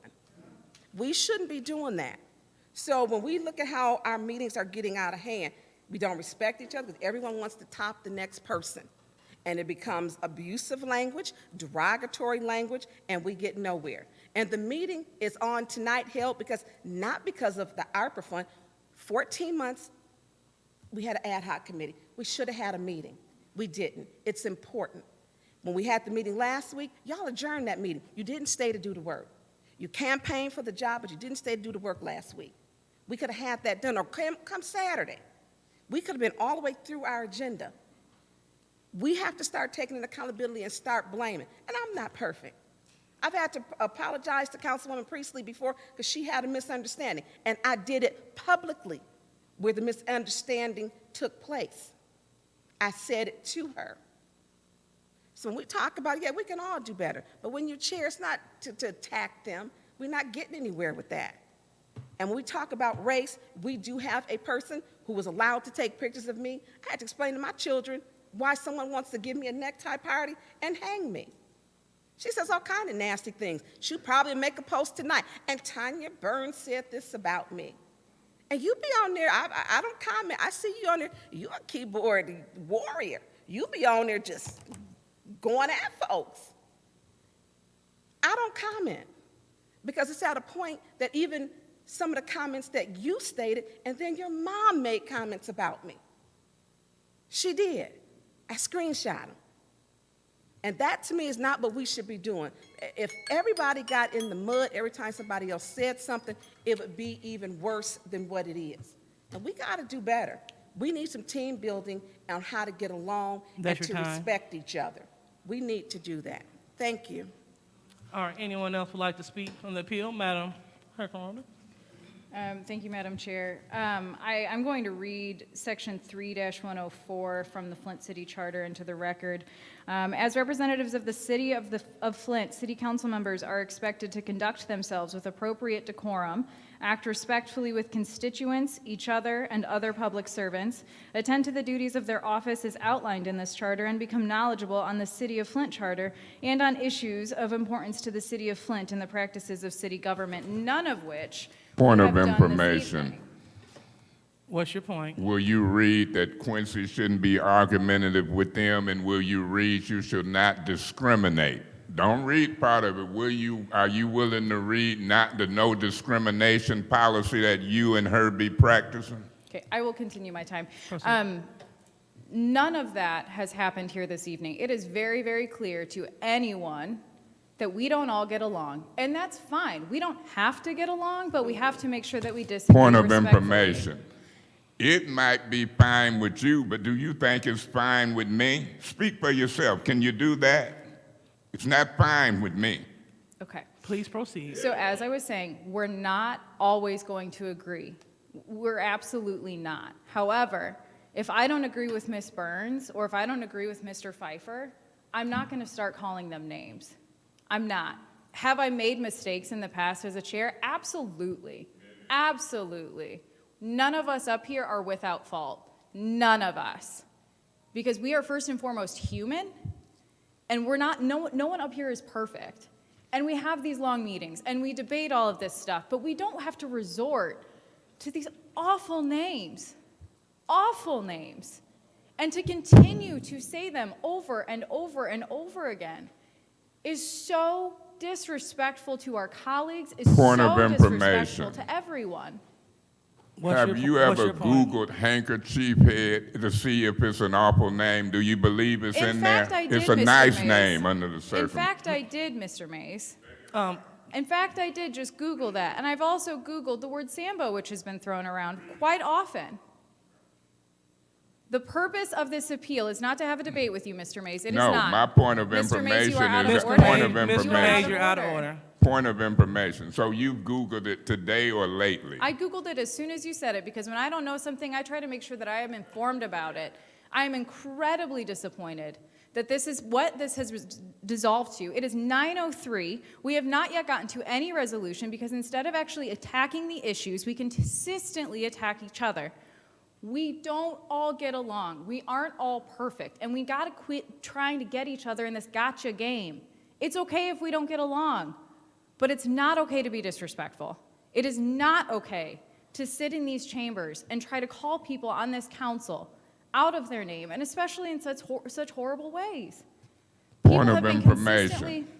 What's your point? Was it proper for you to use a privileged motion and ask Mr. Murphy, was he a murderer when I was a No, speaker? it wasn't, Mr. Mays, and I'm the first person to admit that. However, what I did not do was turn around and dehumanize somebody by calling them a dog or a snake, which are both things that you have said directly to me, both in these chambers and back in the council offices. Point of information. Was it human for you to want to take presidency and vote me out and didn't ever vote? Was Mr. that Mays, human? That's whatever really conspiracy degrading, ain't theory it? you have about this is entirely up to you. Okay.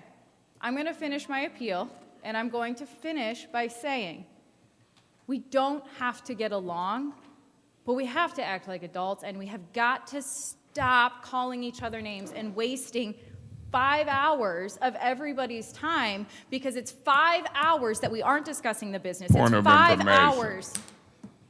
What's your point? If you had have been here and the council had have been here for the special meeting, we might not have still be here because we'd have had that ARPA business out the way Saturday, do you think? If we didn't waste time, you saying this was a waste of time today? Clarify for me. I will clarify for you, Mr. Mays. First of all, I was never contacted regarding that meeting on Saturday. Perhaps I was doing something, which, oh, by the way, I was. Secondly, 5 hours of productivity is totally different than 5 hours of arguing with each other over nothing. Over nothing. Point of These comments information. are... You think race and getting put out of meetings and folks arguing with the audience about race ain't nothing? This race argument been going on for a while, hasn't it? Mr. Mays. That was is a total something to manipulation some of what I people. just said. That was a total manipulation. Sorry. No, it's fine. Mr. Mays, you are abusing points of information to gain the floor. Ms. Herkenroder, please proceed. Thank you. I will finish my comments by saying I will support the chair because these comments are incredible. It's okay, you don't have to agree with me, but you don't have to act like that. It's okay. It is okay. Beg your pardon. Point of it is okay information. that you What don't are have you saying to me? I said it is okay that you don't have to agree with me. That's fine. We But you don't don't have have to that act point like of that. You don't have to information. do Mr. Mays, that. you don't have the floor. Point of information. I'm done. When I call a privileged motion, Madam Chair, point of order. If you don't cease talking and others, the rules say you should be removed. When I call a privileged motion, it ain't for you or her or nobody else to argue with me. The best practice is to cease talking. Now, until you do that, you need to remove yourself. Now, my point of information, I had passed that she don't think the race discussion is important. I do. I had another point of information, and you blew that. So I wish people would quit talking and honor the privileged motions and live up to the rules or remove yourself. Again, that was an improper point of information. So as we go to discuss you on this appeal, anyone else would like to speak? Madam Chair, Mr. Pfeiffer. based on Charter Section 3-104, I will be supporting the chair. Thank you. Madam Chair, Ms. Worthing. the same for me. Some of my colleagues said quite a bit, and I agree with them. I'd like to thank Mr. Murphy for standing up for everyone, saying that he would work with anyone. Most of us feel that Point way. of information. What's your point? Will you clarify, you thank Mr. Murphy for standing up for who? You, because you're white, or what are you saying? Mr. Mays, for the 5th time that I've counted, you have abused a privileged motion. Point of order. I don't think me asking for her a clarification is an abuse of a point of information. She said she'd like to thank him for standing up for somebody. I want to hear the clarification. That's a legitimate point of order. I couldn't hear it. I can ask. And my point of order now is because this ain't no major infraction. When you trying to punish me over and over for a Point of privilege, order. I'm in the middle of a point of order. As you just said, anytime there's a privilege motion called, everyone should cease talking. My point of order is that this is an improper use of a point of information, which is a quick inquiry. Thank you. Point. Madam Excuse Chair, me. I'm in a point of So- order. What did she so- do, a point of information or a point of order? She had point of order. And which one you gonna entertain first? Her second one or my first one? Because she interrupted a point of order and you let her proceed. Well, Mr. Mays, So I think they she should wa- go in order. You shouldn't discriminate. If I had a point of order and was making it and she interrupted me with a point of order, I can show y'all when I was chairing, I tackled them one at a time. You hold on, you wait, you hold on. That's how it go. What you gonna do?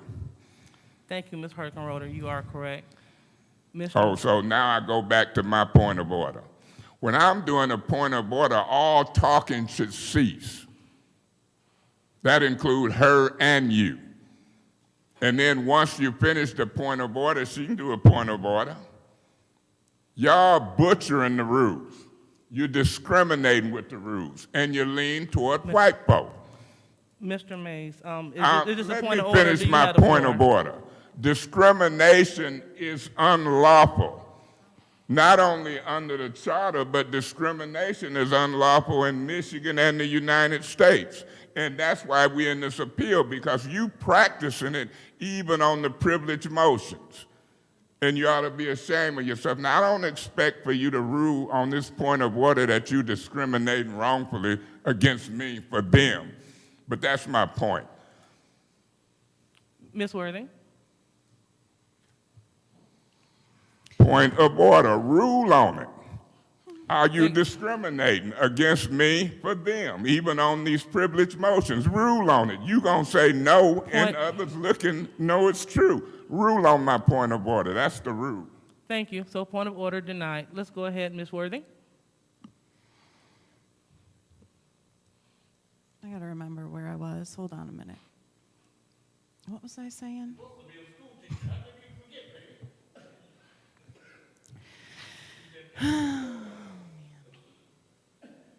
Point of information. I can help you remember you was thanking Quincy Murphy for taking up for you because you're white, I guess. I don't know. That's because Mr. Quincy has the true spirit of working together, and that is, no one here cares, except for actually a few of my colleagues, what color you are, what your political affiliation is, and I am super, ultra liberal, and I will work with my colleagues all day long. We even get along on these Point issues. of information. Then why did you have to switch seats in the first year of 30 years of history? I've can never address seen that. nothing like this before. Confucius said, embark on a journey of revenge and dig two graves. And I feel that a lot about a colleague on the other side, Mr. Mays. I feel that there is a journey of revenge, constantly. Point of order. And here it is. Point of order. Point of order after she said all that about me. Point of order, Ms. Burns. Thank you, Madam Chair. She has attacked a colleague on the other side. If we're going to be fair, I'll call say her your out. name, Ms. Burns. It's you. Excuse me. I was finished. Can you warn her? I was not done with my point of order. She's been here longer than most of us. She should know the rules. Madam Chair, can you please warn her with calling names with her colleagues on the other side? Wow. Thank you. Proceed, Ms. Worthing. Go ahead. I've been called a dog by Miss Burns. I've been called a Karen. I have been chased at a Halloween event. And she sits there and says things about me, and I never say anything because it's like, there's so many lies that come out of her mouth, it's not worth addressing. Point of But as soon order. as someone Point says of something order. about her, She needs to be quiet, please. Excuse me. Excuse me. Let's go ahead and maintain Thank you, the Madam floor. Chair. Can you please warn her, stating that I'm lying and I chased her? It's a lie. She's attacking my character. I stated facts. Okay, so as I rule on the point of order, Councilwoman Burns. Because I'm gonna tell you something. I'm not having it today with you. That you need to know. Ms. Burns. Is that a threat, Let's Ms. go. Burns? Let's go You ahead. take whatever you want, princess. Excuse me. What we won't do is go back and forth. Let's maintain decorum. As far as the point of order, thank you very much, Ms. Worthing. Let's proceed, and let's go ahead and stick to the appeal so we can move forward. Thank you. So I have to listen to constant attacks on my character. Constant. But it's unable to be handled by Ms. Burns when anything is said about her. And I don't constantly say point of order. I let you just say a bunch of stuff about me, Ms. Burns. And it's every meeting. And I just don't normally address it. Point of information. What is your Does she know point? she's not being truthful? I stated facts. I have not called her name like that. What she did and what she said was facts when she took pictures, and she was allowed during the meeting to take my picture and post it. Okay, so let's go ahead and say this is the back and forth banter that we don't need. So the point of information, we're going to let people speak. Just like we let you speak, let's let Ms. Worthing speak so we can move on with this appeal. I don't feel safe over there. Honest to God, I don't. I've been screamed at by several council people on the other side. I'd actually rather Point sit of by Mays. information. What's your point? Do you realize I don't feel safe around you? Well, You I'm took not a sure picture why. of me and posted it on Facebook. No, I never And called did. us mean girls. Yes, you did. Okay. I got the screenshot. Okay. So, again, let's not take the floor to go back and forth. I teach middle school, Miss Lewis. This is beyond, I mean, beyond the drama. This is just insane. I've never worked in a professional environment this way. I expect it of my 8th grade students, but my colleagues, this is just, it's always pointing fingers, calling names, screaming with hatred because I'm here. I'm not going anywhere, I never will. And we talked about B.B. Nolan and how kind he was and how he worked with everyone. And we did all that, and here we are. And you guys had some compassionate speeches, but I don't see it being practiced. So every time you want to scream at your colleague just for existing, then think about BB. A point of information. What's your Who point? is she referring to, which colleagues screaming at her? Okay, thank you. Go. Miss Burns and Miss Winfrey Carter have both screamed at me. You just did. And I don't understand. I'm just here to do my job. I don't talk about you. I don't sit here and say, Miss Burns did this, but Miss Burns did that. Point of information.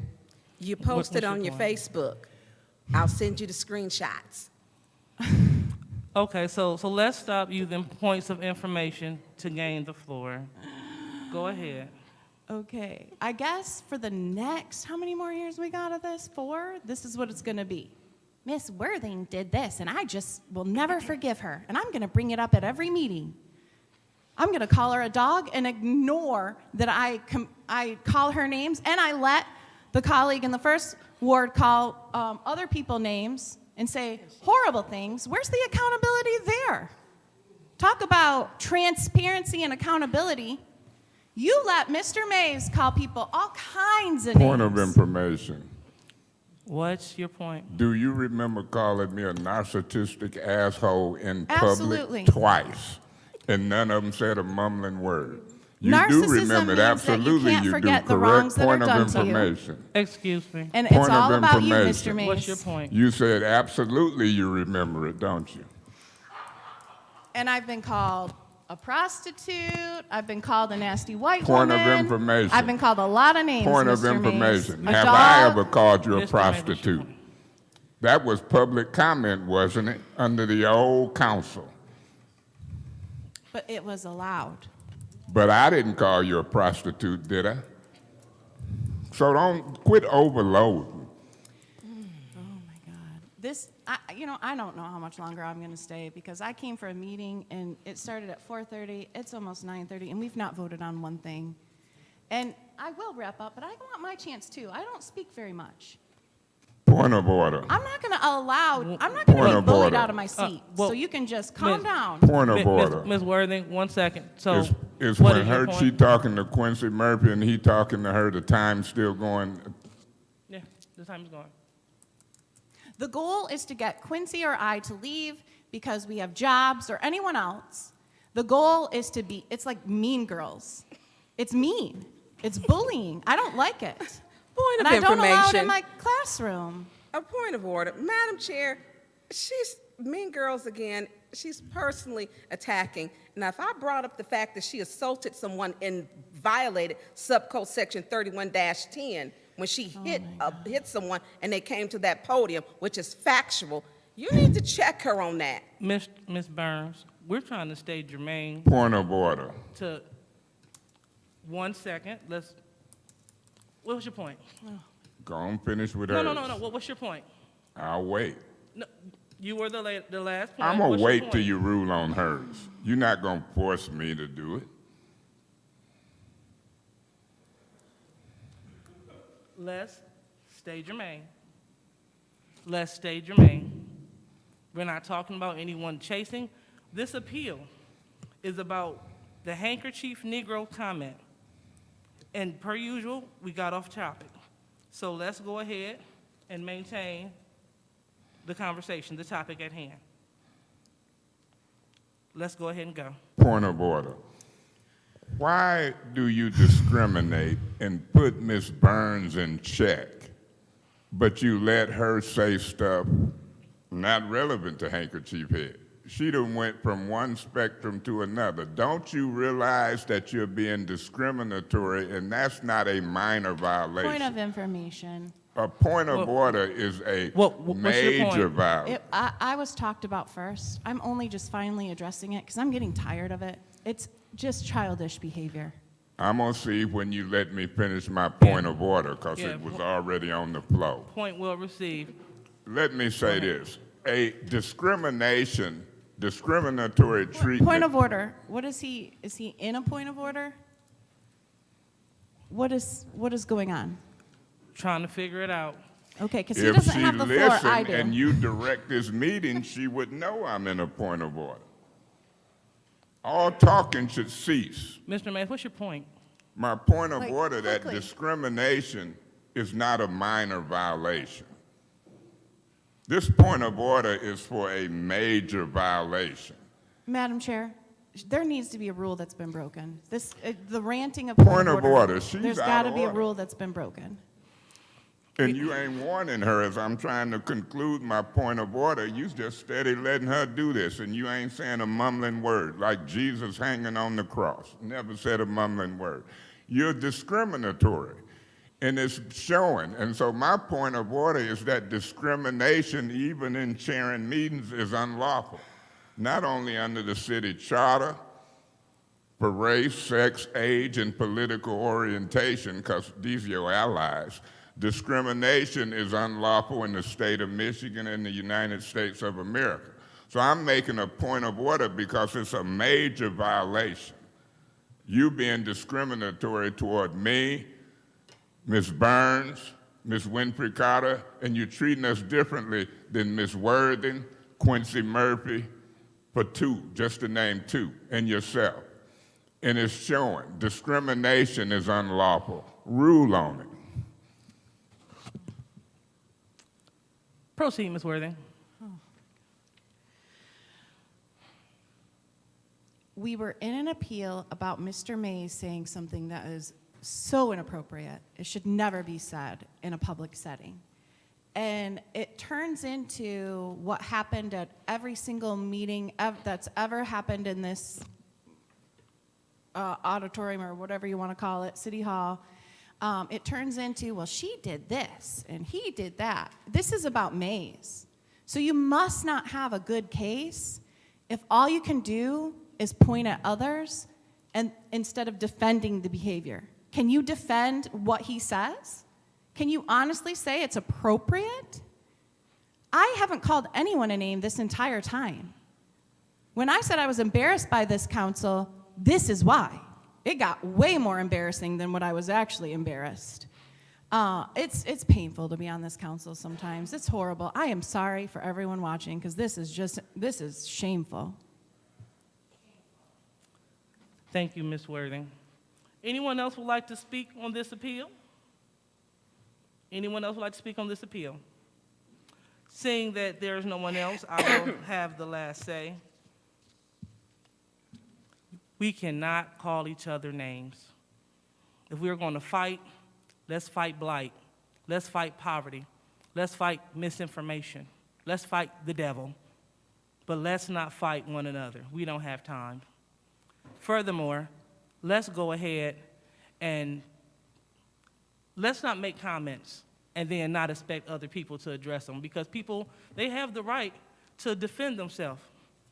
They have the right to defend themselves against any misinformation that goes out, because just because someone says it does not make it true. So, again, if you vote yes, you're voting in favor of the chair, that Mr. Mays was out of order for calling Councilman Murphy and myself handkerchief Negroes. If you vote... Point of information. Yes. The proper term is handkerchief head Negroes. Oh, thank you. So if you vote yes, so if you vote yes, you are voting in favor of the chair in support of Mr. Mays should not be calling his council people handkerchief head Negroes. And if you vote no, you're voting in support of Mr. Mays making derogatory comments towards colleagues. Thank you. Madam Chair?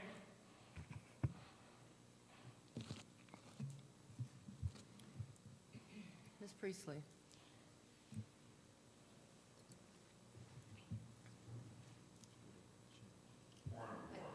I'm sorry. Point of order, either you vote or you vote. Discussion is over. Y'all love to cheat. So if you vote yes, Ms. Winfrey Carter? No. Point of order. Her vote is a yay or nay. A vote ain't to sustain the rule. It's a yay or nay vote or abstain. Point of order. what's your point? Her vote was yay or nay or what? Her vote is in support of the chair, so therefore she's voting yes. It ain't a therefore, it's a yay or nay vote. Ms. Priestley, could you We go got ahead? rules. Yes. Thank you. Ms. Burns? No. Ms. Herkenroder? Yes. Mr. Pfeiffer? Yes. Ms. Worthing? Yes. Mr. Mays? No. Ms. Lewis? Yes. Mr. Murphy? Yes. The vote is 6 yes, 3 no. The vote is 6 yes, 3 no.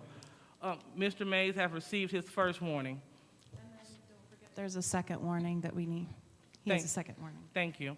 So now we go on to our second warning. Mr. Mays was warned for calling his colleagues, Mr. Murphy and myself, Sambos. I'm gonna appeal the ruling of a second warning. Okay, there has been an appeal of the ruling of the chair. Is there a second? Is there a second? All right, so that appeal dies for lack of a second. Mr. Mays, that is your second warning. Please remove yourself from this meeting. I will remove myself from this meeting, but for this council to let me be in a discussion and then they punish me for the discussion, Mr. y'all Mays. is bad news. Mr. Mays, thank you. That's stupid. That is stupid. And y'all just as bad. Yep.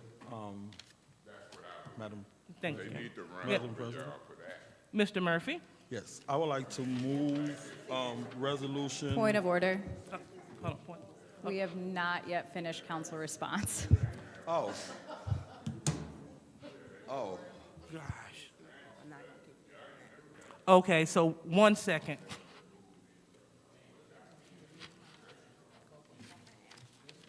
All right. Anyone else would like to respond to the public? Let's move on. We haven't begun our agenda. Yeah. So, no one else want to respond to the public? No councilman respond? Okay. All right. So,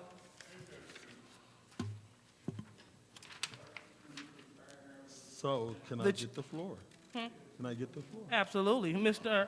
Councilman Yes. Murphy? I would like to move Resolution 230012, Jack Donnelly Supply Back to Park Service and Repairs, 230013, Commonwealth Heritage Group Continued Services, Resolution 230014, Memorandum of Understanding with the Flint Police Department, Lieutenant and Captain's Lump Sum Payment, Resolution 230015, Agreement of the City of Flint YWCA Greater Flint Sub-Grantee Sexual Assault Kit Initiative Grant, Resolution 230016, Agreement with the City of Flint Genesee County Prosecutor's Office Sub-Grantee Sexual Assault Initiative Grant, Resolution 230017, Budget Amendment, second quarter. Also, add-on resolution regarding the city council request for ARPA funds, city council initiative form to council with any separations. Support. Okay, so. Point of information. Did you include Resolution 230011? I did not Okay. include that because it had on there postponed. That's why I did not include that. Should I have still? That's Oh. all that the chair does. Oh, okay, so thank you for catching that. Resolution 230011, Genesee County Prosecutor's Office, Forensic Genetic Genealogy Analysis. I'll support that. Yeah, thank you for catching that.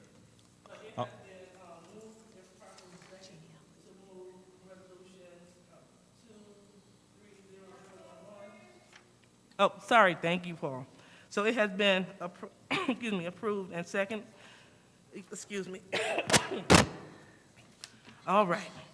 So we're looking to move resolutions 230011, 230012, 230013, 230014, 230015, 230016, 230017, including add-on resolution, and send them to council. With any separations? So, any debate? Yes. I would like to separate the resolution regarding the city council request for ARPA funds. The add-on resolution. Okay. Yeah. All right, so we have a separation of the add-on number 1. Any other separations? Madam Clerk? I am asking that someone separate 230011. We have just, we just need to clarify who the agreement is with. So the language is in the resolution, but it's kind of out of order. So that Othram Incorporated is actually who the city is entering into the agreement with, not the county prosecutor's office. So we just need to kind of flip that around and amend it, just to make sure that it's noting who the agreement is actually Madam with. Chair, Yes, Councilwoman Priestley? I'd like to separate 230011. All right, we'll separate 230011.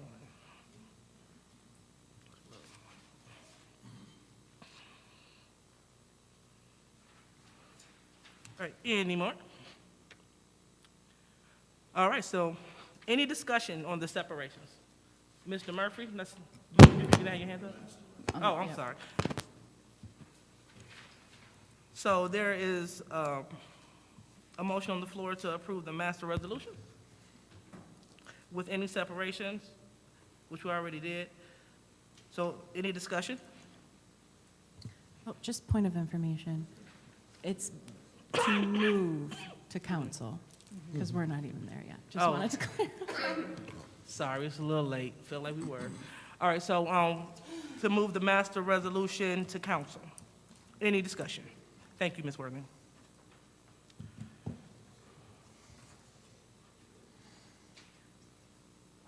Any discussion?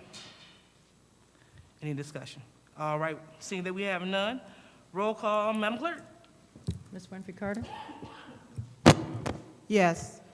Ms. Burns? Yes. Ms. Herkenroder? Yes. Mr. Pfeiffer? Yes. Ms. Worthing? Yes.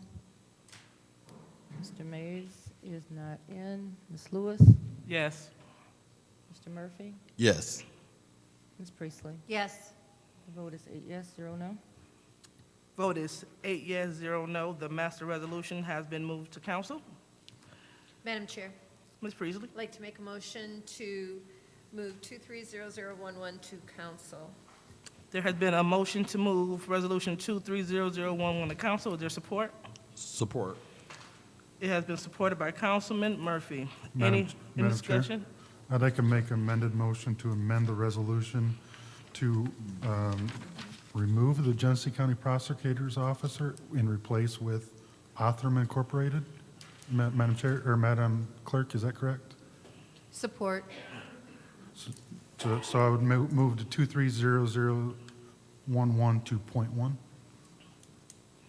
All right, there has been a motion to amend Resolution 230011 to change it to a .1 by removing Genesee County Prosecutor's Office. That's the amended motion. And inserting Othram Incorporated. and inserting Othram Incorporated. Is there a second? I support. All right, seconded by Ms. Priestley. Any discussion? Madam Clerk? If I could I just want to expand on that, just to say, to enter an agreement with Othram Incorporated to provide laboratory testing of the genome sequencing to forensic evidence. So I just want to add the language of what it is. But again, it's all in the whereas, so it's just a technicality. Thank you. Thank you, Madam Clerk. Any other discussion in the first round? Any discussion in the first round? Seeing that we have none, any discussion in the second round? Any discussion in the second round? All right, seeing that we don't have any discussion, we are voting to move Resolution 2300. Point of order. This is just to amend the motion. This is just for the amendment, and then we do another motion Oh, to send it. sorry. So this is to amend the motion to 230011.1. Roll call, Madam Clerk. Ms. Burns? Yes. Ms. Herkenroder? Yes. Mr. Pfeiffer? Yes. Ms. Worthing? Yes. Ms. Lewis? Yes. Mr. Murphy? Yes. Ms. Priestley? Yes. Ms. Murphy Carter? Yes. The vote is 8 yes, 0 no. Vote is 8 yes, 0 no. We have amended Resolution 230011 to 230011.1. Madam Chair, Ms. Priestley, I'd like to make a motion to move 230011.1 to council. there's been a motion to move Resolution 230011.1 to council. Is there a second? Support. Supported by Ms. Herkenroder. Any conversation? Discussion? Any discussion? All right, since there's no discussion in the first round, Point of order. What is the motion? the motion is to move Resolution 230011.1 to council. Okay. So is there any discussion in the second round? Any discussion in the second round? Seeing that we have none, Madam Clerk, we are looking to move Resolution 11.1 to council. Roll call, Madam Clerk. Ms. Herkenroder? Yes. Mr. Pfeiffer? Yes. Ms. Worthing? Yes. Ms. Lewis? Yes. Mr. Murphy? Yes. Ms. Priestley? Yes. Ms. Winfrey Carter? Yes. Ms. Burns? Yes. The vote is 8 yes, 0 no. Vote is 8 yes, 0 no. Resolution 230011.1 has been sent to council. The chair will now entertain a motion to send add-on resolution number 1 to council. Madam Chair, Ms. Herkenroder. so moved. All right, so moved and probably supported by Councilman Pfeiffer. Any discussion? Yes. Yes, Mr. Murphy. Yes, this request form, I appreciate the spirit of the form, but at this present time, being that you have forms that's already out there, and this late in the game to create another form to redirect the residents to fill a form out for resource identification. It is resolved, the city staff shall retitle the council form as the City of Flint Resource Identification Referral Form. So the form that we did for the 4 community meetings, and then a form that was put out for the residents to apply for. Now you have another form that you want to change that form to identification referral form. I think send the message of confusion to the public, because we already got over 400 people that don't put in the application already that believe that that was the form. Now you want to do another form to say this form is going to be a referral identification referral form. Point of information. Yes. Did you know that it was not going to be another form, same form, different title? I understand. Okay. I know. Okay. You guys are just changing the title at the top, but it's still the same form. My suggestion is we vote as a body to either cease and desist the form that's being put out there now, and as a body vote to just drop that form, and as a collective body, we vote to say no more. Because some of us believe that the form that we did for the 4 community meetings was the form for just the community meetings, for the input, so that we can categorize, and you guys did a great job explaining what y'all thought the form was. I just think at this point in the game now, I cannot support this form because it's too much mixed messages being put out there in the community, and this will just be the icing on the cake. I see the spirit, and I support the spirit of the council and what you guys were trying to do to try to resolve the situation. I think we should take those forms, those 400 forms that we already got, give it to the health navigators downstairs or whoever, let them go through them forms and contact them people and do some one-on-ones to get them some help and assistance versus them just filling out forms and nothing is happening. I don't think we should continue to collect forms I don't think we should move forward with this. We should vote on it as a body to stop the public from coming down here, picking up forms completely. Point of information, What's your point? through you to the speaker. Would you like to make a motion to? Microphone. Would you like to make a motion to eliminate us accepting any more forms since? Yes, I will, but I just want to explain to my colleagues what I think we should do with the forms before I make the motion. I think we should take the forms that we already have and get with the administration and make sure that those forms go somewhere where they just don't be done filled out forms and don't get no assistance. Get with them and help navigate them to help them fill out the right application and form moving forward. But I'm not for putting anything else, because I attended the meeting Saturday and people was down here, they was hostile. People are agitated. They don't feel, so both sides, it's some good that came out of both sides, because the forms that they did fill out, at least we did get we understand what the needs is. And there may be some people that just didn't fill the forms out. So the ones that did fill the forms out, let's take them and take them downstairs and have them go through them and put them with the right, connecting with them with the right people when that time comes. I don't think if we put this form out here, then you still go be in the same category. You just retitling it and you're still going through the same problem, because people go continue to still fill the forms out and it's not the right one. Wait until they give the agencies the money and the agencies come out with they request for applications, and then the health navigators navigate those 400 applications that's already been submitted and work with them. But I think we should I think we should stop this completely as a body, because it's been confused. Some of us thought it was, some of us thought it wasn't the form that they could fill out. So I think we should just leave this form alone right now, because from Lottie coming here, they got a process in place that they already finna move forward with the application. So I would like to make a motion to stop and decease this application from taking place any further. Okay, there's been a motion on the floor to cease and desist the distribution of the ARPA, of the ARPA Fund City Council in the initial form.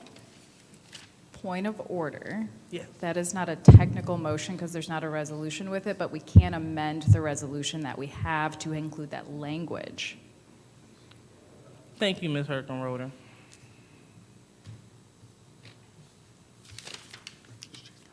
Or we could take recess and have Mr. Kim type I can't, well, speaking of the mic. Okay. Said, or we could take a 5-minute recess and have Attorney Kim write up a new resolution. Madam Chair, Ms. Herkenrode. hearing my colleague's suggestion of the fourth ward, I personally would not support that, but I would like to make a motion to amend add-on resolution number 1 to be add-on resolution number 2, or point 2, number 1.2, point 1, number 1.1. And I got some language, so I can put this down in writing if need be for the record, but my motion is to remove the first action paragraph that states, "It is resolved that council staff shall retitle the council form as the City of Flint Resource Identification Referral Form." Remove that paragraph and replace it with the language that says, "It is resolved that council staff shall cease acceptance of any council forms," per the rest of the body, "effective immediately." My second amendment is, "It is further resolved," is to change the language from the second action paragraph from, "It is further resolved that council staff shall forward copies of any such forms received to the City of Flint's Public Health Office," and instead add the words "initial council form," and I can put this all down in writing for you. And then the third part of this amendment is, it is to change the language from the third action paragraph, which currently reads, "It is further resolved that the City Council requests the Public Health Office, based off City of Flint resource identification referral forms received, refer submitters of these forms to appropriate community resources for assistance." And the change on that would be eliminating the language of City of Flint resource identification referral forms, changing that to council forms. And I think that, and then adding the language after the word "received," up until the passage of this resolution.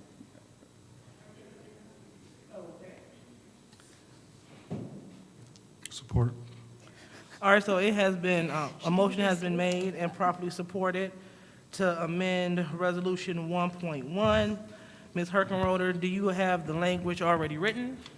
In my chicken scratch, yes. In your chicken scratch, yes. Okay.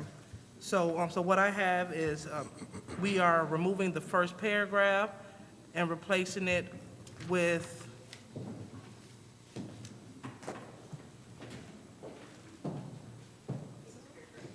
what? Very well. All right. Thank you. All right, so we're going to replace paragraph 1 with, "It is resolved that council staff should cease acceptance of any council forms effective immediately." And then we will edit paragraph 3 to say, "It is further resolved that City Council requested the Public Health Office, based on the council forms received, refer submitters of those forms to appropriate community resources for assistance." Received up till this date. For paragraph 3? Yeah. Received, it should say something like "up until this date." Received up until, oh, okay, I see it now. Yep, sorry. Received up until the passage of this resolution. There should also be a second change in paragraph 2. In paragraph 2? Okay, all right, in paragraph 2, "It is further resolved that council staff should forward copies of any such forms initial forms received to the City of Flint Public Health Office." And that's the crucial one. Okay, so we went through all 3 changes. All right, so, Attorney Kim, hope you heard that. All right, so any discussion? Real quick, Okay, yep. I would just ask that we can get a typed copy before final approval at council. That's all I have to say. All right, sounds good. Any more discussion? First round? Yes. Mr. Murphy? Yes, and I mean, this has been this whole ARPA process been very controversial from the time that the money been here, from the mayor and administration the, moving to even put together a process. It's just been a long journey. And then to be fair on both sides and to just come up with a resolve all for this situation, I just think continuing the applications, putting them out there would just do us no service. And for those who did, because they really want some help, we could just navigate. So whatever agency doing home repairs, once they get awarded those monies, you could give those applications to those agencies. If it's 3 or 4 agencies doing home repairs, we could just give all those applications for people who want to get some help with their homes to those agencies and have them contact them to come and do the proper application. Or whether it's some businesses that want to get their business off the ground, you'll move those. So you'll just have the administration look through all those applications and redirect those residents.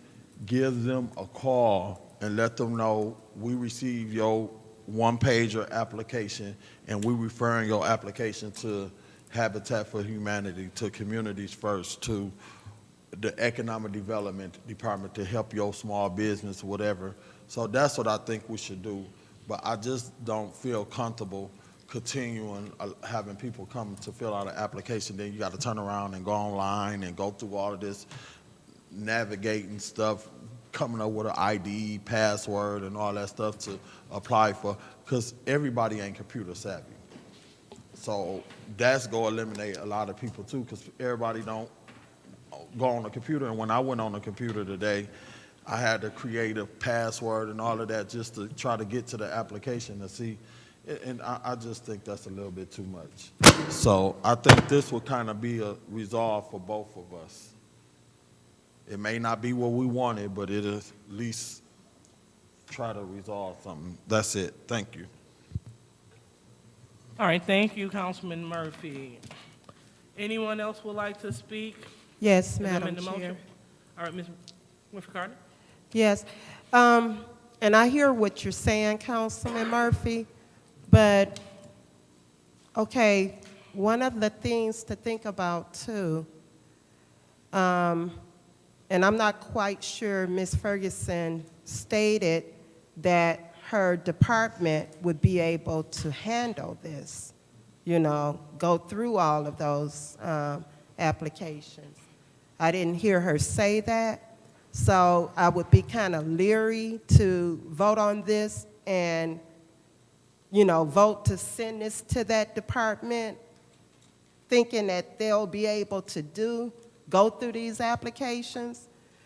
I'm just thinking maybe we should hold off on this, send it back to committee, and find out for sure if her department can be able to, will be able to go through each of those forms, because it's not only just 400.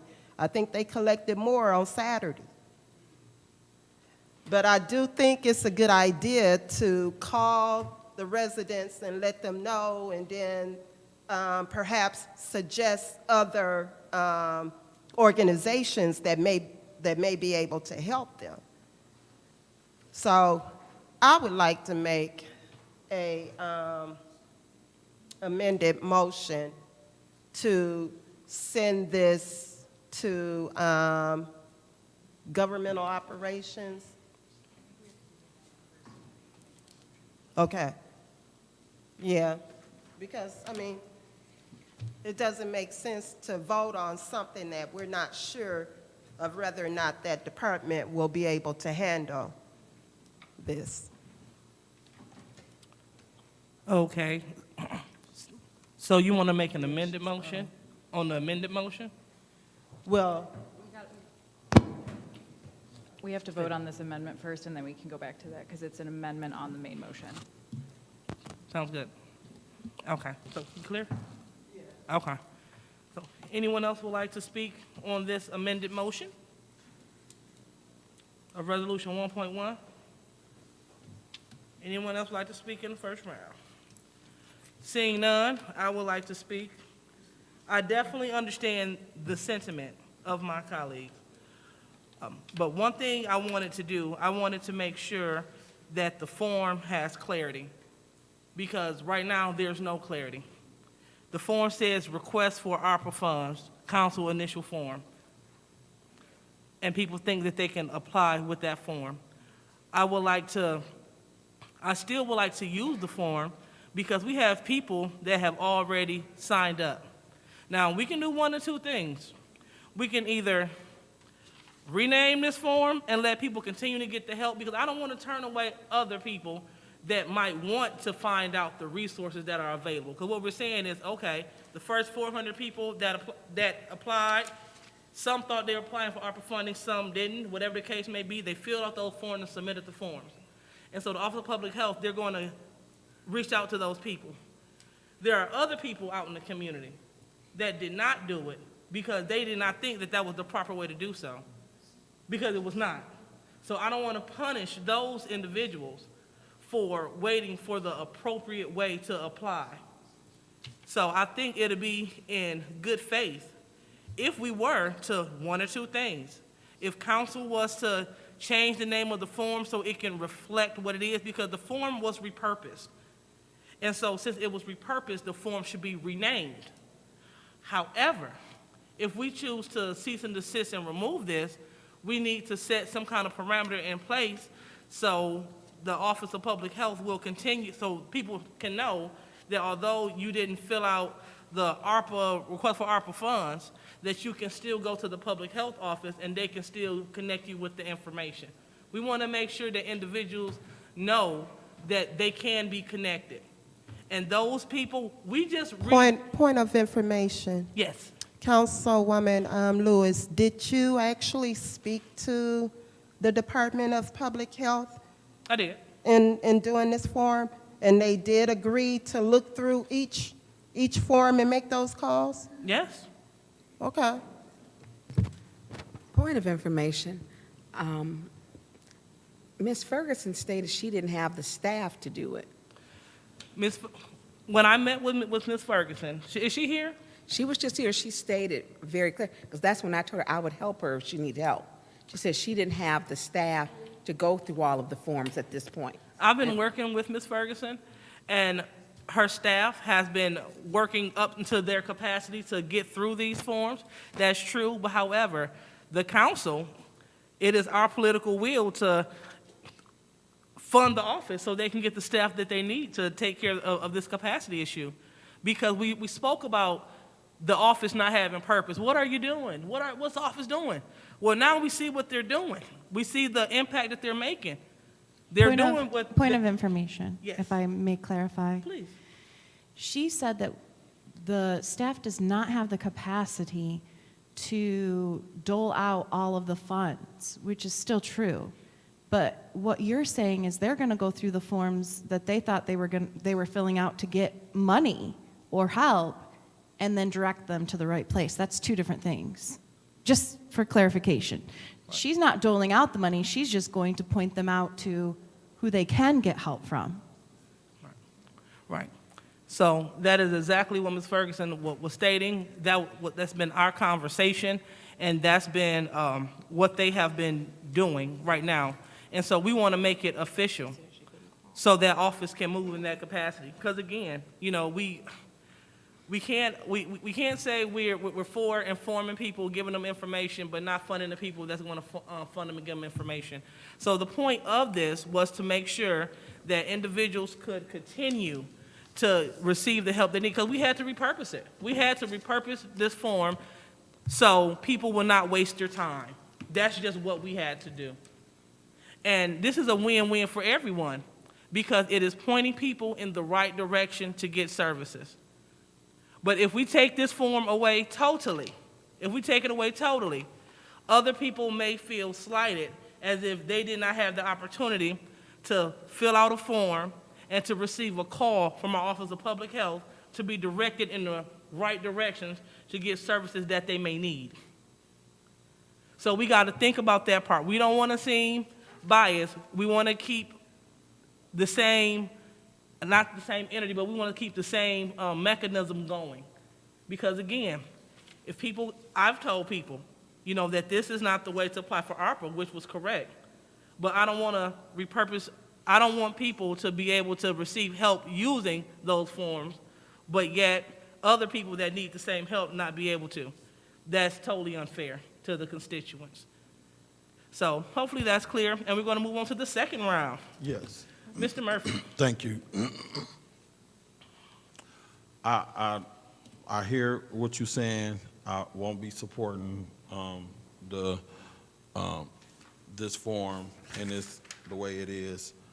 From me coming to the meeting Saturday, the energy that I saw in the room, I think they frustrated. This go frustrate me even more to even go and fill out another form. I think the health navigators and the mayor and the administration. Point of information. It's not another form. It's the same form. The mayor and administration can create their own form, and the health navigators, you could direct them to that office to fill out a form and let them look and see how they want the form. I don't think it should be our job to do it. So I won't be supporting this form. I will support the amendment that my colleague did to cease and desist this form completely. When the applications come out, and to the public that's watching, please do not think Councilman Murphy ain't gonna want people who ain't applied to apply for the funds. Those people who I've been talking to in my ward that called me and asked me about when a house, can they get some money on their house, I say it ain't ready yet, it ain't ready yet, it ain't ready yet.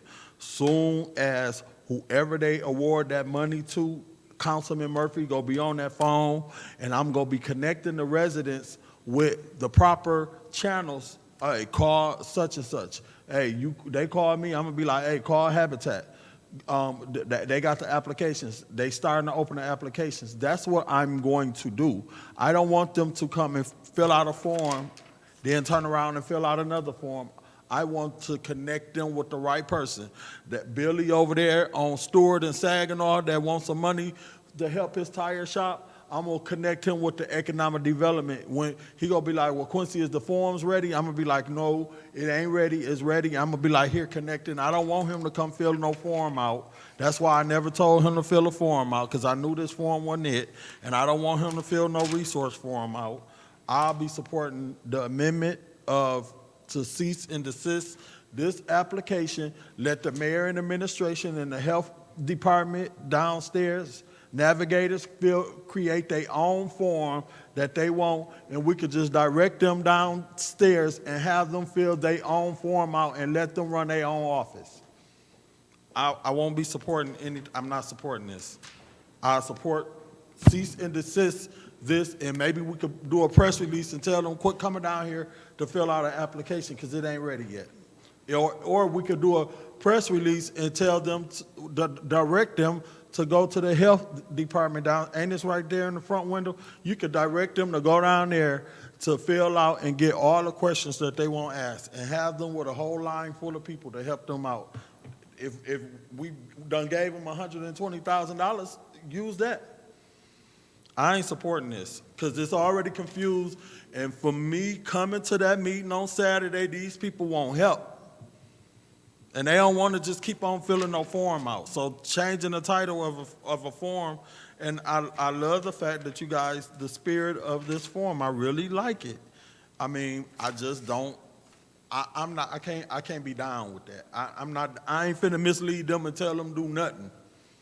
I'm gonna tell them when the money drop, when they said the 27th of March, the applications for the organizations will be in, then the committee go look at the applications. Soon as I know them applications ready and they done got awarded that money, that's when I'm gonna be calling people like, hey, I ain't got time to be misleading people.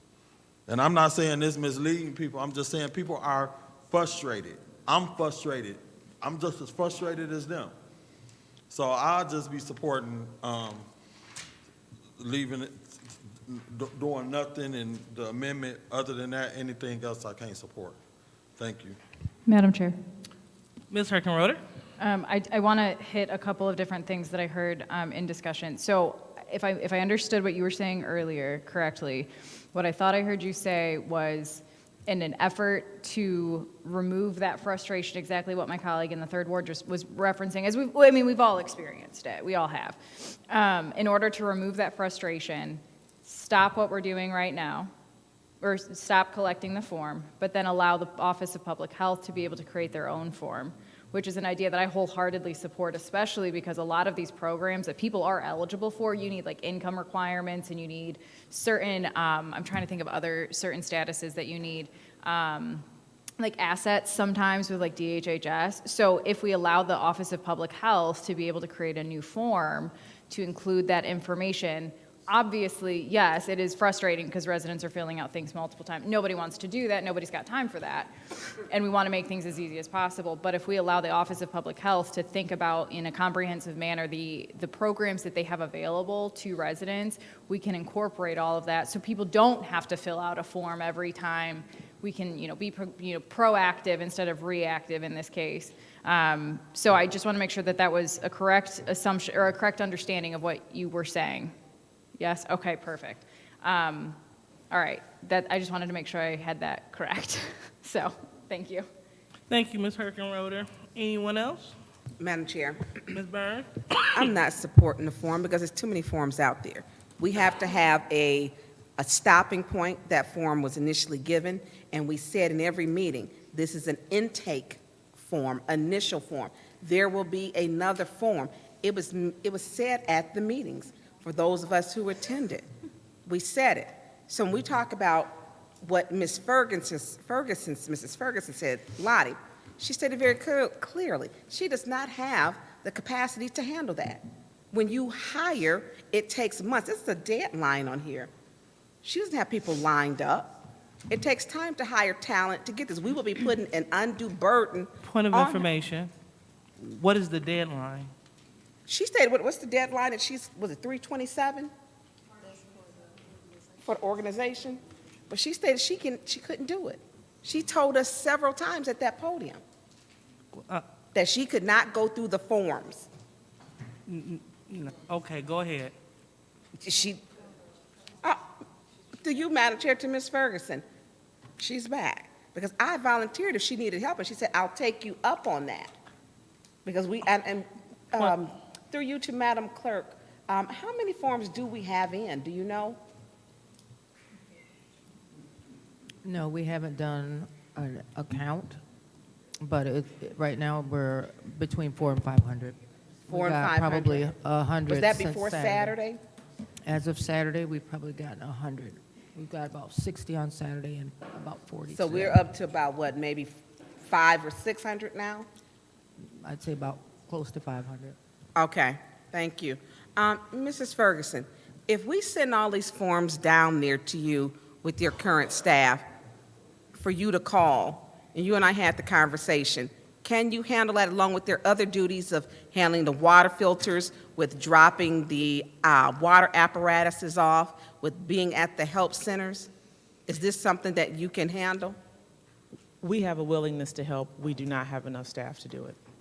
Pardon me? We certainly have the willingness to help, but no, you're right. We do not have enough staff to handle it right now. Okay, thank you. And I will call for you.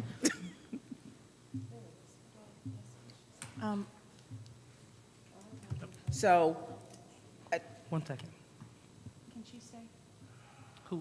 Well, after Ms. Burns relinquished the floor. Go ahead. thank you. So I don't want to put that burden on there because I've seen them out. They are at the help centers on Monday, Tuesday, and Thursday. Residents are calling about the water. There was it's been out there that residents need to still use a water filter. I know the calls have increased because they've called me. And the statement was relieved to use your water to still use a filter on it. So they're getting those calls. Then they also have the calls, because we don't have the two on getting them to services. So putting this on them, and it's almost 500, or we have 4 to 5, and maybe another 100, that's a huge burden to put on a department that is not properly staffed, and it takes time. We got departments in the city of Flint that aren't properly staffed, like the DPW department. They may be about 50% staffed. We have a problem with finding talent here or people who can work the jobs. That's an undue burden. We're talking about staff in that department, and then there's a training, a time she's got to train them. I don't want to see another form. I'm so sick and tired of this form and everyone trying to make a point of the form. We now have official application. The only way they get money is filling out that official application. We don't need another form to confuse the people. Fill out the application that's going to get them the money. We need to quit. I don't want to go back on this to try to make a point by having another piece of paper when they have to actually come fill out on the computer, which is going to be a problem for seniors, because looking at that crowd, a lot of these individuals, they're going to have to come here, and her department's going to have to help them fill out the application along with them dealing with the nonprofits. That's too much to put on her. We need no more forms. Switch to the application. Do a press release. Cease, desist. We're not taking any of the other forms because the initial form, because we have an official form. And that's where we should be moving towards so that we're not confusing the residents. Saginaw got it right. Maybe we need to see, they knew how to get it done. We need to see what they did, how many forms that they have to get the money allocated, because this is confusing to people. And we don't need anything else to cause confusion. And Ms. Ferguson has got a lot that she's got to handle already. I'm not willing to put that on her or her staff. That's way too much. And she just stated again, she has the willingness to help, but she does not have the talent or the individuals to complete the task. Thank you. Thank you. Anyone else would like to speak in the first round of the amended motion? Anyone else would like to speak in the first round of the amended motion? Oh, this is second round? Okay, thank you. All right, second round of amended motion. So seeing that there is no one else, I will go ahead and speak. Ms. Ferguson, could you please come to the lectern?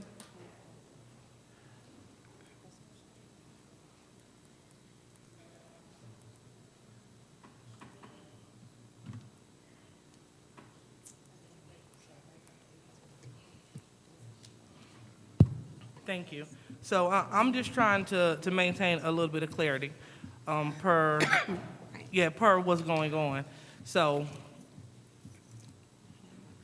your office does not have any capacity at this time to take on the ARPA, the initial applications. I would say they would not be addressed in the amount of time that I would like them to be addressed.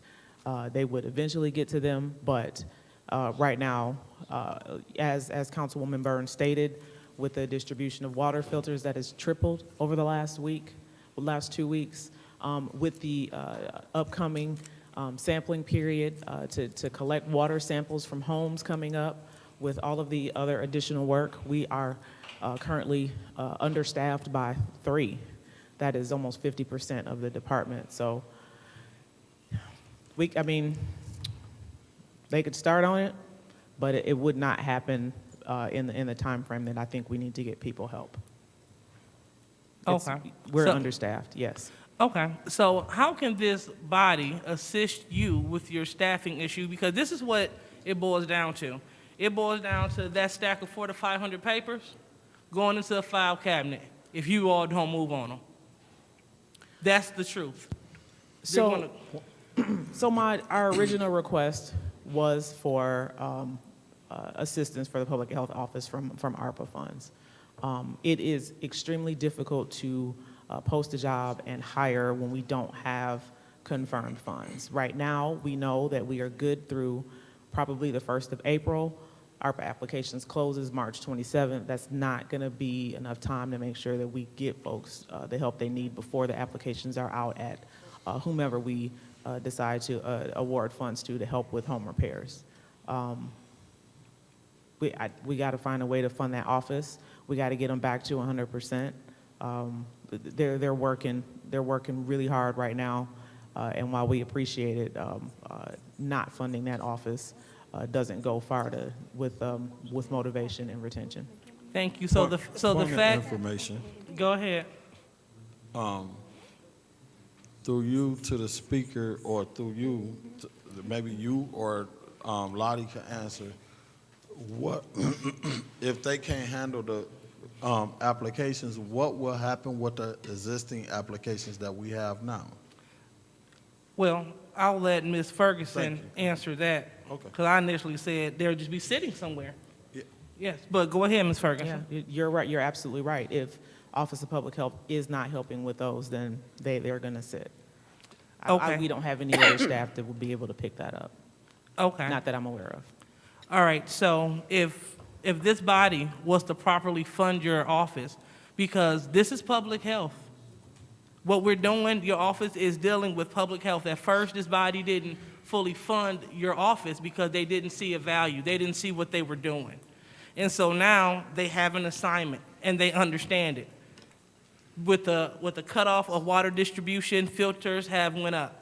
In addition to with the influx of ARPA applications, we have those. And so if we were to fund you to capacity, would that help you? If we were to take public health monies from ARPA to help fund your office, or from revenue replacement to fund your office, would that be beneficial to you helping us get this work done? Yes, it would be. The first, it would provide some sense of security for staff while we continue to look for additional funds to fund that office. And two, it certainly would help with motivation. If you are working in an office that is understaffed and overworked, and you're asked to do more from a body that declined your funding for the remainder of the year, that's a little disheartening.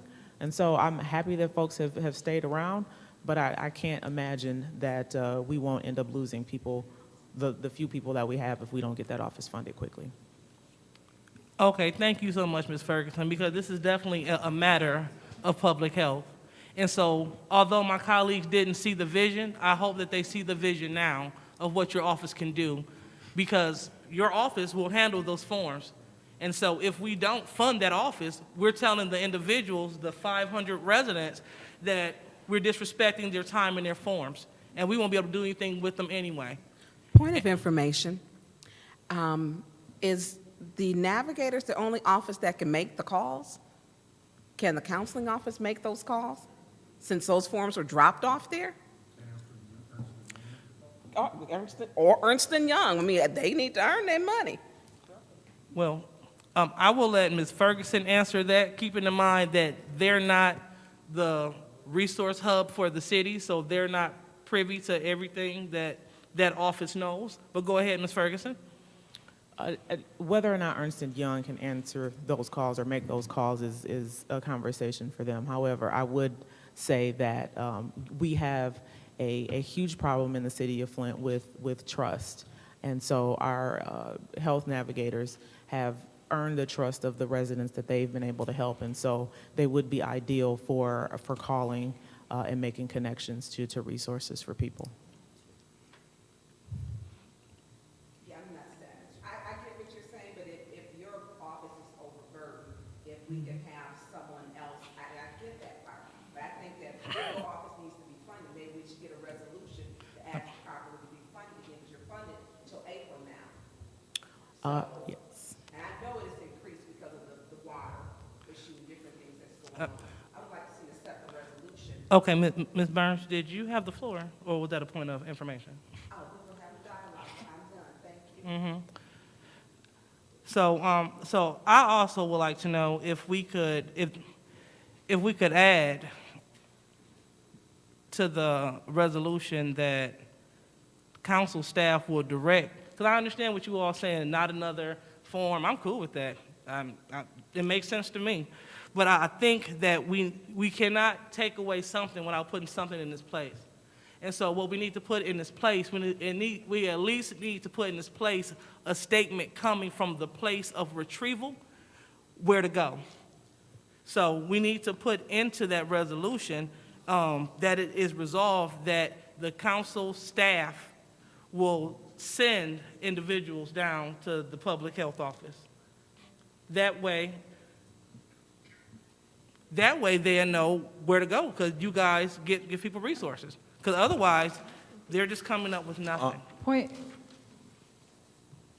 You said it first. Point of information. Go ahead. Through you to Lottie, if we stop this application from going out, what are your suggestions that we direct the residents to do? So the Office of Public Health already has a mechanism in place. If you go to their website right now, on the City of Flint's website, you will see that they have, I don't want to direct people to another form, but they do have one on there that people can fill out if they need any type of help, not just housing repairs. If you need access to basic needs and other services, that is what the form that's currently on the Office of Public Health page is. And so, because that solution is already in place, it would be the easiest one. Thank you. Point of information. Ms. Herkenroder. I don't necessarily, do you believe that it would be inside the purview of the administration to be able to pick up the documents from the city council staff? I don't think that we need to include that in there. I think that that's too micromanaging for the administration, to be honest. I understand what you're saying, but I don't think that needs to be in there. Okay, so, well, I just want to, is it possible, wait a minute. So my goal was just to make sure that something is in place, because people, regardless of what we tell them, they're going to show up to that council office tomorrow, regardless of what we vote on tonight, and they are going to request those forms. So when they go to request the forms, are we just going to say, no, we cease and desist giving those? Or are we going to give them a solution as well? Of course, yes, council cease and desist. However, you can go down to the Office of Public Health and they can assist you. Yeah, so I just want to make sure that it's a mechanism in place. So when they come up short with the form, because we're not taking anymore, then they're not leaving with the frowny face. They're at least leaving with information in a place where they can go. So go see the office, because that's your job. That's the job of that office, correct? It is. I just want to caution you that if we decide to do this and we get 100 folks showing up tomorrow, there's going to be a line out the door. We don't have staff to support that immediately. Oh, okay, so again, this is the confusion of the form. This is the confusion of the form. So I understand that, but it's the job of public health office to redirect people. So if you have a line, you have a line. Because where are they to go? So where do we send them? After we say no more forms for help, well, no more ARPA forms, so now what do? We just send them home? I guess that's my question for you, because your office is set up as that middleman source. So if they come, if it's a line out the door, they just have to wait their turn. That's what your office is for, correct? Yeah, it is what it's for. All right, and it sounds like we need to staff your office so you all can function properly. And if we would have done this in the past, then we wouldn't probably be here. We probably had 3 new workers and we'd be off and running, correct? That's a excellent assumption. Okay, all right. So it sounds like this body needs to do all things necessary to fund that office. And let me be clear as well. You, outside of ARPA, you are still looking and waiting for funding to come in that you have applied for to fund this office, correct? I have 2 pending applications and 2 more to be submitted. Okay. So you're not just exclusively looking for ARPA to just pay for everything as a one-fix-all. You're still actively looking to fund this office. We need that office open, yes. All right. Thank you very much, Ms. Ferguson. This body definitely needs to do all things necessary to fund this office so they can do their job. If we don't, we're at fault for holding up the people from services. Point of information, again. Mr. Murphy. And I just want to make sure we clear that where is, to you or to Lottie, where is those 400 or 500 applications going? They are here, they in the possession of I don't know who has the forms. Do our clerk, do Davina have them? Do they contact Davina? What's her number, 766? I mean, who do they, what are we doing with those 400 or 500 applications? Are we holding on to them and doing nothing to them? Are we turning them over to Lottie and her department and they doing, what are we doing with the 400 or 500 applications that we have? That is my question, and I don't think I really got a clear answer. So point of information to the chair through you, to Lottie, to Davina. Okay. Thank you, Mr. Murphy. I thought me and Ms. Ferguson answered that, but I'll go ahead and turn it over to our clerk because she may have an answer. Excuse me. What I have directed my staff to do until you made any other decision was do what we continue to do, which we've been forwarding them to Ernst & Young, because that's what we were doing before. So up until, I just told them everything that we got until 12 o'clock today. We're sending it as a set. We'll continue to send it. So this is prior to the release of the administration's application, but we have more. So we're just still sending them to Ernst & Young because that's what we've been doing for the last year until you tell us to do something different. I have all the originals. We're sending them copies. So every form we still have in our office, we've been sending copies to Ernst & Young. Okay. Is that clear? All right. Thank you so much, Ms. Ferguson. All right, so we are on the amended motion for resolution, is it 1.1? Okay. So roll call, Madam Clerk. And this is to amend add-on number 1 to appoint 1, correct? Say it again. This is the motion to amend add-on number 1 to add-on number 1.1. Yes.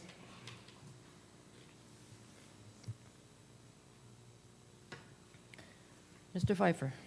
Yes. Ms. Worthing? Yes. Ms. Lewis? Yes. Mr. Murphy? Yes. Ms. Priestley? Yes. Ms. Winfrey Carter is not in. Ms. Burns? No. Ms. Herkenroder? Yes.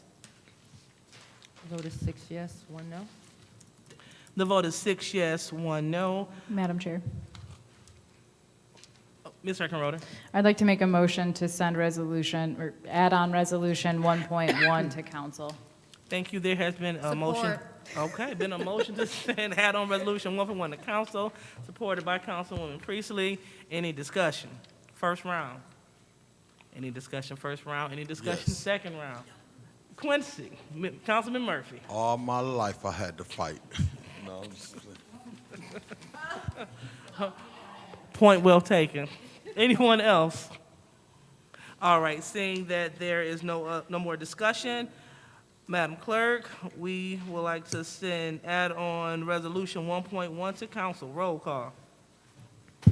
Ms. Worthing? Yes. Ms. Lewis? Yes. Mr. Murphy? Yes. Ms. Priestley? Yes. Ms. Winfrey Carter is not in. Ms. Burns? No. Ms. Herkenroder? Yes. Mr. Pfeiffer? Yes. The vote is 6 yes, 1 no. Vote is 6 yes, 1 no. Add-on resolution 1.1 will be sent to council. So now we're on to appointments. The, Yeah. Mr. Murphy? I would like to move resolution appointment 230010, appointment to the Bishop Airport Authority Board, Beverly Walker Griffey. Resolution 230018, appointment to the Mass Transportation Authority, Sharon Reeve. Resolution 230019, appointment of the Downtown Development Board, Rodney Lottin. Resolution appointment 230020, appointment of the Ethics and Accountability Board, Martin Banks. Move to council. Support. All right, it has been moved and properly seconded to move all of the appointments 230010, 230018, 230019, 230020 to council. Is there any discussion? Yes. Mr. Murphy? This is my resignation for the MTA board. I thought the clerk gave everybody a copy. They didn't. They just gave me a copy. Y'all may have a copy in front of y'all. I'm not sure. But they just gave me a copy, but this is a copy for everybody. Point of information. What is your point? Was that motion made with any separations? Oh, Did no. you guys include that No. for the what- motion? Yeah, thank you, Ms. Winfrey Carter. We did not. So, shall we restate the motion? I would Okay. like to amend that motion Go ahead. to add all of those that I just named with any separation. Thank you. And do you still have support? Support. All righty. So, Mr. Murphy? That's it. I don't have nothing else. Okay, Madam thank- Chair? Mr. Pfeiffer? I'm not going to really separate one, but I know we discussed 230010, and there may be some errors in the dates. Did we get any confirmation on that? Madam Clerk? That information, I have it in my office, and I just haven't had a chance to leave to go, I forgot it, I don't have it here. So if we So- send this to council, we can amend it in council? Yes. Because I believe that the dates are incorrect, right? Right. Okay. That's all I have. Thank you. Thank you, Mr. Pfeiffer. Anyone else who would like to Yes, speak? I would like to separate 230020. I don't know if there's a vacancy.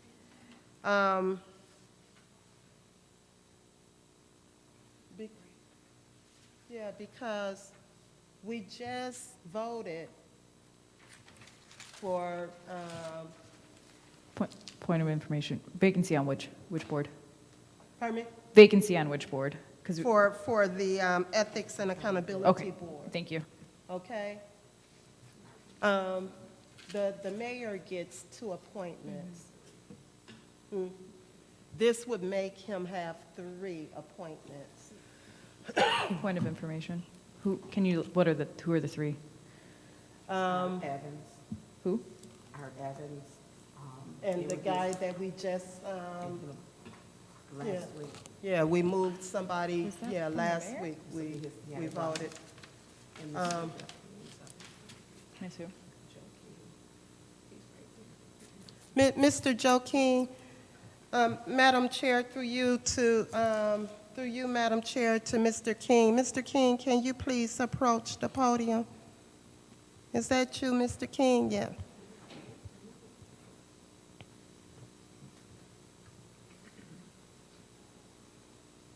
And then I have something else to say about this appointment too, and talking to Mr. Banks. Mr. King, who are the 2 mayor appointments? I know.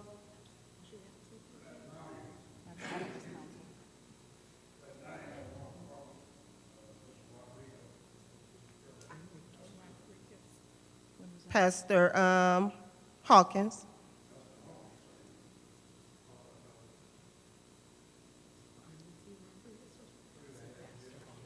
Right.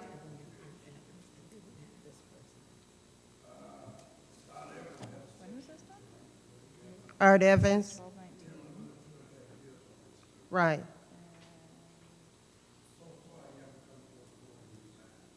Right.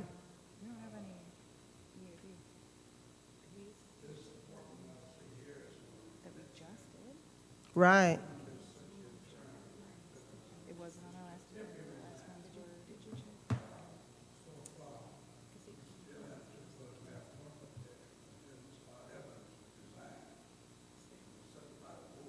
Yeah. Right, exactly. Thank you. So with this, we cannot vote for this appointment because Mr. Evans has not resigned from that board yet in order to replace him. And we just appointed Mr. Rodriguez to the Ethics and Accountability Board. When did we do that? I did. Yeah. So, so I'll be voting no to send this to council. And another thing, I spoke to Mr. Banks, and Mr. Banks was not aware that he was being appointed to the Ethics and Accountability Board. He thought that he was being appointed to the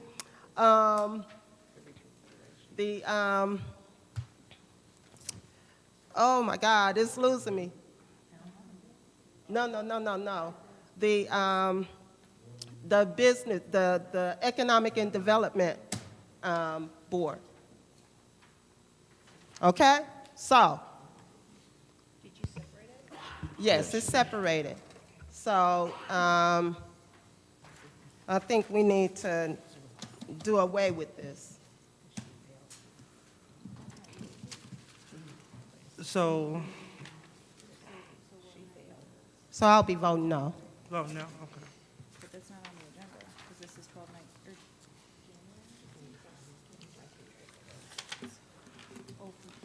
All right. Point of order. So we on a master resolution to send all of this to city council, and then she just, Councilman Winfrey Carter separated this resolution. So I think we should vote on a master resolution on all the appointments and send all of those back, and then vote on this one separate. Yeah, I just want to make sure. Thank you. Yeah. All right, so, excuse me. All right, so there's a motion on the floor to send the master resolution to council for appointments. We're looking at appointments 230010, 230018, 230019.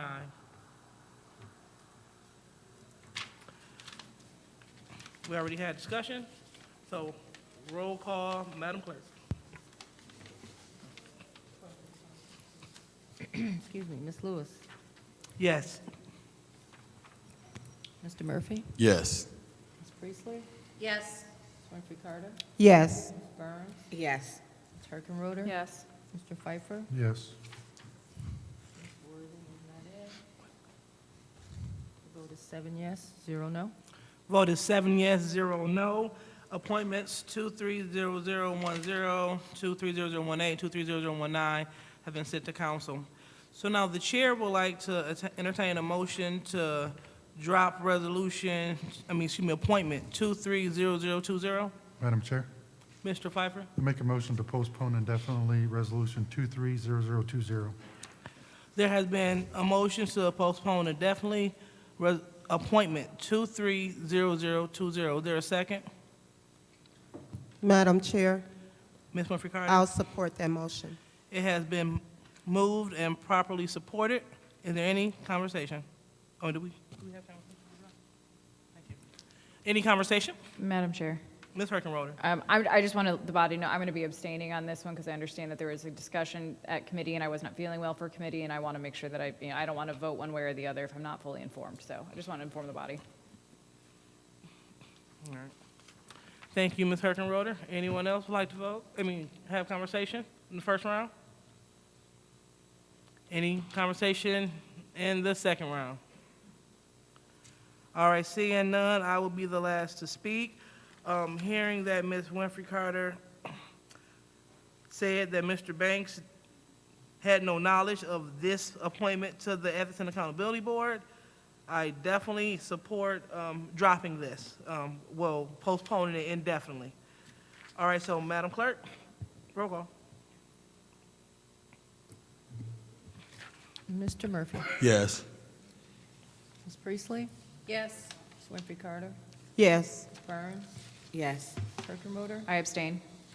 Mr. Pfeiffer, Yes. Ms. Lewis. Yes.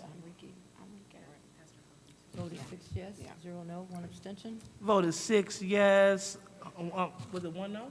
0. Oh, excuse me, 0 no and 1 abstention. Madam Chair, motion to adjourn. Sound like y'all ready to go. There, there has been a motion on the floor to adjourn. Madam Clerk? Ms. Priestley? Yes. Ms. Winfrey Carter? Yes. Ms. Burns? Yes. Ms. Harkenroder? Yes. Mr. Pfeiffer? Yes. Ms. Lewis? Yes. Mr. Murphy? No. I almost did it. 6 yes, 1 no to adjourn? We have 6 yes, 1 no. Special Affairs meeting is officially adjourned at 10:40.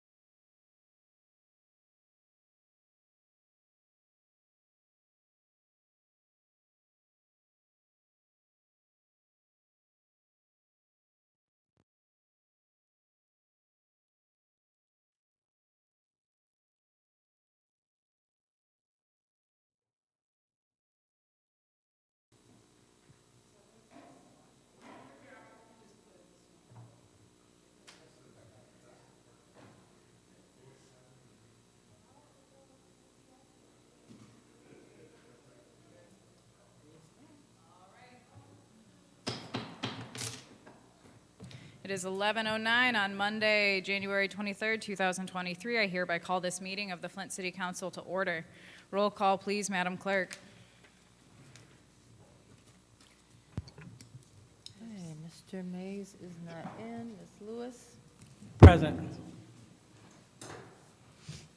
Mr. Murphy? Present. Ms. Priestley? Present. Ms. Murphy-Carter?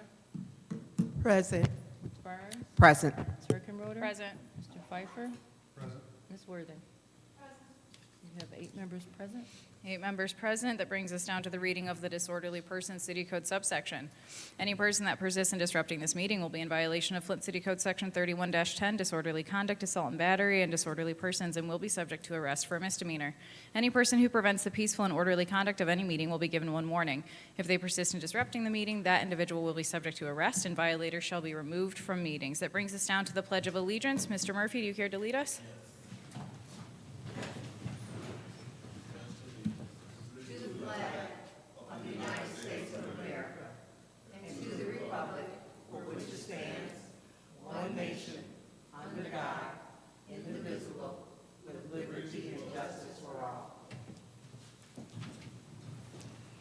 Thank you. Ms. Priestley, do you care to lead us in the blessing this evening?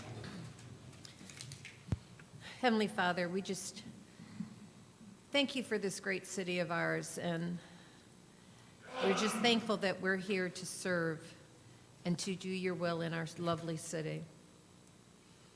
Lord, help us come together and act in its best interests to do what's best for the city. In your name, amen. I want to take this moment, thank you, Ms. Priestley. I want to take this moment to honor any of our fellow community members who have passed away. Are there any particular recognition? Madam Chair, Mr. Jack Pleasant.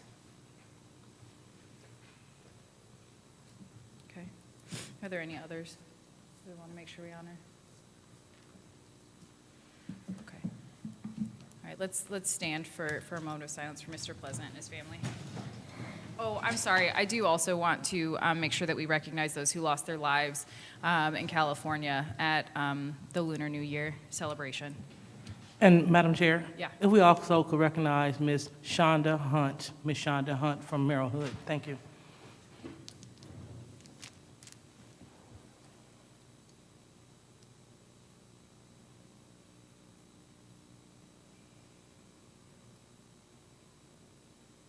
Thank you.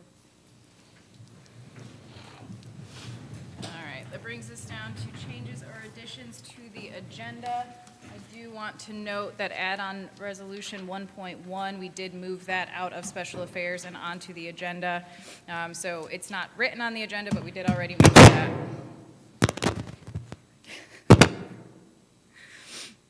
Are there any other requests for changes or additions?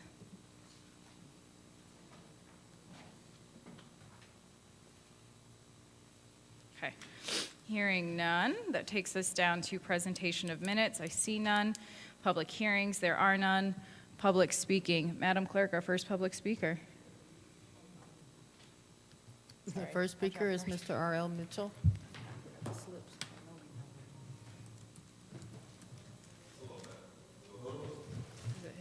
Hello, hello. There you go. Earl Mitchell. Davina, where you going? Okay, like I said, my name is R.L. Mitchell, and to the city, Madam Chair, about the situation of the man over on Stewart Street, the tire man, his business was halted for the COVID situation, and we the people already done apologized to the people that said they can't do business in Flint because they don't think the council is doing right, and you should, for the record, they should give the man all that backup money he lost through that COVID situation over on Saginaw Street. I saw him out there this morning with his shirt off, taking off people's tires and stuff, trying to do the best he can. But to you, Madam Chair, I like what you done in the court. Thanks what you done to the courthouse when the judge looked at you and you nodded your head, and by doing that, you kept her from doing bodily harm to me I think, because she threatened me 2 times when she told me I could take the form if I don't agree what she said about what. Anyway, you understand, and Kim, we like what you done for apologizing for your boss man and apologizing to the city of Flint, but you got a whole lot of work to do with the peoples of Flint, you and Mayor Neely downstairs for not working in the police. You got to deal with the police department, but you're doing them wrong by not doing that lump sum. You got to give them a lump sum month, $3,000 for them 3 peoples where they can get. And the fire peoples, the fireman that got fired on his day off, he thought he was taking a vacation. Retiring, and then you end up firing him, and you got to deal with that stuff. May God be with you when you come to your. Anyway, and all you council members that didn't come here and keep us from getting that vote on Saturday, we could have had the business done, but the mayor downstairs already got some new councilmen ready to take y'all seats, but they just don't want to say it, 12 of them, but it's up to the judge to judge. She was getting ready to judge the other day when she come in this building looking for, but John Early ran out the front door like it. Ed Teller, the administrator, and I had to show the judge where to go, but she pushed the little buttons, and she gonna deal with the peoples downstairs personally when it's time to come to court. And I know you know what I'm talking about, miss. But you ain't worried about nothing. You gonna come out of it pretty good at you, right? Will you respond to me on that, to the peoples after I get? I'm gonna stop right there. Thank you. Next speaker. Well, next speaker is Terry Gebhardt. Final speaker, Kathy Watchhorn. She's not here. All right, are there any other members of the public who wish to address council? All right. Seeing none, that brings us down to council response. Is there any member of council who wishes to respond to the public?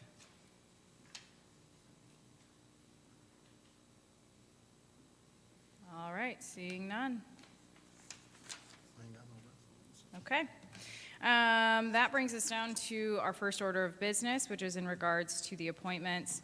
The chair will entertain a motion to approve appointment 23008, 23009.1.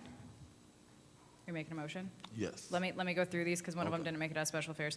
23010, 23018, and 23019. As a reminder, 230020 did not make it out of special affairs. Mr. Murphy? Yes, I would like to move these resolutions for appointments that you stated, 23008, 23009.1, the Flint Housing Commission, Geraldine Redmond. Point of order. What's your point? You're stating 2 zeros. There's actually 3, so I just want to make the record clear. Say that one more time. There's 3 zeros on each one of these, so I just want to make the record clear. Let me repeat them over again. Sorry. 230008, appointment of the Ethics and Accountability Board, Rodriguez. 23009.1, Geraldine Redmond, Flint Housing Commission. 23010, appointment of the Bishop Airport Board, Beverly Walker Griffin. 23018, appointment of the Mass Transportation Authority, Sharon Reeves. 23019, did I do that right? Yep. 23019, appointment of the Downtown Development Board, Rodney Longtime. 230020. Nope. Oh, no, we moved that one. That's it. Okay. With any separations or no? Hold on, I think I missed one. Mm-mm. 23, Nope, you got it right. okay. Do we gotta do a reconsideration on the last one?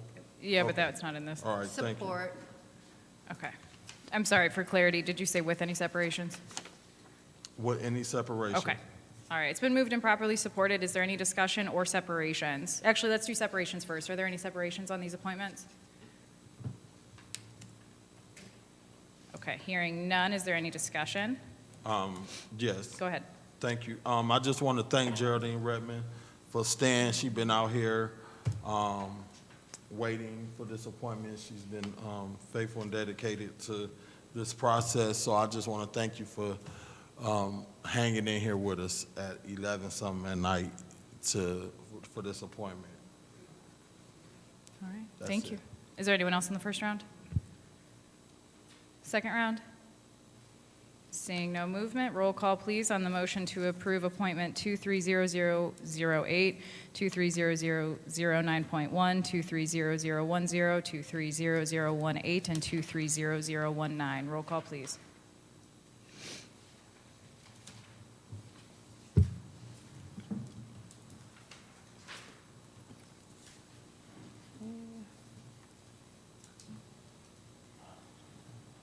Ms. Lewis.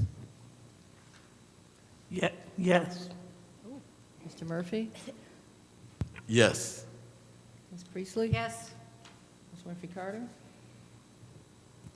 Yes. Ms. Burns? Yes. Ms. Herkenroder? Yes. Mr. Pfeiffer? Yes. Ms. Worthing? Yes.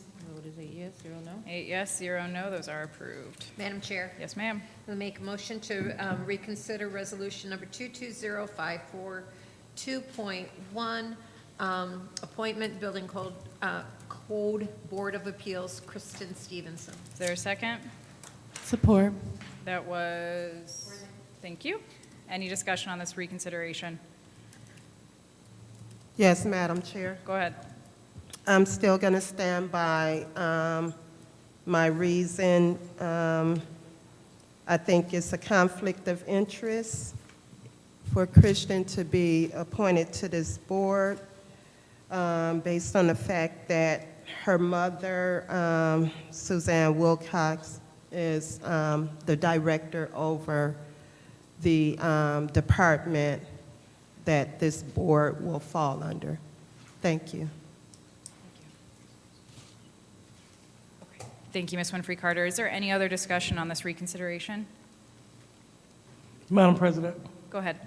so through you to the attorney, Mr. Kim, is that a conflict according to, I guess, city rules, council rules, appointment rules?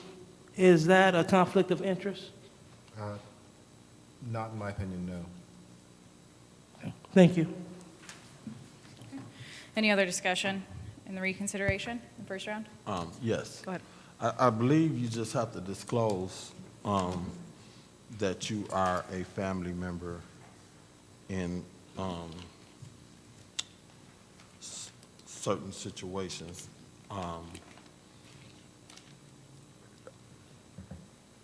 Her being on the Board of Appeals, I'm not sure how that would directly affect her mother and her capacity and what she do.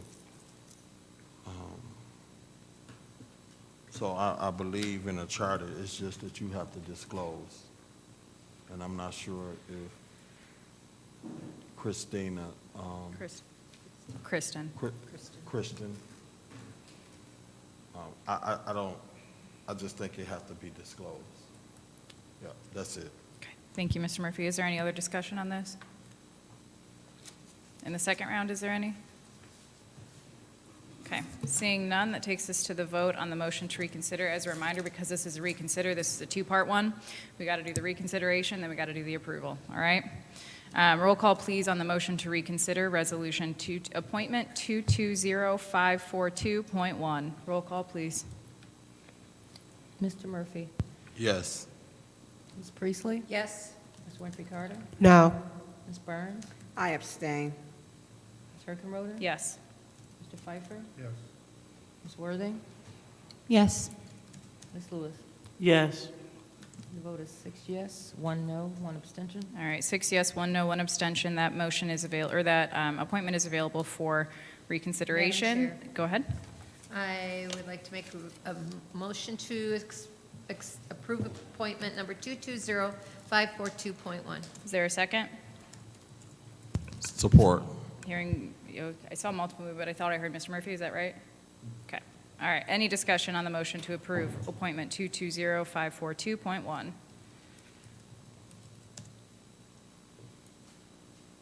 All right. Hearing none, that brings us to the vote. Roll call, please, Madam Clerk. Ms. Priestley? Yes. Ms. Winfrey Carter? No. Ms. Burns? I abstain. Ms. Herkenroder? Yes. Mr. Pfeiffer? Yes. Ms. Worthing? Yes. Ms. Lewis? Yes. Mr. Murphy? Yes. The vote is 6 yes, 1 no, 1 abstention. 6 yes, 1 no, 1 abstention. That brings us down to resolutions, and I did catch a mistake. So as a reminder, in Special Affairs, we amended 230011 to be Resolution 230011.1.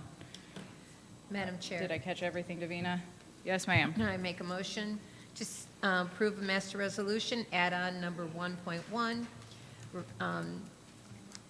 number 230011.1, 230012, 230013, 230014, 230015, 230016, 230017 with any separation. All right, is there a second on that? I believe that was supported by Mr. Pfeiffer. All right, is there any discussion, or sorry, are there any separations? Yes, Madam Chair. Go ahead. I would like to separate add-on number 1.1. You got it.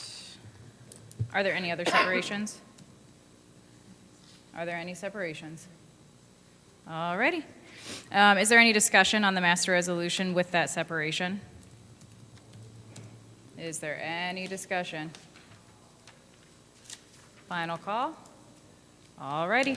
Roll call, please, on the master resolution, which, as a reminder, encompasses Resolution 230011.1, 230012, 230013, 230014, 230015, 230016, 230017. Roll call, please, Madam Clerk. Ms. Winfrey Carter? Yes. Ms. Burns? Yes. Ms. Herkenroder? Yes. Mr. Pfeiffer? Yes.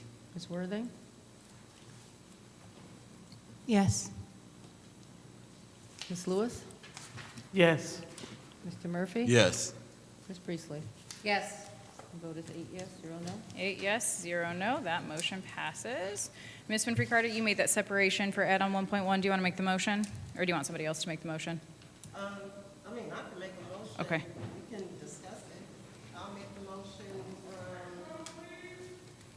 I'll make a motion that this add-on, I guess, that we approve the add-on number 1.1. Okay, is there a second? Support. All right, it's been moved and properly support. Dr. Lewis, that was you, correct? Okay. Is there any discussion on this? Yes, Madam Chair. Go ahead. Because I made the motion to approve it, it does not mean that I am in favor of this resolution. And like I stated before, I'll be voting no. I do not think that the Public Health Office has the capacity to review the forms, any forms. And she stood there and said, they do not have the capacity. And this resolution, I read over it, and it's still saying that these forms, some of the forms, all of the forms, or whatever, how many of the forms will go, I mean, she still does not have the capacity. So I'll be voting no for this resolution. Thank you. Thank you, Ms. Winfrey Carter. Is there any other discussion? Madam Chair, Yes, Mr. Mays. if I'm looking at this resolution through you to Ms. Donahue, this add-on number 1 has been changed to a add-on .1. Ms. Donahue? Yes. And so, Ms. Donahue, the language in the add-ons changed to say it is resolved that the council staff cease accepting council forms immediately.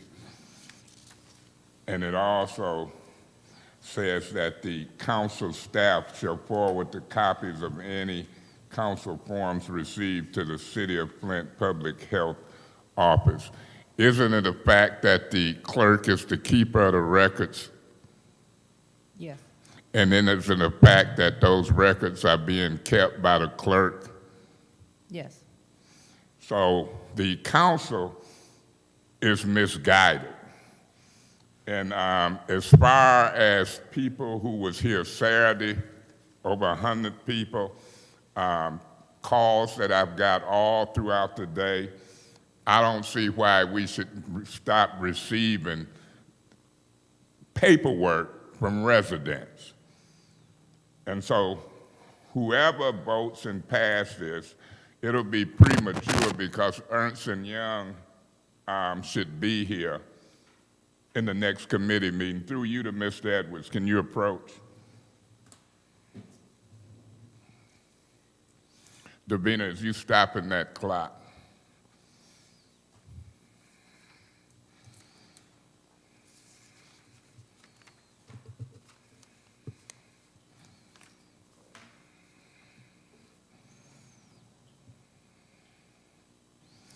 Mr. Edwards, you received communications from me requesting Ernst & Young be here in the next committee meetings, correct?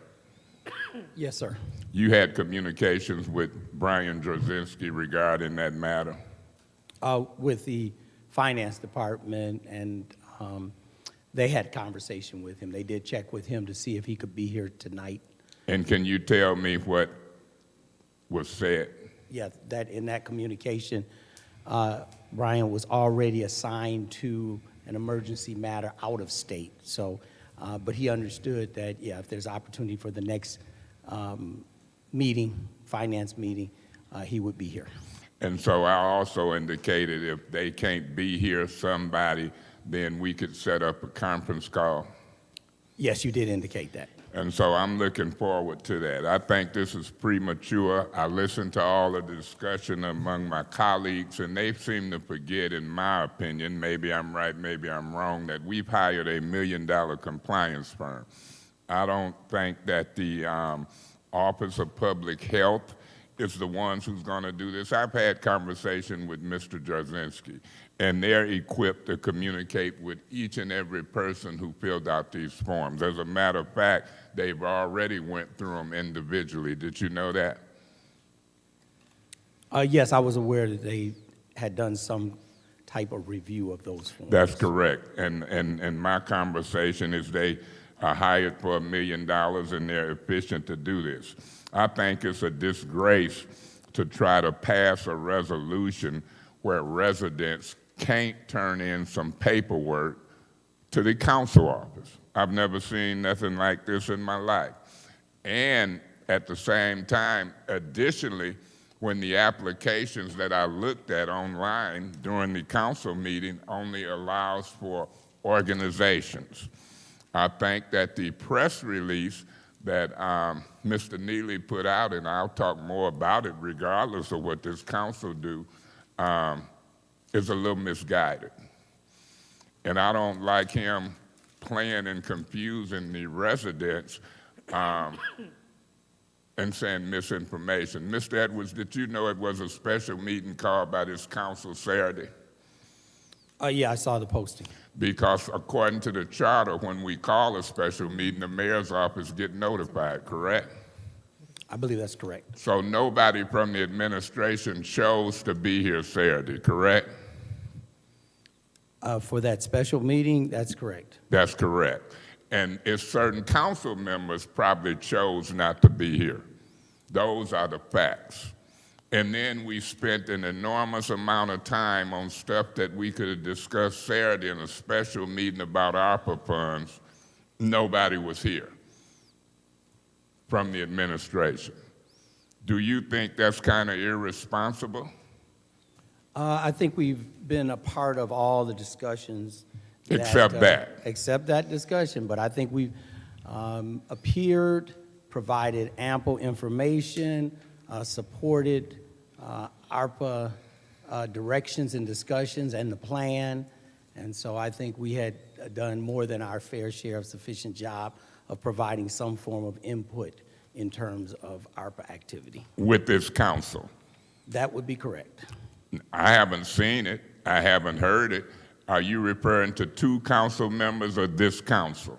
Well, even if you're talking about the 2 council members, those were members that were assigned to work with the administration as a part of this You know process. who assigned them? I've heard it on many occasions, yes, I do. Who? I believe that was you during your leadership role. That was in fact me. And they were misguided on their assignment. So my question was, did you communicate with this council? The answer would be not the same as you just indicated on the record. Y'all didn't come and communicate with this council prior to issuing a press release. If you did, you think we would have agreed with what the press release said? That was not a good press release. And I'll talk about it more. And at some point, I'll try to get the mayor and administration, unless you're the one approving press releases, we'll see what happens with this. I won't lose sleep over it one way or another, but those same residents and more will. And I think this council is way premature without talking to Ernst & Young. And I don't know who put them in the direction that the public health department is going to vet those things and work on it. Have you heard that conversation tonight? Yes, I did. And what's your position on that? Well, they're prepared. Ms. Ferguson, she provided you with ample information and a sufficient understanding that if they're properly funded, then they can take on or support that role. No, I'm concerned about the role of communicating with them as I've talked with Ernst & Young. Are they prepared to communicate with each one of those individuals who have forms? What do they need them for then? If we don't even have a nonprofit in place, what do they need them for right away? What they gonna do? Well, I thought the discussion, if I'm understanding correctly what you're referring to, Councilman Mays, I thought the discussion was follow-up to all of those forms. Each and every one of them. Follow up in what way specifically? Notifying those persons who completed those forms, sorting and notifying those people that their forms were in the process. By phone or by mail? Or I'm both? I'm Well, not I'm sure very what the concerned steps- about that. Yeah. I don't mind anybody getting copies, but I do agree with what you said, that those forms put them in some type of process. I do not agree with some of my council members, particularly Ms. Priestley and Ms. Lewis, that the forms meant nothing. It was a waste of their time. I'm not interested in them calling people telling them that. I'm not interested in what I'm reading in the press release. So I don't want them forms getting put in the folks' hand and they call and giving what I consider to be bad information. You're the city administrator. You just said on the record what? You want me to remind you or tell you what you just said, or you can repeat it? I'm asking. And a lot has been said. You may have to clarify what I'm you're clarifying what you said speaking. about them being in the process. That yes, that if I understood what was conveyed by Ms. Ferguson, is that they will work with the forms. Now, I don't know exactly what that means, I'm other than concerned they will about work with what you mean and what you're saying. You're kind of her superior, right? I am her superior. I'm not kind of. Okay, so what do you say and what do you mean on this record based on what you just said as we try to transfer documents? Okay. I support.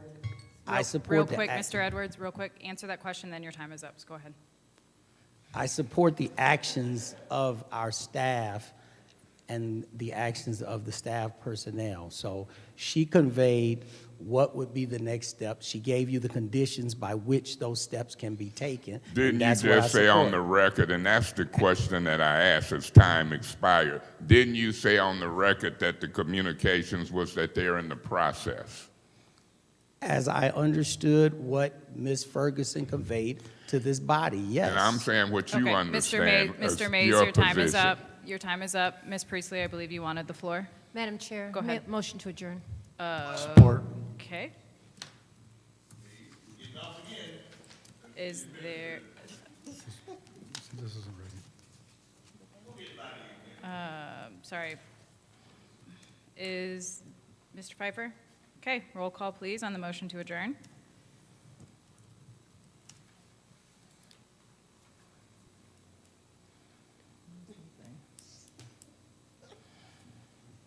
Threw me off. Ms. Burns? No. Ms. Herschelberger? No. Mr. Pfeiffer? Yes. Ms. Worthing?